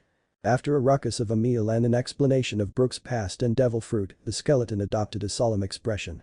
It's been so long since I've been adrift on this sea, 50 years now, it's been so lonely. After all this isolation, to meet a crew as lively and kind as yours, I could have wished for nothing more. The straw hat sobered at his words, suddenly taking into consideration what kind of hell it must have been to be alone in these waters for that long. Luffy-san. Earlier, you asked me to join your crew. Back then I was so thrilled that I couldn't help but accept. But truthfully, I must decline. You see, there's a reason why I cannot leave the Florian Triangle as of now. Oh, that, Luffy said nonchalantly. Don't worry about it. We'll kick Moria's ass for you and get your shadow back. Brook's eye sockets widened in surprise. Yo-ho-ho. Now that's a shock. I didn't expect anyone who was just passing through to know what's been going on in these waters. What do you mean? What exactly is happening here? Robin asked. I assume it's related to why you can't leave. Yes, that's right, Brook confirmed. You see, quite some time ago, my shadow was stolen by a user of the cage no me. Without it, I am shunned by the sunlight. As of now, I am protected by this dense fog, but if I were to venture beyond it, I would surely perish. Whoa, he's right. Usopp said. If you look closely, he doesn't have a shadow. But that name Moria. Luffy, did you mean Gecko Moria? One of the 7 warlords? Yep, that's him, the captain answered. We're gonna kick his ass. Brook was silent for a moment. I didn't expect that. That means a lot. But you shouldn't be so eager, Luffy-san. I don't want you to die for me. You can leave this fog whenever you desire. I don't want you to end up in the same predicament as myself, or worse. Therefore I'd strongly discourage you from challenging Gecko Moria. Luffy smirked. Thanks for the tip. But we never leave a crewmate behind. And even if you're not gonna join the crew yet, that just means you have no say in who we're gunning for. So until you're ready to become a straw hat, we'll be right here. we're annoying like that. As Brook froze, every member of the Straw Hats adopted proud smiles. Despite some of their initial reservations about Brook joining, their captain's words resonated with every single one of them. I see, Brook said, features blank. He looked as if he was about to speak again, but suddenly, he tensed up and his eyes shrank in terror. GG Ghost. He shrieked suddenly, and the crew followed his gaze to see a white smiling specter phasing through the wood of their ship. The ghosts started giggling madly at their reactions before Luffy spoke up. Hey, you, he said. The ghost froze and looked at the rubberman. Beat it, he finished, layering the command with the king's will. The ghost quickly did just that, but Brook followed it out, looking off into the fog to where it was headed. Sure enough, the colossal form of Thriller Bark could be seen drawing closer. It seems I've finally found what I've been searching for, Brook mumbled. After a brief farewell to the crew, he jumped off the ship and started running across the water towards Thriller Bark. What he didn't see was Luffy jumping into the air to follow through the fog behind him. Where in Fictopia is he going? Frankie asked. I'm sure he has something in mind, Zoro said with a shrug. Let's just decide what we're going to do ourselves for now. Sunny, can you bring us closer to that place and drop anchor? Sure thing. The ship spirit chirped as the sails unfurled, seeming of their own volition. What is this island anyway? Nami asked. It's not showing up on the log. How did it get here? It's not an island. It's a giant ship and Moria's home field. He'll have the advantage here, so everyone watch your backs. It didn't take long for the crew to realize that the island essentially had them trapped within its gate. In the end, it was decided that Zoro, Nami, Usopp, and Chopper would go ahead on the Mini-Mary while the rest of the crew stayed with the ship. Originally only 3 were going to go, until Nami pointed out that having the 3 weakest crew members go alone was just asking for trouble. Not long after those 4 left, Sunny tensed. Suddenly, the ship's anchor threw itself onto the ship's deck, the chain wrapping around itself. It was then that Sunny materialized again. There's someone else aboard, she said seriously. But where? Frankie asked. They suddenly heard a pained grunt coming from the chain, which, as it was now apparent, was tensed around an invisible figure. He's invisible, the ship spirit stated. But I could feel his footsteps. She smirked. No one comes aboard this ship without me knowing. The invisible figure suddenly let out a loud roar and renewed its struggling. The steel chain began to rattle, and Sunny grabbed her arm in a mix of pain and shock. Sunny, let him go, Sanji bit out. She looked uncertain. But. You know everything we know, right? He interrupted, eyes focused on the figure still wrapped within the chain. Then you should know how this ends. Sunny nodded slowly before the chain unwrapped itself and dropped onto the deck. Another roar was heard as their unseen adversary rushed forward, but Sanji met him halfway. Sanji landed a powerful knee to the assailant's gut and their enemy was finally forced to materialize, coughing in pain. Get off our ship, Sanji whispered before turning 360 degrees and kicking him in the face. He was sent flying off the ship and back in the direction of Thriller Bark. Who was that, do you think? Robin asked. I don't know, Sanji replied. But if that was what I think it was, he and I are going to have a problem. Can't you just use your hockey to track down where he is? Chopper asked curiously. Claiming that Luffy was probably tailing Brook for a reason, Zoro had set quickly his sights on the big boss of the island, Moria himself. Already did, Zoro answered. Problem is this ship is so big.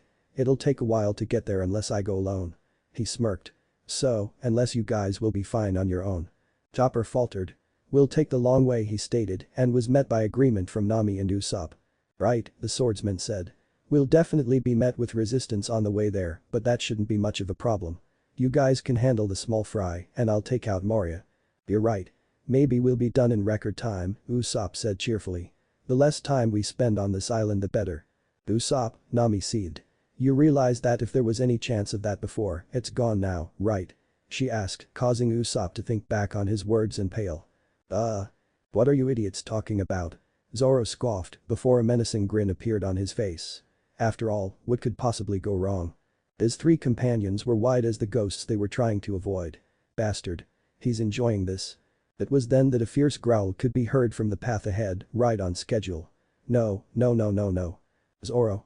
Usopp. You guys totally jinxed us. Chopper shouted in dismay as a giant 3-headed dog regarded them threateningly. Zoro sighed. Get a grip, you idiots.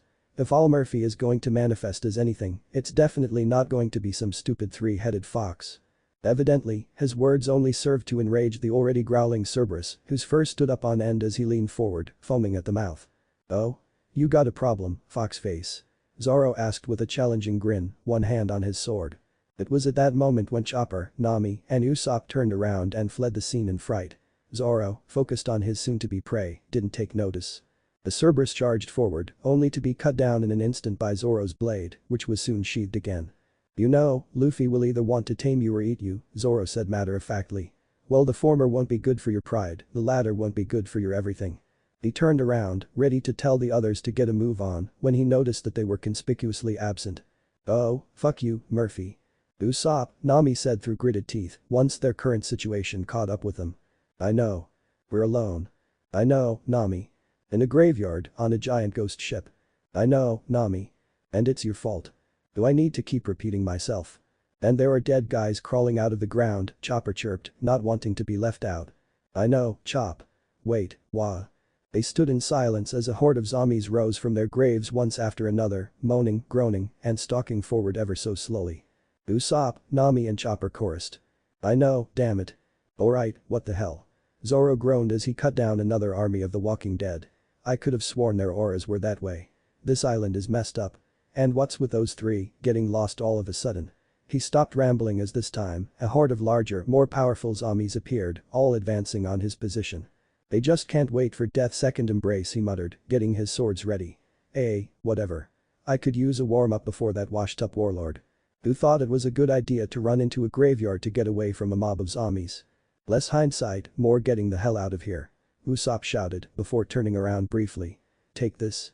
Certain death, Firebird's star. The fiery projectile exploded at the center of the zombie horde, eliciting some surprisingly human-like reactions from the dead men. Screams of pain were prevalent. Could zombies actually feel pain? "I knew it. A zombie's weakness is always fire." Usopp shouted triumphantly as the three gained some distance from the reincarnated corpses. "What now? They're just going to keep coming unless we find somewhere to lay low." Nami pointed out. "I know. Look, there's a house up ahead." He pointed to a downright creepy mansion that looked like it could single-handedly bring the real estate prices of an entire neighborhood to an all-time low.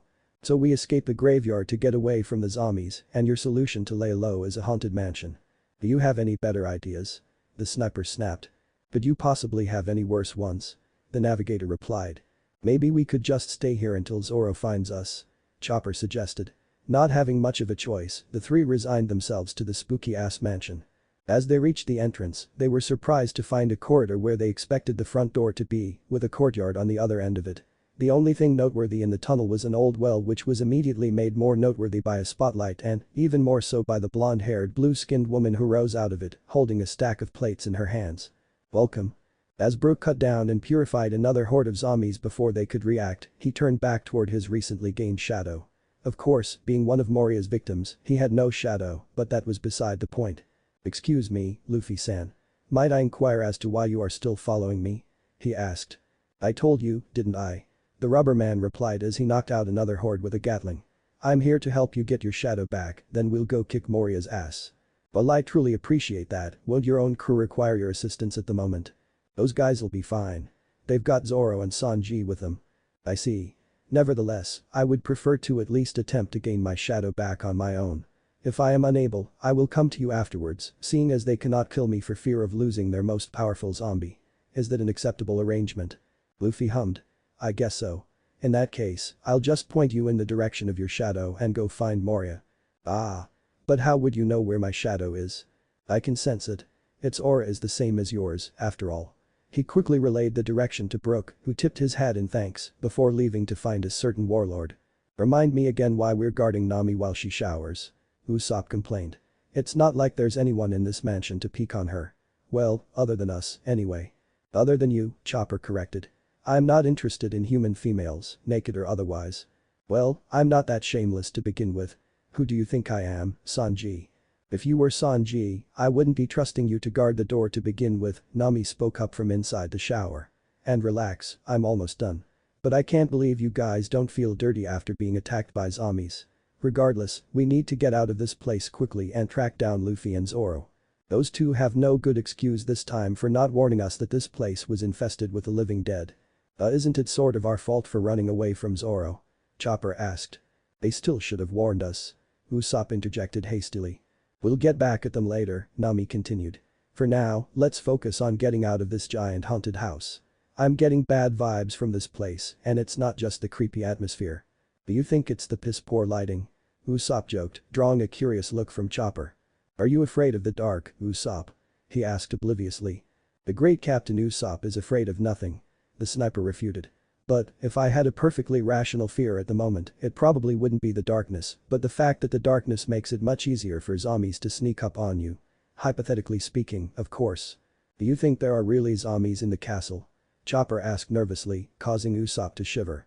I hope not. But Nami seems to think so. Hey, Nami, do you think that Hogback is hiding something? There was no answer. Nami? Chopper asked. Still no answer. Usopp suddenly let out a horrified gasp. Oh, hell, no. This is the part where we start disappearing one by one. Well, it's not happening. Without a moment's thought, he charged into the bathroom. Only to be met by Nami's completely naked form leaning against the wall, with no one else in sight. Usopp faltered. This was a mistake, huh? He quickly averted his gaze. Sorry about that, Nami, I sort of panicked there, haha. Usopp. Chopper shouted urgently. There's someone else in here. I can smell them, but I can't see them. Upon hearing the warning and finally noticing Nami's panicked eyes, Usopp briefly pushed all other thoughts aside and pulled out his slingshot.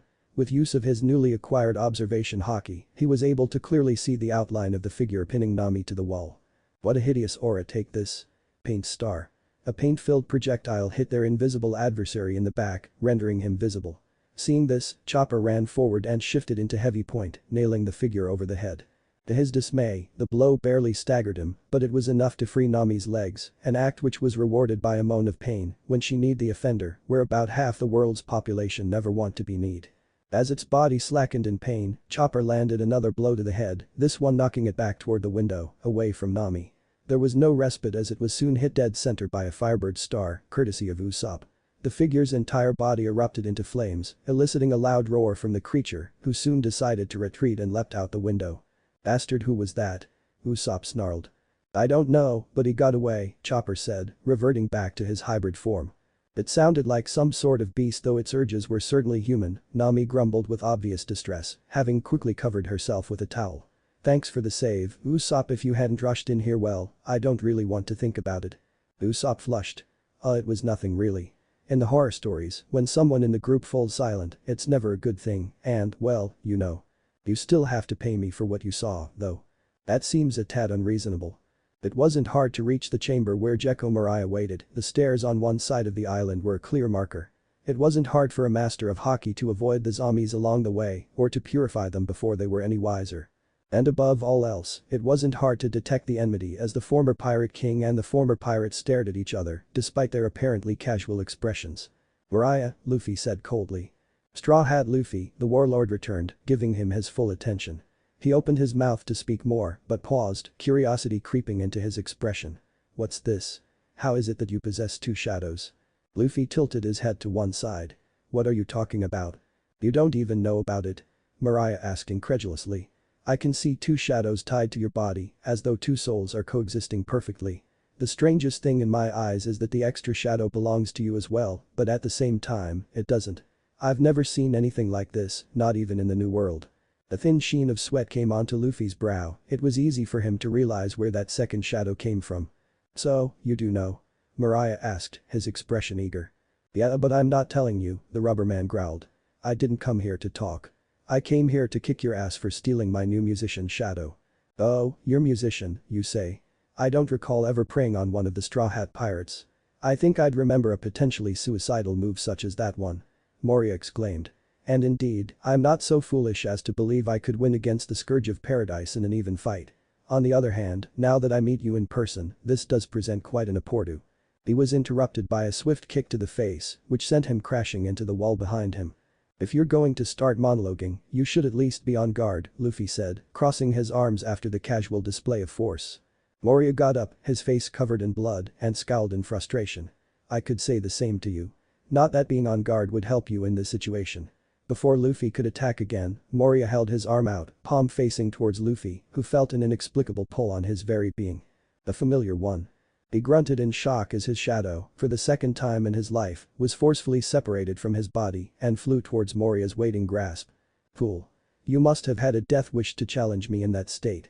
As a user of the cage, know me, I have dominion over shadows. The only instance in which that dominion is under restriction is when a shadow is tied to a living body. Only one shadow can fulfill this condition. Even if the second one is somehow yours, it will not be tied to your body as strongly as the first. I thought I told you, Luffy panted as he slowly recovered from the sudden and painful abuse of his life force, to stop your damn monologuing. Moria scowled again. Very well, then. I'll skip right to the finale. But that said, he shoved Luffy's struggling shadow into his own body. The effect was instantaneous. Moria's overweight form didn't change at all, but with a wide grin on his face, he moved in a stance that mirrored Luffy's typical pose before battle. The real Luffy's observation haki told him that this could be problematic. Have you ever had to fight against yourself, Straw Hat? The warlord drawled. Who knows? Luffy replied. I've been through a lot of crazy shit, so something tells me it would be hard to remember even if I did. Maybe I have, maybe I haven't. But I know how your ability works, you know how I fight, but you don't have my powers. Shishy. You're only half right about that, Straw Hat. Mariah cackled, proving his point by clenching his fists. At first, Luffy was confused, he couldn't stretch, so what was he? He barely dodged the fist as it rushed towards him with impressive speed. It didn't take long to realize that the blow was haki enhanced.